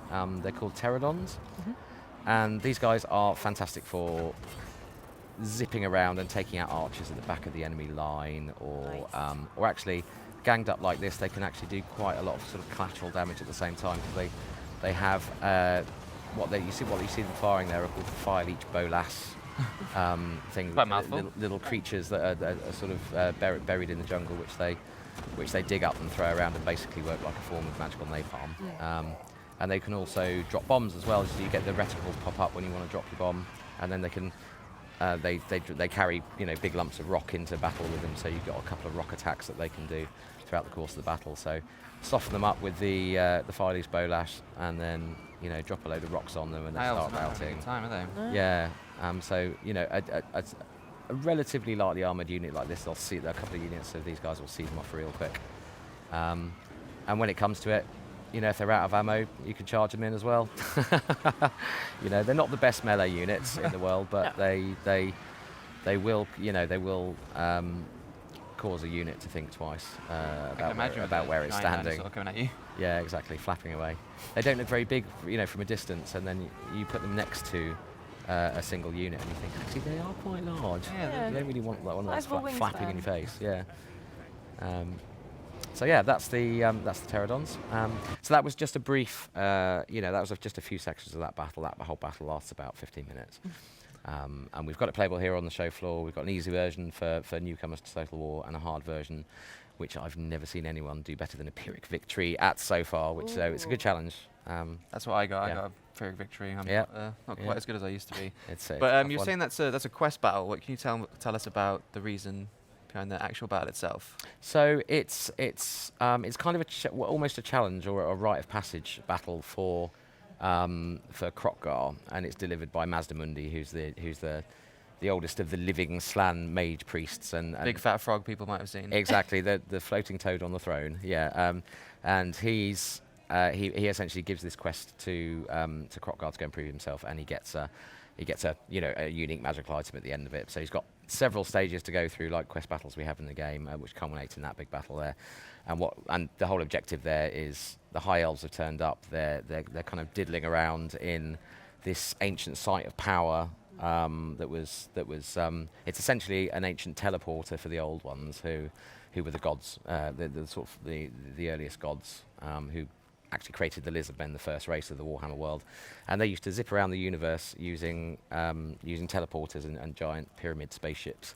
So that's the very, very early days of the Warhammer universe. They're not around anymore, but all these relics are left behind. So the High Elves come along, they sense some kind of magical energy there, and the lizard men spot that they're digging around in the ruins, and they're like, no, nope, no. So that's the quest. That's the ultimate objective of that quest battle is to oust the High Elves from their activities. So, how is the world different now? Because Total War Warhammer 1, it was almost kind of recognizable. There were humans involved, and it was all kind of connected to history. You could recognize like swords and armor, but now it's dragons and elves, yes, dark elves and that's giant right. lizards. How has that changed the Warhammer world? Now it's even more eclectic than the previous one was. So, in a number of ways, really. I mean, all the playable races are in a race, so to speak, to control the Great Vortex, which is a giant magical sort of tornado that sits on Ulthuan, which is the homeland of the High Elves, and they're all after that. So they're all intention to get it, and what that creates is throughout the narrative of the campaign, you're performing these rituals and hoping you can keep them going for a few turns that you need to keep them going before being attacked, and then that gets you one step closer to dominating the vortex and achieving your sort of ultimate victory conditions. And throughout that, it really brings those races together, and you start seeing the differences between them. And we've really, I mean, one of the things that we did with the first game, which initially was a bit of an experiment, fingers crossed, hope people like this, was to make the races completely different and and have fewer but much deeper races with much different vastly different campaign mechanics, and that work very, very differently in battle. And to be honest, the tabletop game just gives us that in the army books. We know that those armies are going to play differently, but reflecting that in the design for their campaign game mechanics is very important as well. And that worked really well. So we're doing more of that. We're doing that more so than we did in the first one. So the various races have completely unique mechanics, such as the lizardmen can access this thing called the geomantic web, which is a sort of ancient network of ley lines that runs beneath the surface of the earth. All set up by the old ones back in the old days, and they can re-energize these by capturing cities that connect across these ley lines. They can re-energize them, and it brings like some really major bonuses to those settlements and their ability to raise resources, raise taxes, and that sort of thing, and defend themselves as well. So they can really exploit the landscape in a way that no other race can.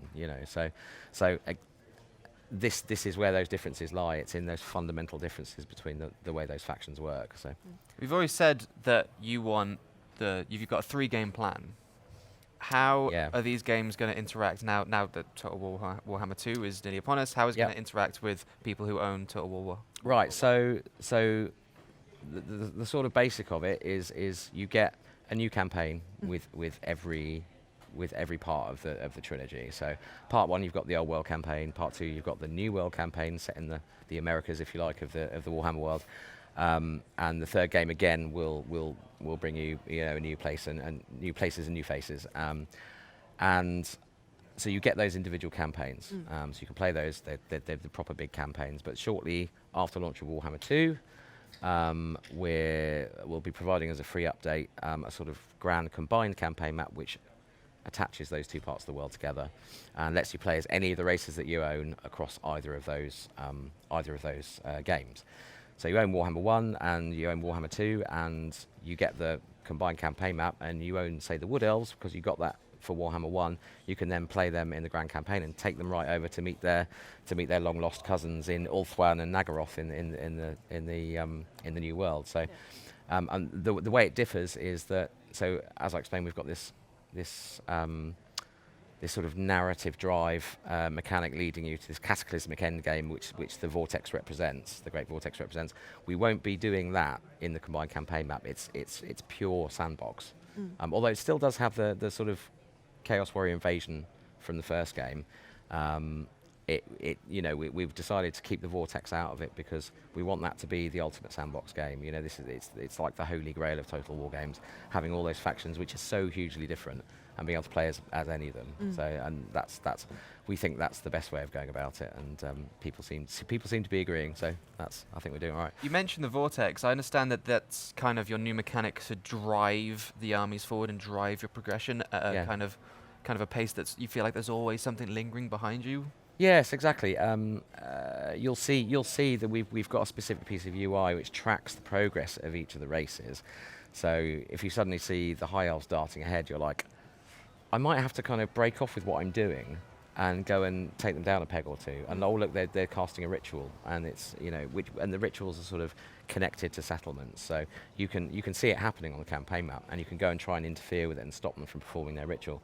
And it creates this tension because it might be driving you away from your sort of single-minded, I'm expanding in this bit of territory right now and I really want to put my resources into developing these 3 cities and making a nice production centre over here or something like that. Then that happens. So it pulls you away from that and gives you a new and quite time-sensitive and crucial objective that you don't want those guys to get too far ahead because they could win the ultimate victory. Because if they do that, if they get that far ahead, you'll lose the game. We can actually there's a discrete point at which you can now lose the game.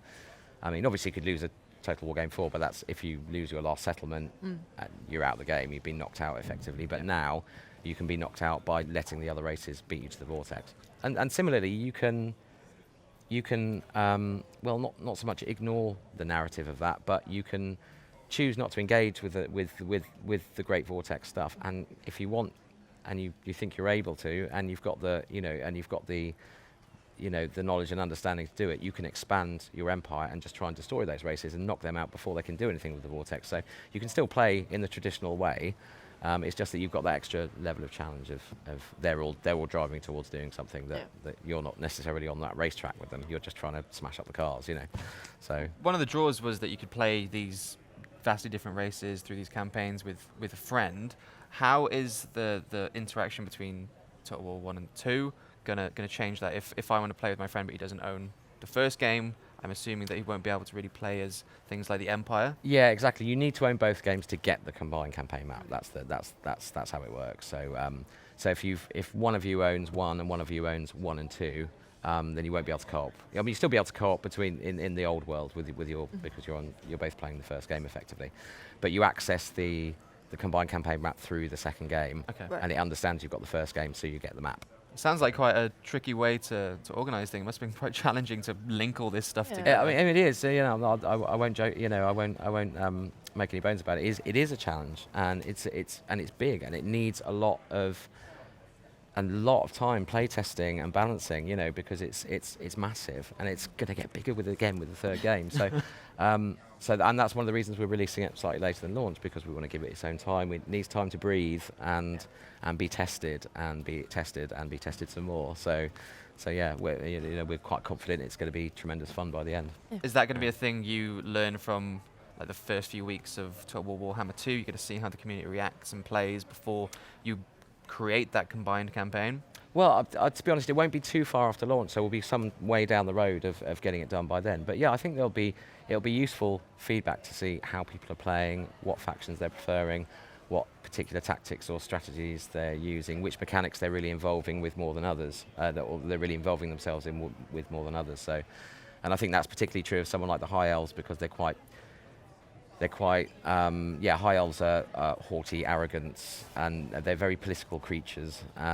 So they've got a whole set of bonus activities that they can do in diplomacy. They can diddle around with other people's diplomatic activities. So in some senses, you might want to play the High Elves and just be a total politician about it, and just manipulate all the factions around you, into going to war with each other. And you can't just do that. You need to gather influence, which is a sort of, there's certain activities you can do to go out into the world and you gather influence. So once your influence is increased, you can do these things more and more. So you can't just do it ad infinitum without actually engaging in the game. But yeah, it just means you can play in a very different way, and I think that's going to be interesting to see how people, when the game comes out, see how people play the games and see how they focus their factions to their races to try and conquer their way through the world. So, are you doing your long-term strategy? Is it going to be similar to Total War Warhammer 1, where you've got a mixture of DLC, free DLC? Exactly that. And yeah. I understand you've changed, based on community feedback, you're changing your launch add-ons approach after the Chaos Warriors. Yeah. Well, this time around we decided to try something different. So we're actually releasing a race pack for Warhammer 1. So, and it's quite a significant piece of content as well. We want people to feel that their game is complete when they get it. And Warhammer 2 will have its DLCs as well, and its free LCs, as you mentioned. But yeah, we spotted an opportunity to do something that we've been thinking about but haven't been able to get into Warhammer 1 that we think would be a really good addition as well. So, it's nice to not just leave the game behind, to know that we can go back and still add more to it. So, yeah, I think it'll. It's a new approach for us, definitely, and we'll see how it goes. And surely it's a big win for your community as well, kind of proving that you're still going to support the game. Yep. Long after launch. Exactly. Yeah. And I think, it's Warhammer's massive. Like, the Warhammer world is big, and I think we could probably carry on making the game for years, and just keep adding stuff to it. So. We've got our kind of 3-game plan with it, and there's lots of DLC and free DLC, characters and factions and all that kind of stuff. We know we want to add to it, but there's still more to do, if we wanted to. So there's I'd say the sky's the limit to some extent. Now one question keep evolving. So one question I get asked a lot from Total War fans and strategy fans is they ask me for a reason to get into Total War Warhammer, because the hobby itself and the lore itself is seen as quite inaccessible. What would you say to get them into it? Yeah. Well, I'd want to show them dinosaurs firing lasers, being ridden by the dinosaurs, obviously. But I think it's just that. It's the diversity of the content, and the rich character that each of these races has. And when if you play Warhammer, if you play 40K, if you play tabletop games with a range of different sort of factions, you pick one that you kind of feel you gel with, right? So I play ogres because I quite like, they're big and stompy and they eat everything, and so I'm an ogre player on the tabletop because I just dig them. Other people play greenskins because they like that kind of jokey comedy element they have, and the randomness of how they work on the battlefield, and that's definitely something we tried to reflect in the game. And I just think there's so many flags in the game which you can kind of hoist as your own, as it were. That I think, and there's so much depth to those races, and there's so much variety in the different army builds you can go for. I'd just say that it's just a great game. It offers almost endless diversity and fun. So you play ogres, but I play Skaven. Do you? And I know at the end of the trailer there was a rat that looked, I don't know if he was tired, but he had the red eyes and he looked a bit Skaven-y. I don't even know what that word is. What's happening with Skaven? What are Skaven? You know what I'm talking about. Give me Skaven. No. I mean, I've heard rumours. Yeah, I've heard rumours about giant, man-sized rats, but it's clearly utter codswallop. So yeah, I don't really know where you want me to go with this, because it's like you're asking me to believe in a lie. Is that what I'm asking? Yeah, I think you are. I think you are live here right now, asking me to believe in an urban myth. I think you're just like teasing It's glad that I'm in the middle to separate you two. Yes, I do not like teasing you. So yeah, we'll see. As a colleague of mine said recently, the fourth race in the game has not yet been ratified. Interesting. Right. Yes. Interesting choice of words. Well, Al, thank you so much for joining us. The game is playable on the show floor. When can the folks at home get their hands on it? September 28th, we're out. Pre-orders are open now, and we talked about what you get for that. Some great Warhammer 1 content. So yeah, September 28th is the release date, and it's not long to go. So we've still got a bit of work to do, but we're getting there. And yeah, we're looking forward to the launch. Awesome. Awesome. Well, thank you again. Thanks. Guys, make sure you don't go anywhere. We're going to be going back to the E3 show floor, where our pals Kinda Funny have special guest Brandon Jones from Easy Allies. So make sure you don't go anywhere.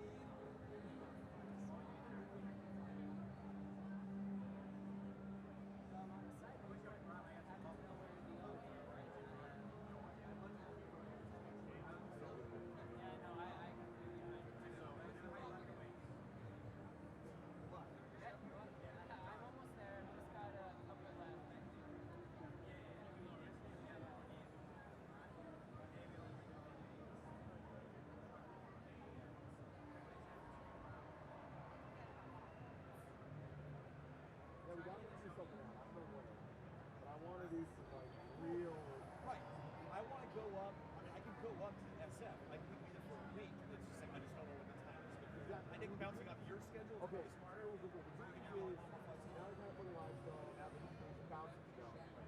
We're like, so I don't know how familiar you are. We're trying to avoid this. I will be a Comic Con. We'll see how that goes. Right. Knowing us, but like we're really trying to like call it on, kind of like information thing for us. So we want to really focus on the content and like bringing back the positivity. Yeah, I want to find out a time where I did not play for a while and like be on the show. Awesome. Good? Okay. Oh, very good.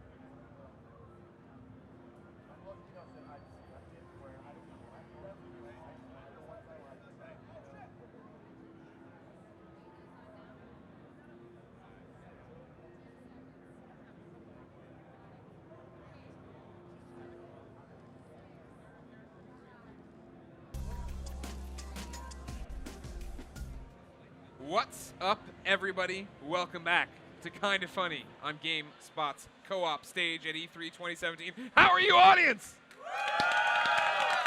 That's all I like to hear. You were loud enough that the one guy playing Tekken was like, what? And turned around. But now he's right back to Tekken 7 asking us questions. I'm one of your hosts, Greg Miller, alongside the Pure One, Tim Geddes. Let's him host. And from Easy Allies, Brandon Jones. Hey. Oh. Love and respect. Thanks for having me. Is your mic on? Talk into it. Well, now if you don't talk... I think so. There we go. You're not We're here. getting some Brandon Jones love. I like it. I like it. How are you, Plugged Mr. in. Jones? Excellent. How Having a great time. has E3 been treating the Allies? Really good. Yeah? Yeah, no big complaints so far. I think we're really digging everything that we're seeing. So. All right. Awesome, awesome. Now, Tim. Yes. What you wanted to bring to this segment was arguments.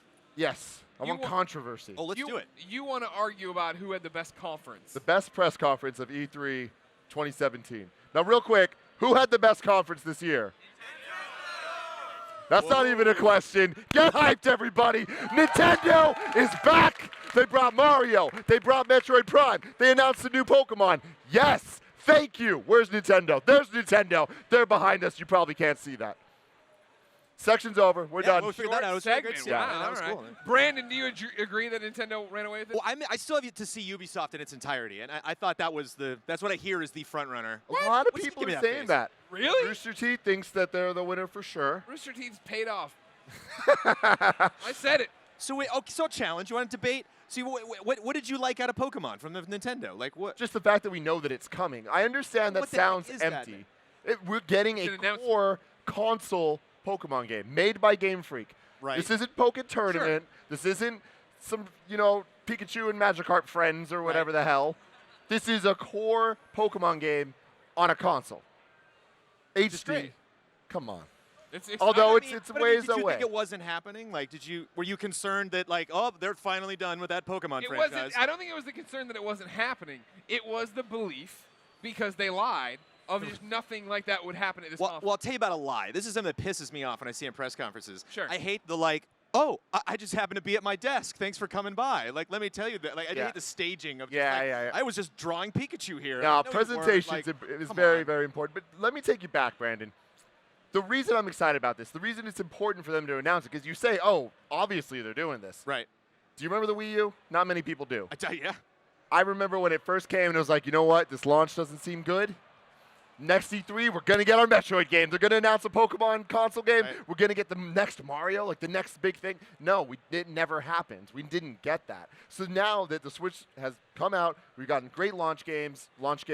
You know, there's a couple other things happening. We know we're getting the next big Mario, and it's awesome. Yeah. We now know that the Pokemon's coming. Right. There's like all their major franchises are coming sooner than later. Yeah. Which is awesome. I'm going to hit you on a technicality, though, because the Metroid Return of Samus was technically not in the Nintendo Spotlight. Which I'm okay with. It was on the stage. I'm totally so you okay try to with just that. sneak that in there, and I'm not buying it. No, I don't. No, Metroid Prime. I'm Well, talking Prime about 4, Metroid of course. Prime. Yeah.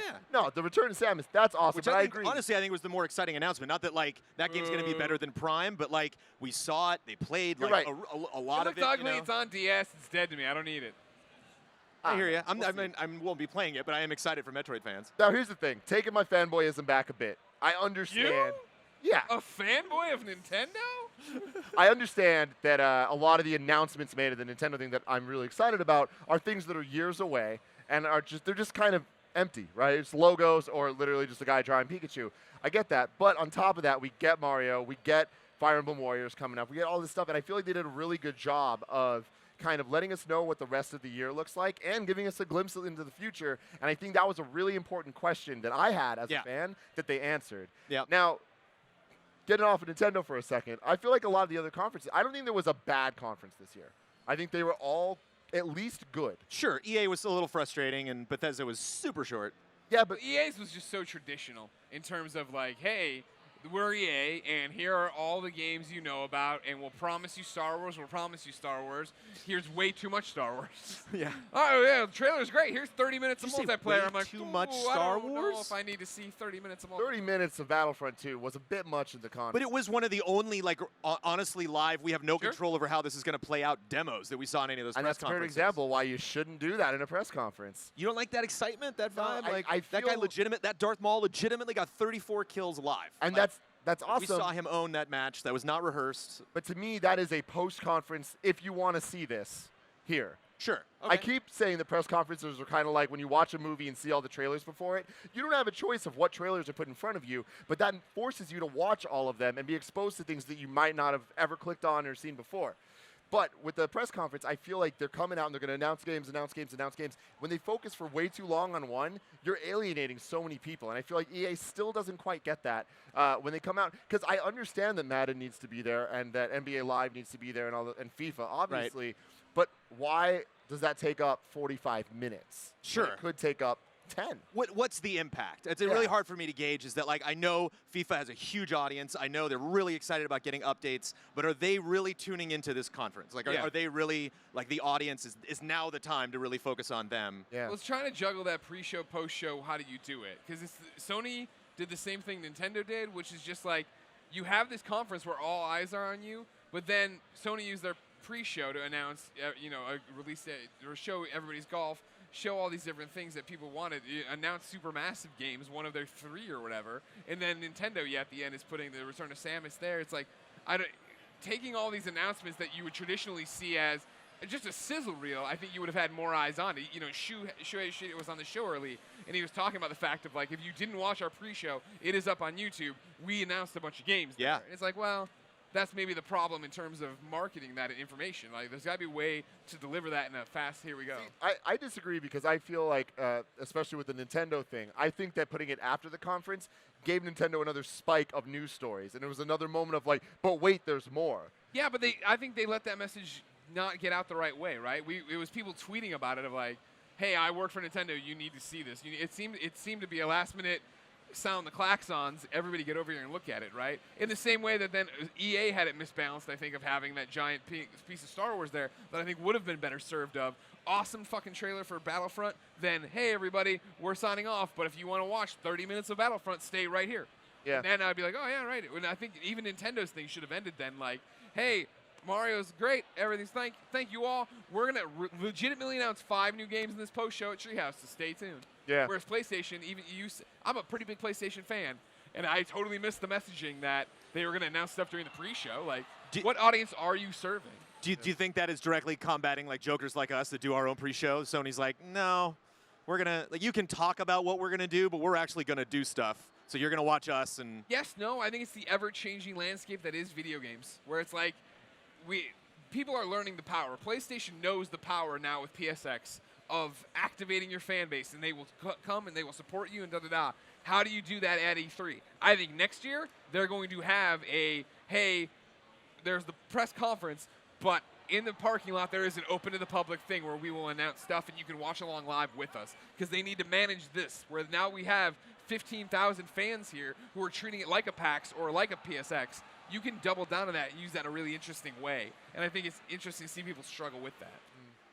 What do you think about, like, comparing something, like Aonuma being like, oh, I have the Master Sword in my hand. How did that happen?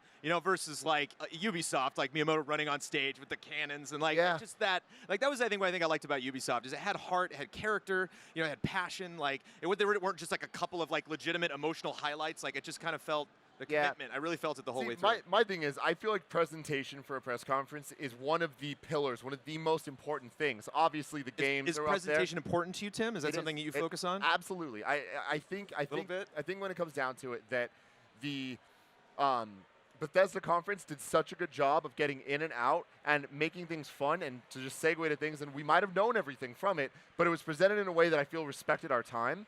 And there wasn't stupid gimmicky stuff, and like the Bethesda Land stuff was the glue that held it all together. Whereas I feel like Nintendo Directs, they still kind of have those awkward moments that But don't. isn't that what we love thrive. about Nintendo? No, I feel like that's that's part of not the what charm. we like. Reggie coming out and being like, "Look," on the beach and like in Venice, everything's falling down around him in this weird computerized world, and he's got a Switch. You're just like, "All right, you're Nintendo still." Yeah. Oh, I have a Messaging, sword. like, Interesting. Him being like, here's when the Splatoon tournament's going to happen. It's like, maybe not in your only Yeah. 25 See, minutes. why doesn't Correct. that double back? I would think to, hey, that's part of a Treehouse announcement. We're going to really talk about what that is, or a pre-show thing of like a sizzle reel telling you over and over and over again, of like, this is this tournament. This. Yeah. Yeah, I don't know. I feel like in terms of content, Nintendo's the clear winner. I think in terms of presentation, they're not. I think that it's a toss-up between Bethesda and Sony. I thought Sony really stepped up their game this year in terms of making it entertaining to watch. And yeah, they lacked a lot of the gut punches that we're used to the last couple of years for them. We're spoiled. But, I mean, Shadow of the Colossus remake, like that was a genuine surprise for me, where I would have never thought that was going to happen. That and was that's awesome. That was I was talking to somebody about it today, right? Of like, oh man, you didn't like the PlayStation press conference. Like, no, it's not that I didn't like it. It's just after Grand Slam after Grand Slam after Grand Slam to hit a home run, you're like, all right. Yeah. Good job hitting one. You know what I mean? Like it's like, yeah, it was a solid conference. I liked all those games. And especially being here now and seeing those games Yeah. and like being able to look at them and like see behind closed doors, it's like these games are gonna be amazing. In terms of conferences, like personally, it's the library I'm most excited about. It's the one that where the majority of games spoke to me, but I can't, when I'm watching the Nintendo one, be taken aback by that. Well, when they surprised us, when it was that first game that was 2018, they were like, "Whoa, you said you weren't gonna do that," and then like, "No, here it goes." And that was awesome. That was a cool moment. What was your read on Microsoft? I thought it was fun. I think we were talking about flow. Like I think they actually do a good job of. I love the theater. I love the shrine when Sony had it there because it really gets a sense like we're at the opera of video games now. But it does get a little relentless and kind of tiring when it's just like another trailer, another trailer, another trailer. And I do love that because it gets right to the point. But like I know some people that hated the Bethesda Land, motif, but I liked it because it does kind of guide things. There is like you can see the transition moving from one thing to another, and I think just presentation-wise, Xbox does a good job of that. Like now we're up in the corner over there, and now we're over here, and now we're gonna bring PlayerUnknown over on this side. Yeah. So I thought it just had a nice flow that way. And I thought they did a great job of having quantity of games. Like there was like when they came out and they're like, we're gonna have 42. It's like, oh man, like this is getting real. They mean business with this.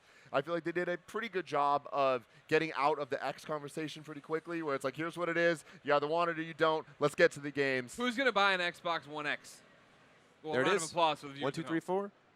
No one. No one. Let me try No again. applause. Clap. Don't raise your hand. Don't do this shrug thing. Who's gonna buy an Xbox One X? Golf clap. But what do you think about saying 42 games ahead of time though? Because like that is one thing that irks me a little bit is like the cockiness. Like that's why I didn't like Battlefront because they're like, we got the campaign now. It's like, well, you should have done that before, so don't get too excited. Like it just doesn't sit well with me when people are like, this press conference you're about to watch is going to be great. It's like, just do it, and we'll figure it out afterwards. Show, don't tell. Yeah. And I feel like Bethesda did that in a lot of ways, where it was the show, don't tell. And again, they didn't show anything that made people go, what? But I liked that they kind of gave us the forewarning of that image of there's 2 work in progress things, and they got people predicting and talking about it, and then everyone guessed what it was. So that's why people are disappointed by it. But then when we got it, I was like, all right, cool. They gave us what they said they were going to give us. And I feel like when it comes to Microsoft, I enjoyed them saying that because it was a message that they are cocky about this. And I feel like they're in a position where they need to believe in what they're doing because other people, as judged by the claps here, they're not buying it. And that, I mean, I guess that's maybe what's it is like if you announce it beforehand, I get the sense of maybe you don't believe that you're kind of like saying it before that just like in case you don't believe it, we're saying it's a fact right now, so you can't dispute it because I just told you. Yeah. But I was proud of Xbox for not like going on and on and on about X specs. Like I was concerned. I'm like they're probably going to get into that right off the bat, and like man, I don't want to spend 20 minutes just going over all of the nuts and bolts. Yeah. But then it was the thing too of like we're talking about 42 games. That was awesome. But then it was like to finish the conference, be like, well. Of the 42, what ones do I want to talk about right now, right? Yeah. State of Decay, obviously, move on from there. Like, but it's personal preference. Yeah. But it's like I said it on the live show, right? It was like Adam Boyes years ago described building a PSX conference that they wanted everyone to walk away from their 10 announcements with like 3 things they were excited about, right? And I felt like Xbox was one where it was like a little harder for me to come down with even that out of 42, right? Yeah, no, that's true. I mean, I don't know. Is that true? Like for me, some of my games of the show in terms of like wow factor, Anthem and The Last Night, and both those were in the Xbox thing, and those are 2 games. Well, Last Night hadn't heard of before. Yeah. And Anthem, I was totally not interested in. I'm not a BioWare guy, but seeing that, I was like, oh, I'm now interested. Like they sold me, and I think that the presentation they did at Xbox was awesome. True. Yeah. True. That's a good point. So can there be a case?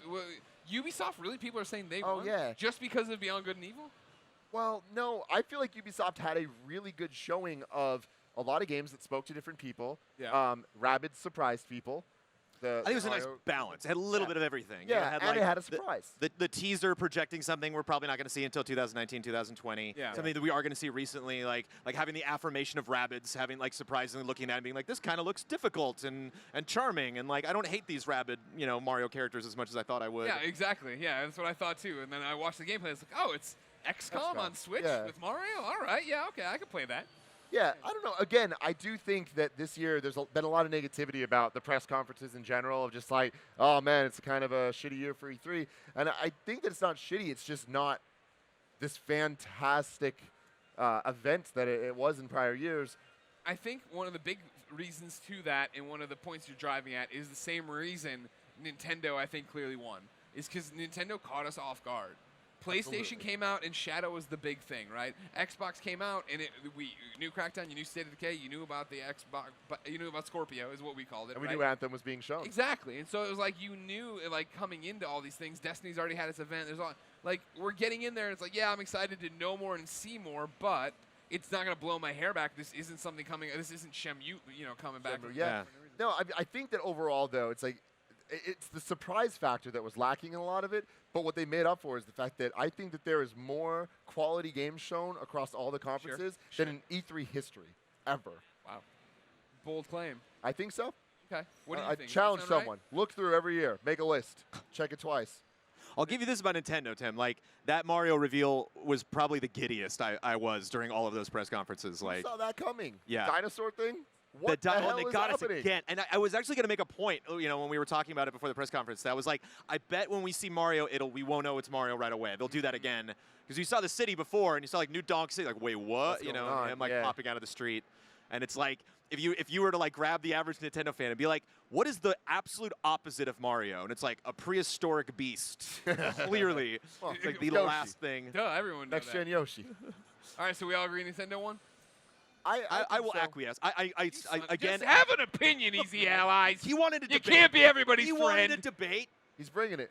Just let me know when the debate's over, and then I'll. Debate's over. bow to- The debate is Yeah, over. We'll do Nintendo. Nintendo won? Ubisoft won? Wow. Okay. Bethesda PlayStation? won. Bethesda? PlayStation? Wow, Nintendo won. Yeah, Xbox. All right. Wow. Would you say Xbox and PS4 were pretty even? You know? No. No? Okay. Whoa, hey, whoa. Offending some people That's over a here. topic for another day. Well, Brandon Jones, thank you for coming on. Thank you guys so much for having me. You can't try to have an Everybody. opinion now, Oh, easy allies. Get out of here. We love you. Love you. Bye, Brandon Jones. Brandon Jones, everybody. What a nice young man. Thank you all for watching along with us here, E3 2017. Thank you all for coming in person. You can clap for yourselves at that point. Oh, wait, what was the Jeb Bush? Please clap. Next up, State of Decay 2. Okay. You're getting out of here? I'm out. Good, thank you. When it's a Greg Miller game, Greg's super excited for, I kick everybody else out. Really got to do it So right. yeah, Thanks, who's guys. excited for State of Decay 2? Yeah? All right, good. Sir, why don't you come here? You seem to know a lot about State of Decay 2. Hey, Greg, how you doing? Good. Everybody, this is Jeff from Undead Labs. He's going to tell us about it. All right. Sit down. Ugh. State of Decay 2. Yep. Very excited. Who played State of Decay 1? Man, a lot of you suck. You all need, this is your homework assignment. Go home and play the original State of Decay. It's on 360, it's on Xbox One, it's on PC if you're one of those dorks. Thank you, Greg. No problem. You know I'm such a big fan of it, right? Yes. You talking to the microphone? Yep. Okay, good. What I want you to tell me, I want to start from, what is it like to be backstage at Xbox's press conference? You know that your game is about to go out there with this huge trailer that's going to show all this new stuff. Because, like, Undead Labs and State of Decay, I've been behind it since me and Ryan McCaffrey were doing Let's Plays at IGN of it. And for me, it always was a small Xbox exclusive, right? Like, every time I talk to your PR lady, like, your community woman, like, you know, you guys are a small team, and that's how I always think of you. So for me personally as a fan to watch you guys go from that, just a table at a PAX, I remember walking to your table outside of, you know, just at the top of the staircase, to seeing you on that show. What's it like to be watching that happen? Terrifying. Yeah, I mean, State of Decay was a labor of love by a very small, passionate team in downtown Seattle. We were entering a genre that's crowded. When you announce that you're making a new zombie game, the reaction is, do we need another zombie game, right? Yeah. And the answer is always yes, by the way. well, we thought it was because we wanted to capture something new, right? We wanted to focus more on the survival fantasy aspect rather than the zombie killing aspect, right? And make it more of a simulation. So we punched above our weight a little bit with the original State of Decay. I think that the game brought a whole lot of new play elements, a whole lot of new systems and features that people hadn't really experienced that kind of blend between third-person action and RPG and base building and simulation before. But it was, as you say, a small team, and we're fortunate to be able to do the sequel. It's bigger budget, bigger team, much more fully supported by Microsoft, our publisher. So but still, we are not a 300-person juggernaut team, making something that's been a 10-year AAA franchise and the fifth installment of it, right? Yeah. And so being in that room at the Xbox briefing and seeing it up there on the big stage, and of course all I can do is focus on the warts, right? Of course. See everything you don't like about it, and right? in fact, I can't even watch it right now because I'm just going to see every flaw and it's going to drive me crazy. But it's an amazing feeling. It's exhilarating to be kind of swimming in the big ocean with the big sharks. Sure. But it's also terrifying because we have our work cut out for us to be able to kind of punch at that weight. How much bigger is the team this time for Undead Labs? Original State of Decay team, I think by the time we released, we were 20, 22, somewhere in there. Yeah. We're somewhere between 60 and 70 at this point, with another probably 40 people external to the studio working on it. So wow, that's quite awesome. a bit bigger. Yeah. Now, was that always your vision for the team and what you wanted to do, or was it Xbox really believing in you guys and wanting you to be a big part of the Xbox One? Well, I think it's a combination of both. We still aren't done, right? We very much believe in the power of what we call the survival fantasy genre, right? This is not about killing zombies. It's about giving you the tools in your toolbox to go put your own survival plan into action, right? I mean, I know that you've probably sat around with your friends and talked about what your plan is, and I think everybody here probably believes that in the zombie apocalypse they would survive, right? Who's got a zombie plan? Who's got a zombie plan? Exactly. All right, stop for So the goal was stop for one second. Okay, you got it. Okay, everybody, we got to get it real clear, real quick. All right, I understand it's the end of E3 Day 2, whatever you want to count it as. if you're going to be in the audience and I'm going to ask you a question, you got to fucking clap. Or boo or whatever. But this doesn't help. No, don't boo. No, don't boo. No boo. Yeah. So, again, who has a zombie plan? There we go. Thank you. These kids, you know what I'm saying? Jeez, all worn out. They've been putting VR on their heads. They know what they're doing. So the first game was kind of a first swing at that. Yeah. At realizing that survival fantasy of giving you those tools. And it was a big risk. I'll be honest with you, right? I mean, there's some things in that game. Permadeath is a big one, right? When one of your survivors dies, they're dead forever. We sat around when it first released and wondered if people would rage quit. Yeah. And it turns out they did. But the question we weren't asking is, will they come back? And it turns out they did, right? So there were a lot of kind of game design 101 rules that we broke. And, you know, Microsoft, bless their hearts, stood behind us to release that first one, even though they couldn't quite figure out what it was either. But it all came together. And, you know, we're between 4 and 5 million sales at this point. That thing took off like a rocket. And so now they can see very clearly that there's an appetite for that blend, that formula. Sure. We're excited to take it to the next step, and they are too. And I think they're proud to have it on the Xbox platform as an exclusive title. So for the fans that are watching at home that are fans like me, what are the big differences for State of Decay 2? Because I've seen the 2 trailers and I've read what you guys have put up on the blogs. Right. Well, how do you summarize what's different this time around? You know, we didn't decide to take it in bold new directions. Yeah. Right? We have a formula that works, and you always straddle the line when you're making a sequel to a game that was successful between just recycling and rehashing what you've already done, and doing so much new that you kind of disengage and disenfranchise from where you were. So fundamentally, we wanted to listen to what the players said they wanted and make that game. Gotcha. We had this grand vision way back in the day. You may have heard the Class 3, Class 4, and Class 4 was going to be a big kind of open world, right? And with the success of State of Decay, we thought, no, let's not do what we think we want to do. Let's do what our fans are asking for. And what they were asking for was more polish, right? Larger world, deeper simulation, deeper mechanics of characters and base options, and co-op multiplayer. By far and away, the #1 thing that people wanted to see. So State of Decay 2 is that game. It is a, you know, we had the opportunity to say what works, what doesn't work, where do we want to innovate, and kind of blend all that together with the feedback we got from our fans and make a, you know, a full sequel to the game. Yeah. So how does multiplayer work this time? How does co-op work? Is it drop in, drop out? Am I starting a game with you? Am I taking my stuff back to my game? Right.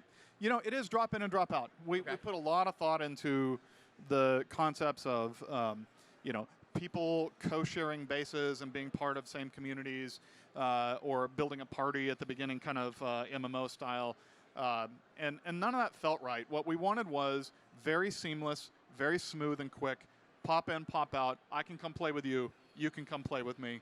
But one of the cooler mechanics we have is the flare system, where it is true that I can, if you and I are friends, I can just pop into your game. Sure. If I'm, you know, or you can pop into mine. But what we wanted is to also capture that element of, like, it's a big world out there. There's lots of people, right? And so in the game, if you get in trouble, you can shoot a flare gun.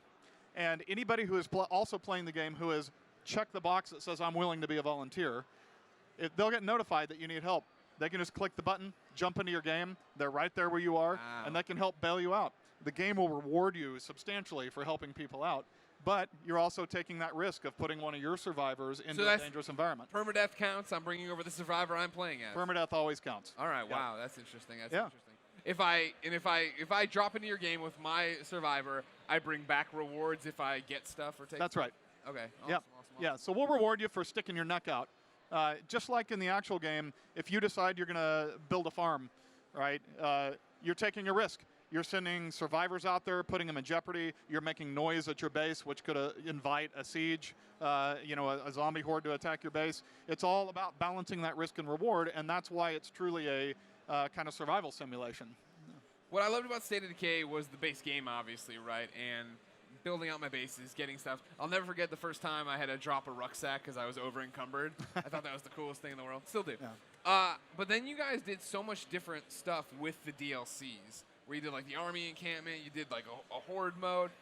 were those things you wanted to try, or were those things that you were looking for input on from the community, or were they just things you wanted? What has made its way from that into State of Decay 2? It's an astute question. I'm a student of the game. Yeah. Big fan of this game. All right. Did you know that? You knew that. Yes, you did. So, the answer is that there's a spectrum in these games between being a pure sandbox simulation at one end of the spectrum, and at the other end being a very linear, lead you around by the nose narrative, right? Yeah. With just some mechanics in between. And State of Decay was successful because it's at least partially because we blended between those two, right? And Breakdown, the first DLC, was just the pure simulation. For those of you who just want to play the game, see how long you can survive, here it is. Lifeline was almost the opposite. It was much more narrative heavy, telling a very specific story.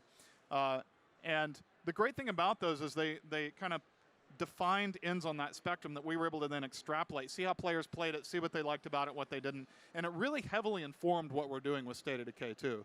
With State of Decay 2, there is still a story that you follow, but it is much more driven and influenced by the simulation and by the way that your particular base and survivors interact with that simulation. So we're not talking a whole lot about it right now, but it's something we're super excited about. Interesting. And then, in terms of, the game's bigger, it's this bigger map, is that what we're dealing with? More the things to investigate, longer playtime? Absolutely bigger. Right now there are 3 maps roughly the size of the original game. Oh, wow, okay. Yep. That's good. Yeah, and beyond that, it's just deepening of the system. So you have more options even as you play within those maps. For example, the traits that determine each survivor's unique abilities and skills. In the first game, there were a couple hundred maybe. There's well over 1,000 in State of Decay 2. Wow. All right. And the combinatoric effects of that pretty much ensure that every survivor you find and invite into your community is going to be unique. And they're much more tightly integrated into the base mechanics and the overall simulation too. So you'll feel like the impact they're having on the world is much greater. How long ago did you start Undead Labs? When? What? Yeah. I started Undead Labs probably early 2010. Did you expect it to go this way? That you'd find success with something like this? Or was this the plan to stay with thing? Or did you want to jump around different projects? When I started the studio, and especially brought in, the first colleagues of mine who were going to be working on this with me, we had a pretty singular vision, right? We built that studio to make this game. Yeah. Now, that doesn't mean it's all we ever want to do, right? Sure. You have to have your kind of starter house, right? And this has grown into a mansion, which is fantastic. But I think that far beyond even the zombie genre, we've really tapped into something unique with the survival fantasy. Yeah. And when we think about the future, there's all kinds of places that could go, right, that I won't talk much about. But, did it go according to the plan I had? Not exactly. Yeah. Right? I'm thrilled to be in a situation where, we've built a thriving company.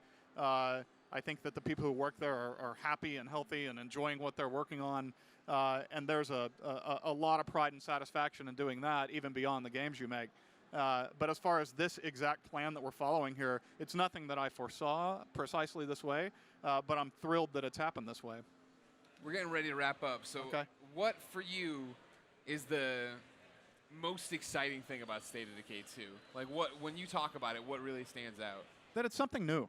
Yeah. Right? This blend of third-person action and RPG progression and base building and simulation, the whole notion that you're in a world where your decisions have consequences and that your decisions determine what you're doing as you play the game. I think it's fun to be able to sit down with people like you and kind of talk about it and not really struggle to find how it's differentiated, right? It's not that it's, more guns or a little bit prettier or, has kites, right?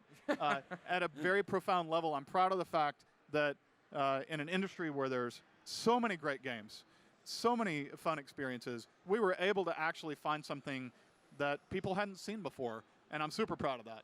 That's awesome. Yeah. When's State of Decay 2 coming out? Spring 2018. Give a real date. What is wrong with you? My Microsoft people are out there watching me with the Eye of Sauron. I can't say anything more than that. I love you guys. Thank you.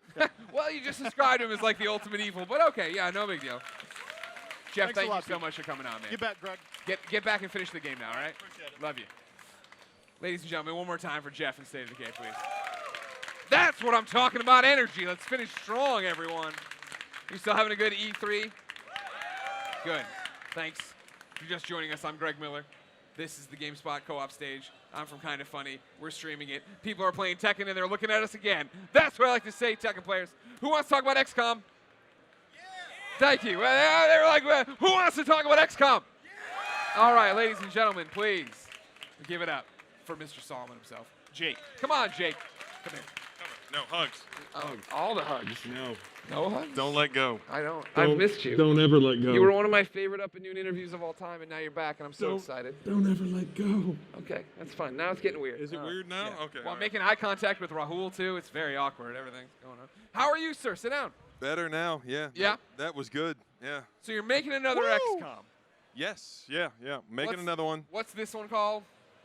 This is War of the Chosen. Okay. This is the expansion to XCOM 2.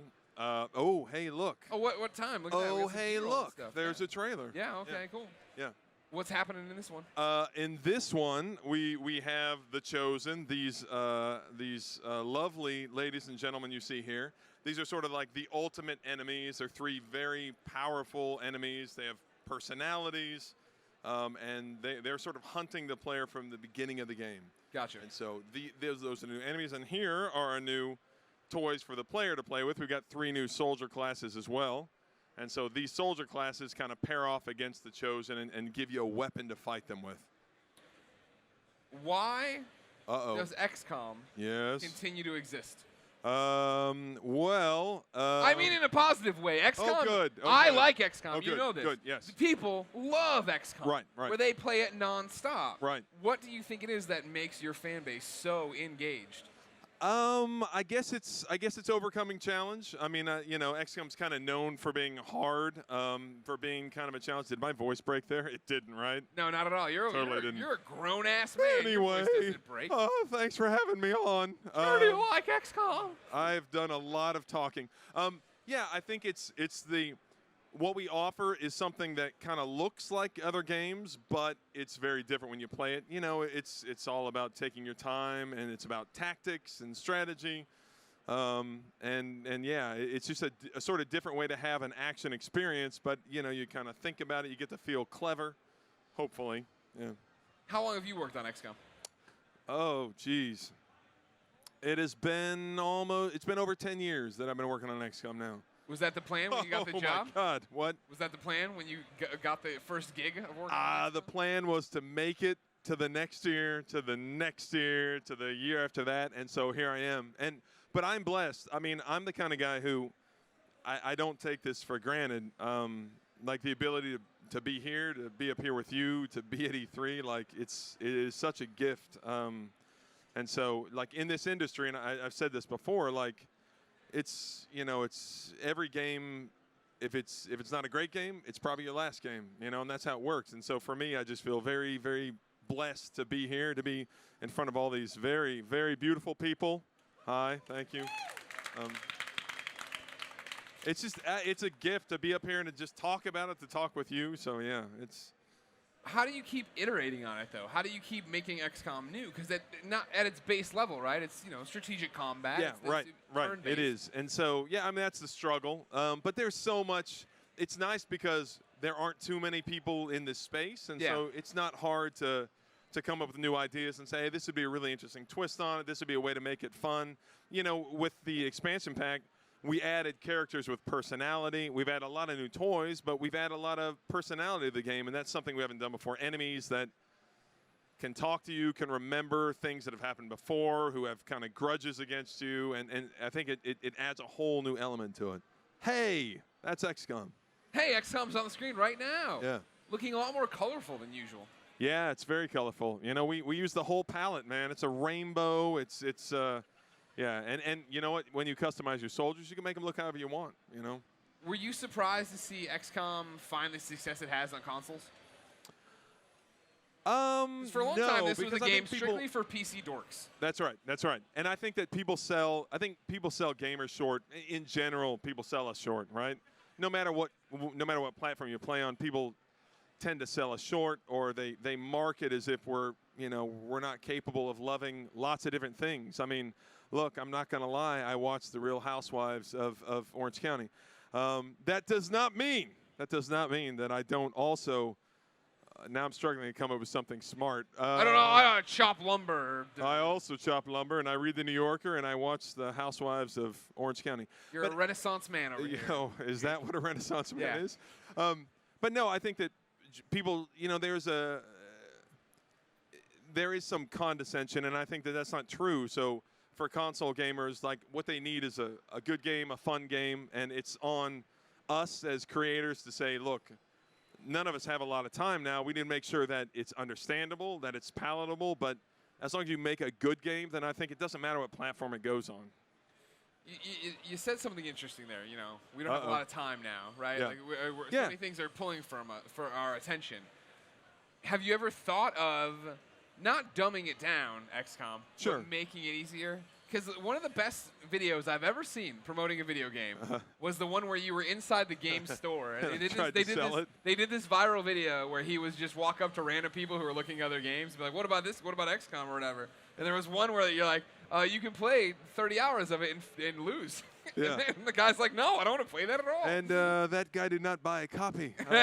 Oddly enough, my sales pitch was not laser sharp. So, no, yeah, I think that, and it's funny because I think that what happens is that you hear, oh, XCOM, that's so hard.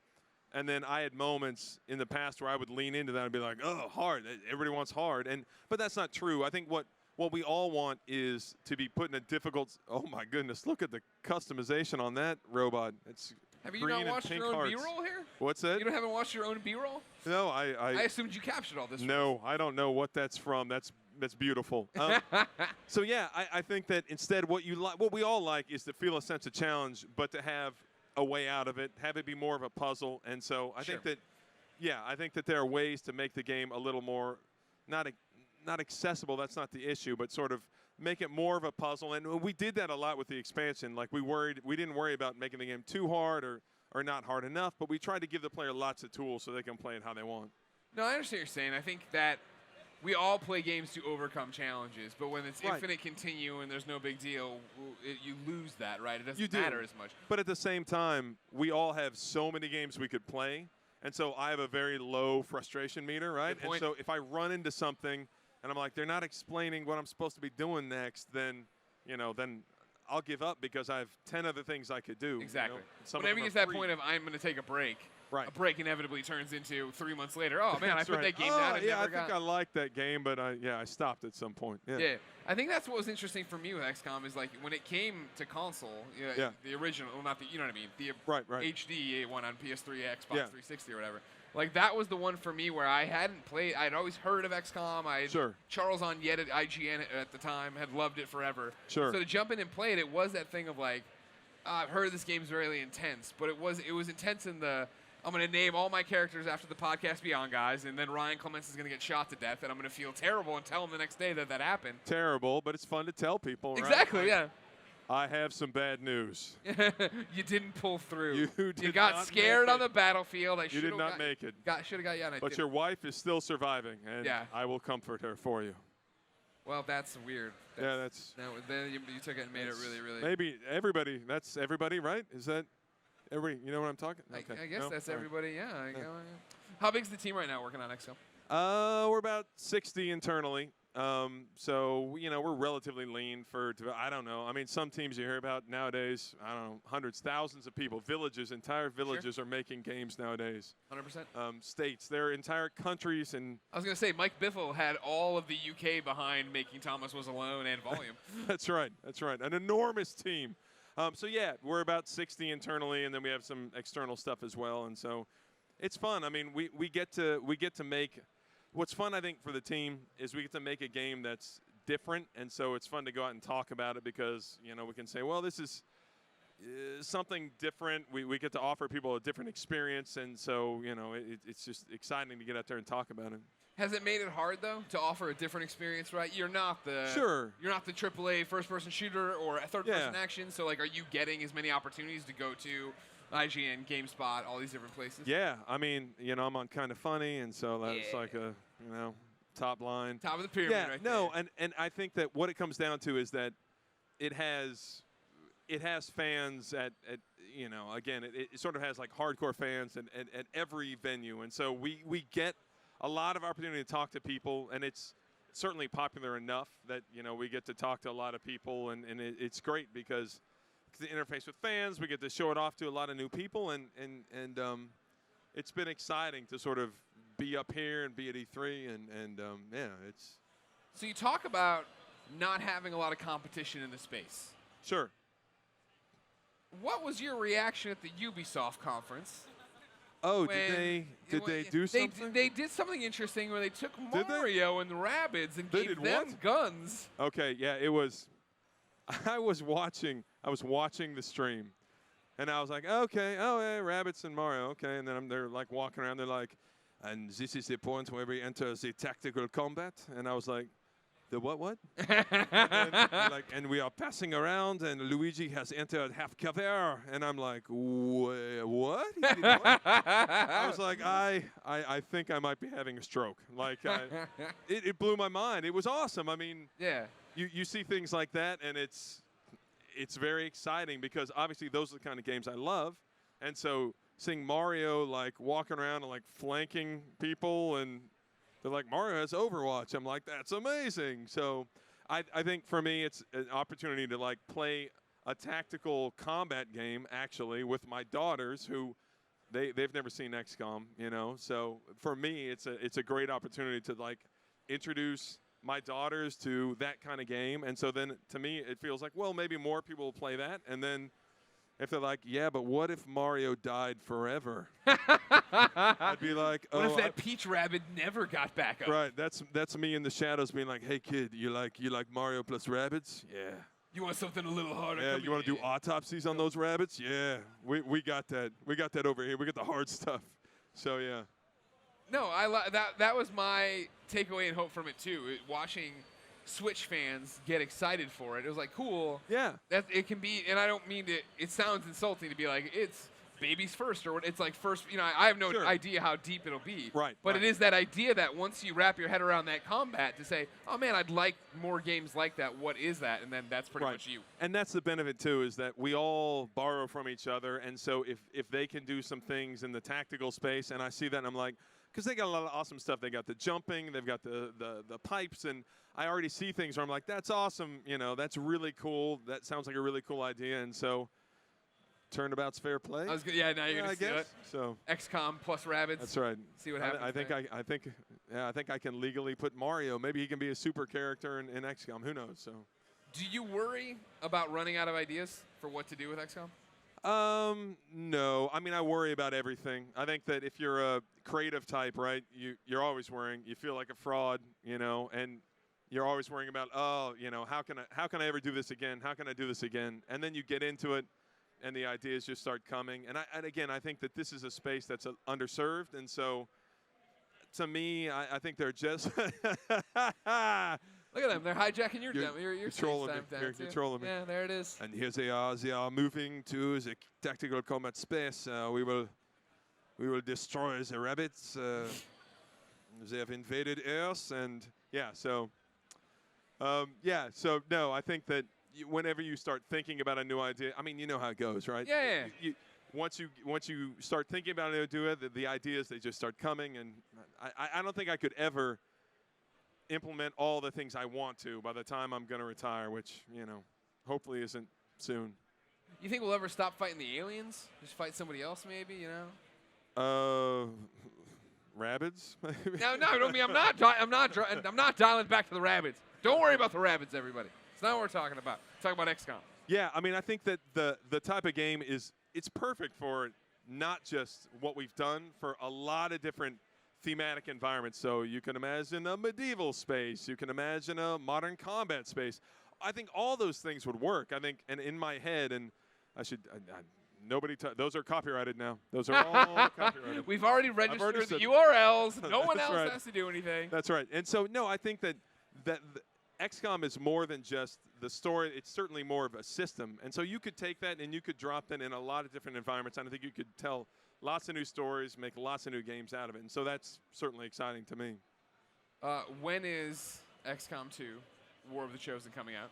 August 29th, it's coming out for PC, PS4, Xbox One. Smart. Okay, cool. Yep. How much is it going to cost? Don't know yet. Damn it! I thought I could get you on that one. I truly have no idea. I'm just a. You're just the idea man. I'm You don't a worry about poor- the finances. I'm just a of poor it. You don't worry creative about the type. I don't know. They guide me from place to place, and I'm a man baby. I honestly I do only one thing. So That's fine. Well, it looks great. Thank you for coming by. thank you. Give me It's a always handshake. great to see now you. hug me again. Hug me again. Come here. Come in for it. He's a good hugger.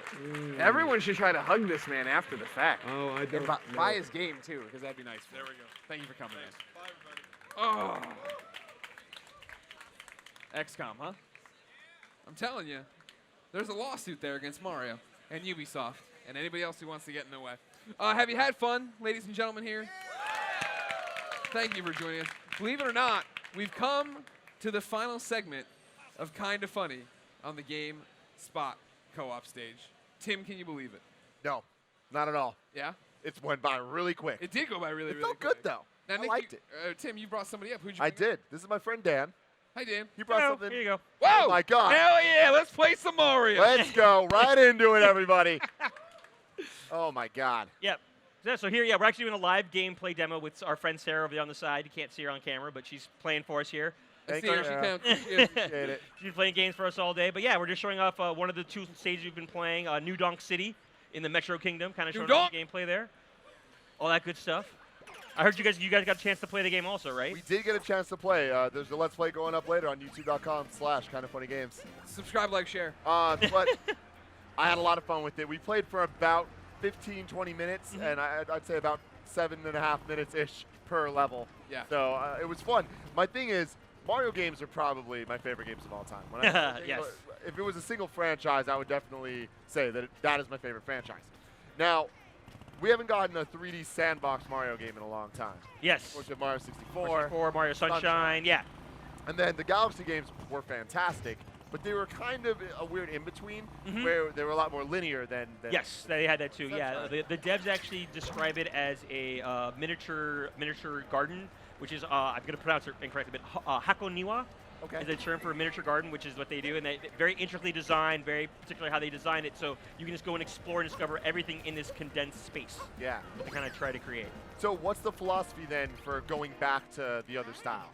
They just want they want to do something different, using the hat, the whole thing with Cappy, different exploration aspects. That's what they want to do, something different with this one. They've already done Galaxy, so they want to do something different when they created this. They want to create something that people could just really have fun with and be completely lost, and at the same time just be surprised as they're going through the whole game.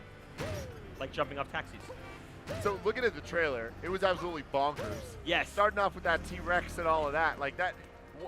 Where did that type of inspiration come from? The devs actually, from my understanding, is like they really decided, one of the first things they came up with was the idea of capturing, that whole capture mechanic, and then they basically just asked that anyone come up with any idea they could come up with. And they had a bunch, and they basically chose their favorites to create the game. So hence the T-Rex being taken over with Cappy, all that stuff like that. And even now they have different outfits too. Right now you can see Yes, Sarah's buy buying this outfit, buy the suit too.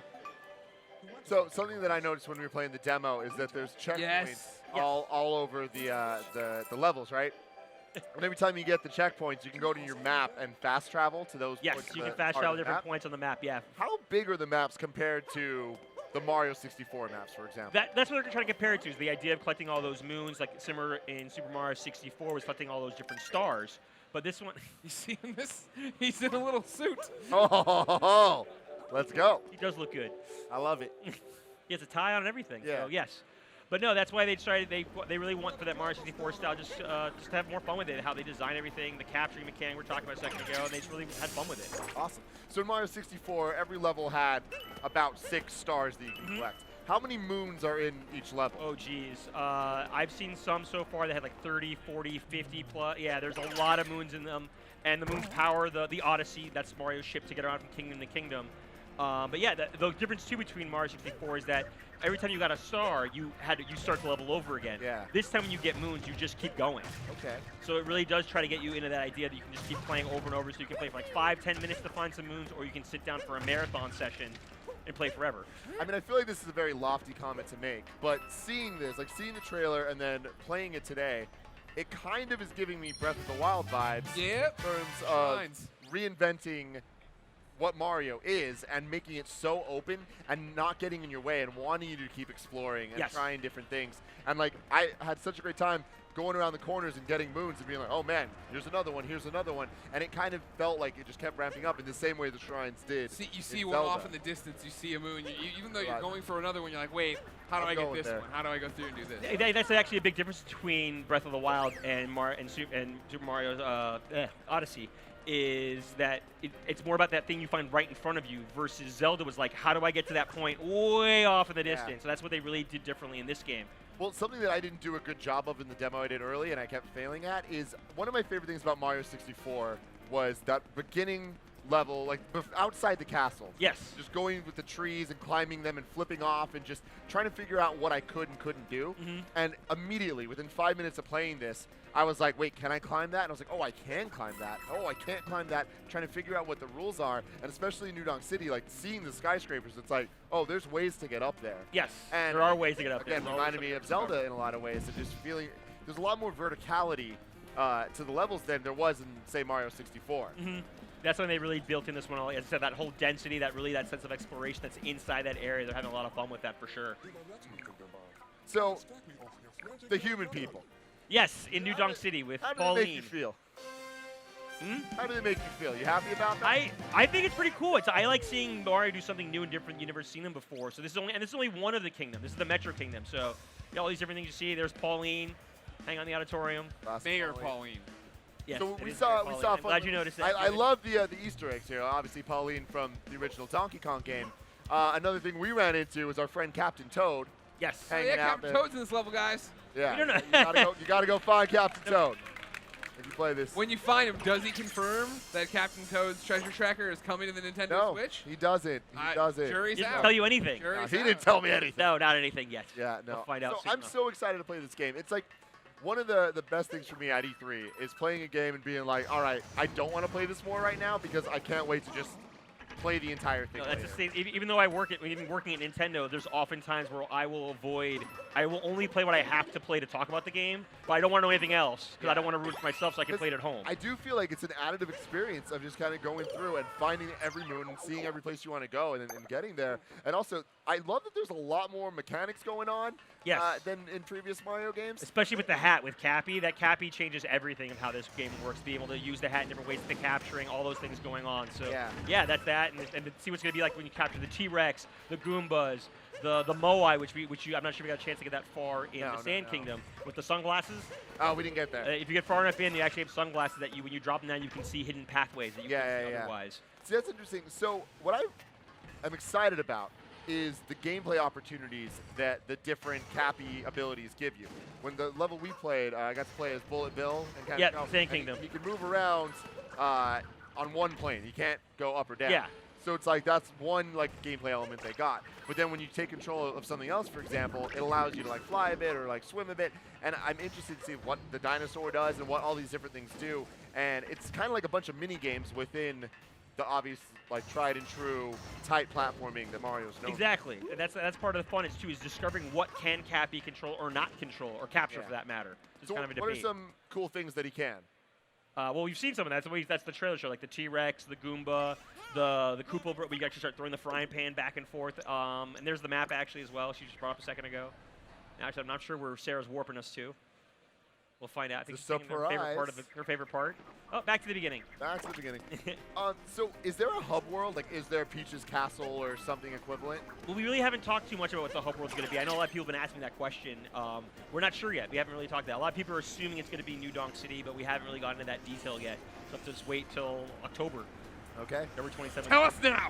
Speaking of like mini games and stuff, like here. Yeah, so right here, Mario took through a cabin. You took over a person. You captured one of the people, and now you have to control this little remote-controlled car to try to get to one of that moon that's hidden over there. If Sarah can make it. She can do it. I believe in her. Do it. I believe. Yeah. I believe. Yeah. Here we go. Is it? No. Almost. There it is. There we go. He's pretty stoked about Yeah, it. I like those. I like the mini games that are hidden. There's or not hidden, but like littered around the world. Or you were doing the jump rope one earlier. Yeah. And I can totally see that being like, we only had 5 minutes of a demo we could record. And it's like, I want to see. I would love to have just done that for a while. Of like, how many Mario jumps can you do in this jump? I've seen people do it. Actually, Sarah herself has actually done it before using the motorcycle.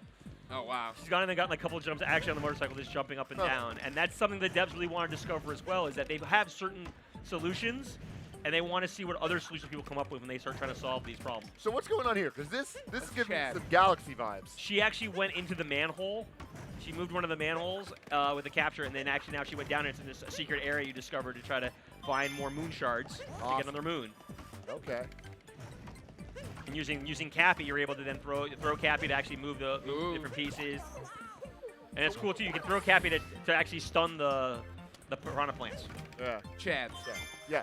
So, what's Cappy's deal? What's his backstory? We haven't revealed Cappy yet. Basically, Tell us! all these things. I actually don't know the full story behind Cappy. We haven't discovered it yet. It's easier to play ignorant when I don't know all these things yet. So, but no, Cappy's great because it's like give someone Mario to adventure with on this grand odyssey of his. So, well, so speaking of that, like jokes aside, Mario not necessarily known for story and all that stuff. But I appreciate that in this game there seems to be a lot of non-playable characters just kind of like adding like what they have to say. Yeah. But unlike 64 Sunshine, where like the Toads or the Delfino Island people, I forgot their names, would be talking to you and you have to just keep hitting A to like get through it. These are just kind of prompts that pop up and don't get in your way. And again, it's like I felt like there was a lot of momentum in this game, and also the new roll ability. I really love the speed that gives. The roll ability, even the hat stalling with Cappy. There's all these different things you can do and explore with Cappy, which is awesome to have a chance to do. But the story is interesting with the fact that now it's Bowser's trying to marry Princess Peach this time. They have the whole wedding outfit. About time they settled down. It's about time. Mario's got the outfit too. But even beyond, there's also the new enemies, the Brutals, which is that carry that you see on the airship. Those kind of bunny things. Yeah, those are called the Brutals. So what's their deal? They're basically helping Bowser plan his wedding. Aww. Yeah. They're event planners. Yes. I can't hate on that. No. No. Like Jennifer Lopez. You gotta do it for love. I get it. Yeah. Yeah. Do what they can. So what's something cool that we can see here? I'm not sure, Sarah. Sarah can take us anywhere you want. Is there anywhere you guys want her to take you guys? I don't know. Go climb something high. Go really high. Okay, go as high as you can. Yeah, let's Sarah. get high. Let's get to that the tippy top. Yeah. The tippy top? Game just looks so good, Tim. Oh, it does. And the coolest thing, so we get to play this anywhere we want. Like that's the thing that blows my mind. Right. It's like we're so used to these Mario games being of this quality, but on a home console. But now it's. Whoa! There we go. Yep. I'm really excited to see the later levels in this game because I love all the nods, like the level, this New Donk City, all this Donkey Kong-esque things going on, like the construction and stuff. That's super cool, and all the outfits that he wears are throwbacks to random old Mario things, whether it's Game Boy games like golf or boxing and all that. Here's what I'm talking about with the climbing situation. You can climb up there. You climb can climb up up steps. Those little steps right there. Yeah. You kind of climb up there. It's hard, but I did it earlier. Ah, let's see if Sarah can match Well, have it you jumped rope with a motorcycle? No. No, but I That's jumped true. rope. Don't be trying to throw I jumped rope Sarah. pretty well, if I'm being honest. She's trying. We'll see. But yeah, no, that's A lot not of part of it. As practice. far as just Sorry. going as high as you can, exploring, see what you can discover. Oh, there she goes. Oh, nope, she jumped off. Lining up. There we go. Oh. Aw. It's okay. It's okay. You've got as high as you can. It's fine in that regard. But yeah, no, that's part of the fun of just really just exploring this whole area. There's the Odyssey you can see off in the distance. Oh, cool. Mario ship. Did you actually get a chance to go inside the Odyssey? No. We did for a second. I wasn't paying attention. Yeah, which then a lot. Reggie was next to me got playing out. arms. I got distracted. Yeah, we left out to go buy a sombrero. Yes. Because I really wanted the sombrero. 'Cause that's what you do in this game. Yeah, exactly. Yeah, so the sombrero, the poncho, all the aesthetics, even like the Explorer outfit he had on as well. Is it all aesthetic? So far, we're all showing is about its aesthetics. Okay, cool. Which it depends where you're at because, like, to get the Mexican the poncho and the sombrero, you have to get the purple coins, Okay. which are called regional coins. That's the name of them officially. So yeah, and then you can use it to buy certain items when you're over there. So, what are the differences between the coins then? Because I'm seeing you have 205 coins. Normally 100 would get you a life. What's going on? So right now, Sarah used the coins actually to buy this costume right here, the suit that Mario is wearing. So it just depends. The coins can be used for different things to discover. And right now, what she's doing right now is the actual mission that we're on right now is to help that drummer. He doesn't have a band. Yeah. So you're helping him try to find the band members. I get it. I saw Tim, all that. We've come to the end. Oh, it's over? Yeah, that's how. Well, yeah. I mean, See, Mario's even happy. Perfect music. there you go. Yeah, You got a moon. That's how we end it. Thank you so much for coming by. Thanks, Greg. We wanted to tell you, of course, that I'm sure you knew your game's awesome. Your Kind of Funny Improved E3 award. There you go. Yay! Well, thank you. Super Thank Mario you. Odyssey. Very well deserved. Thank you, everybody. No, thanks everybody else who also helped choose it. When's it coming out? October 27th. All right, great. So not too far off. Yeah, we can't wait. You can play it anywhere. You can play it on the Switch anywhere you're going, or play it lazily. I play games pretty lazily now with the Switch. Yeah, sprawled out. No, I do all the time. It's All awesome right. with the Switch. Well, Tim, thanks for joining me. Thank you for having me. It's been a pleasure to hang out. It has. It's been a pleasure to hang out with all of you. Did you have fun?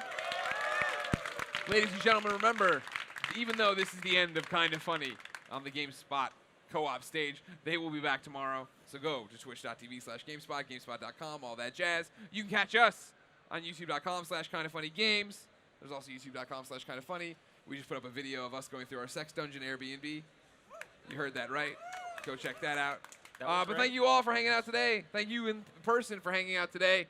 Ladies and gentlemen, this is E3 2017. And until next time, it's been our pleasure to serve you. Oh.